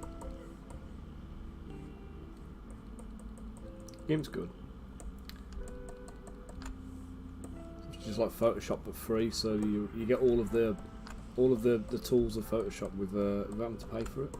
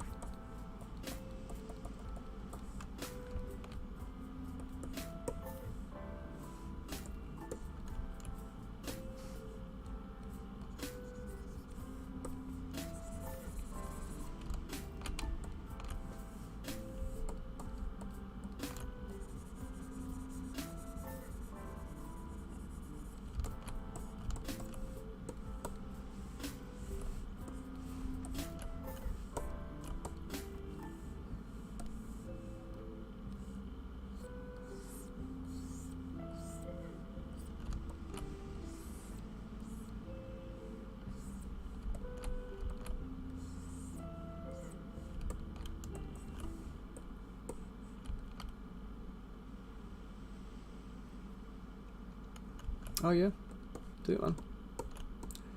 Ping him over. Do need to knock it on the head in a sec because Ailey's going to be back with the kids. I need to get on the phone to Max, but.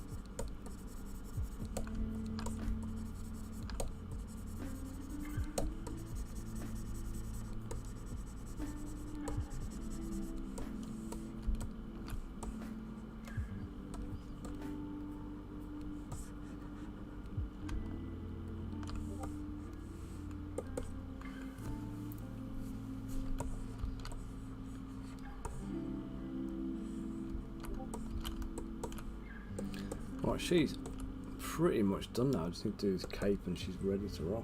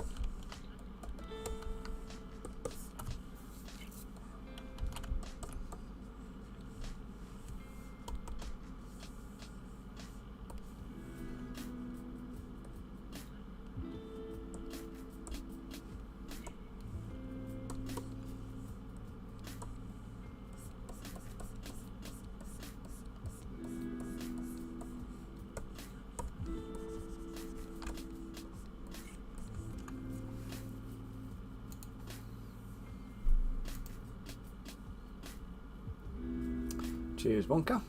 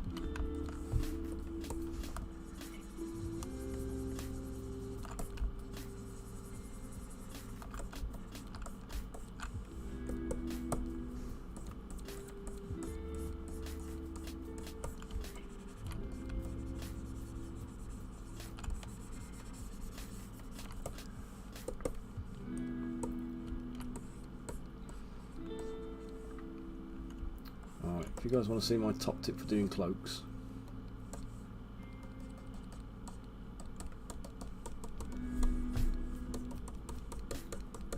Get the approximate shape with the move tool. This is just a cube that's been flattened out and moved about a bit.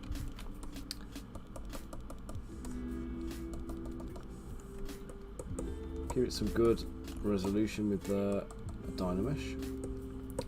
And then orb cracks, low intensity about 14, high draw size, that's turned off.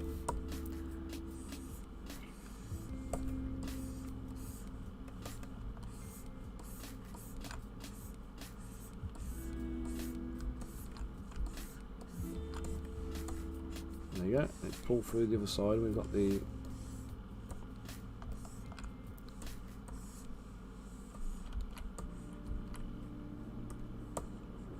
nicely sculpted cloak with creases in the fabric. It's going to polish the surfaces.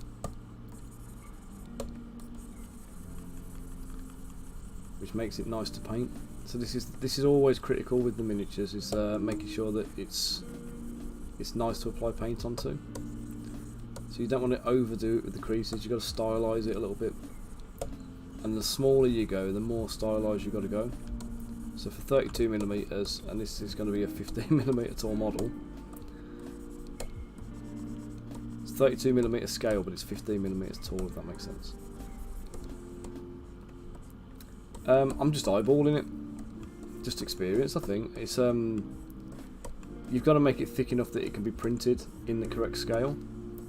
So this cloak's going to look quite thick on render, but like I say, she's going to be. Let me get the ruler and I'll show you. That's the ruler. So she's actually less than 20mm tall. In fact, she needs to be smaller than that. I'll just make my ruler a bit bigger.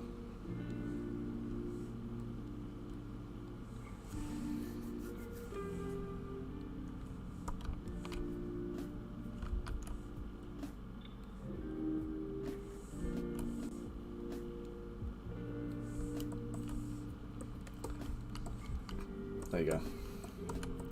So that is probably about 1mm thick to 2mm thick.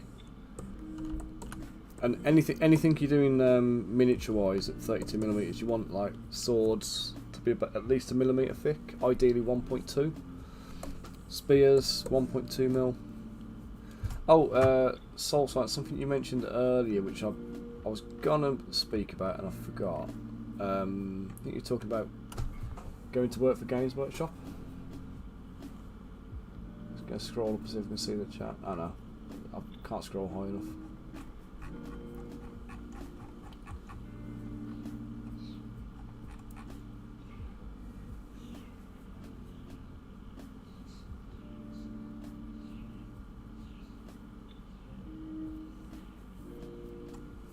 Yeah, basically, if you're going to go and work for Games Workshop as an option, you need to be in Nottingham, so you've got to be prepared to like relocate and move. Even if you're experienced, they're going to want to start you as a junior. The junior, I believe, they pay around about 20 grand, 22,000.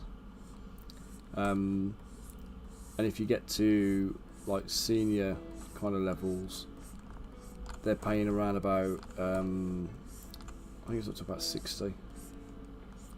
Was it 40 or 60s? It's not a huge amount of money anyway, for considering the entire business is built on miniatures.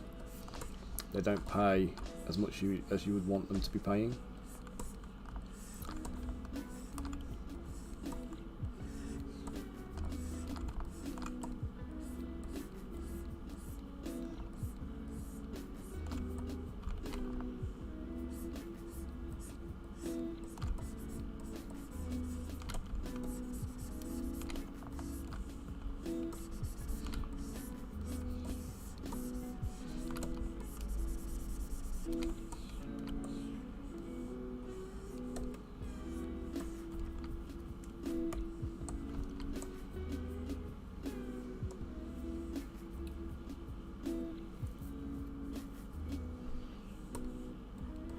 Yeah, definitely go down the Kickstarter route.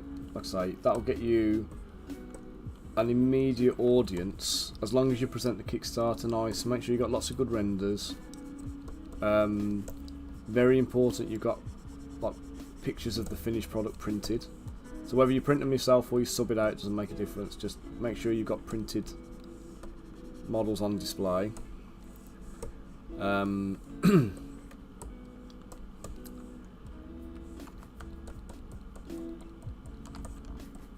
And don't overcomplicate it, keep it simple. Don't give them loads of stretch goals, don't give them loads of extra free stuff. Make sure you make them pay for the add-ons. You know, you load up a starter pledge that's like, don't know, a tenner. Aim at around about the $10 mark maybe as your starting point. And you're more likely to get more people back. And once you get them back in, what you do is you do your next Kickstarter, and when you release that one, you go, right, now the models from the first Kickstarter are now also available. Grow your audience each time, and the stuff that was available on a previous Kickstarter campaign you can make available again, and then you get the upsell from the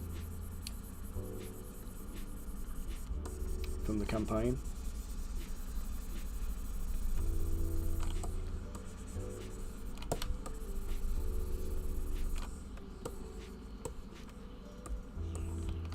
Bloody noisy birds.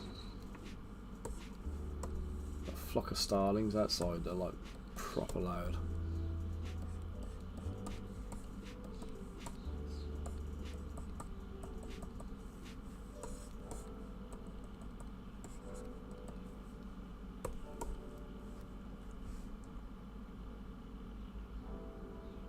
Well, give me a sec, Xander. I just need to try and get this figure finished off first. I'll check her in a sec.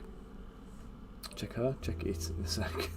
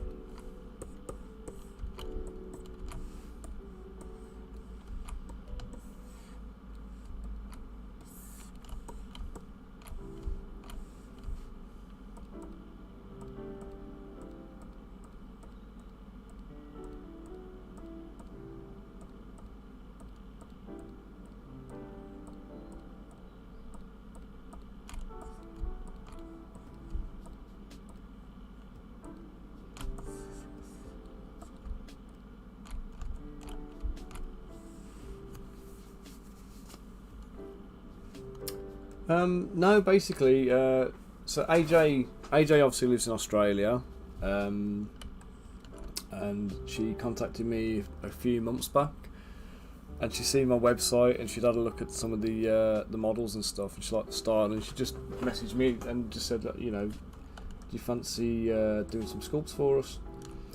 And after a bit of a chat, what we came up with was a kind of a partnership arrangement. Where basically I'm a platinum sponsor for their channel, as the like miniature maker for them. So any miniatures they need, I'll be doing for them, and then let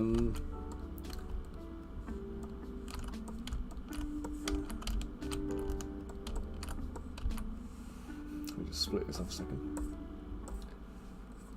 But yeah, I've never met AJ in person. We've had a few chats online, and we've done a couple of streams together.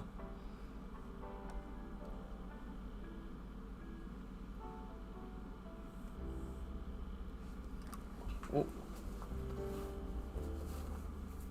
Bear with me a sec, guys. My wife's on the phone. Let me speak to her a second.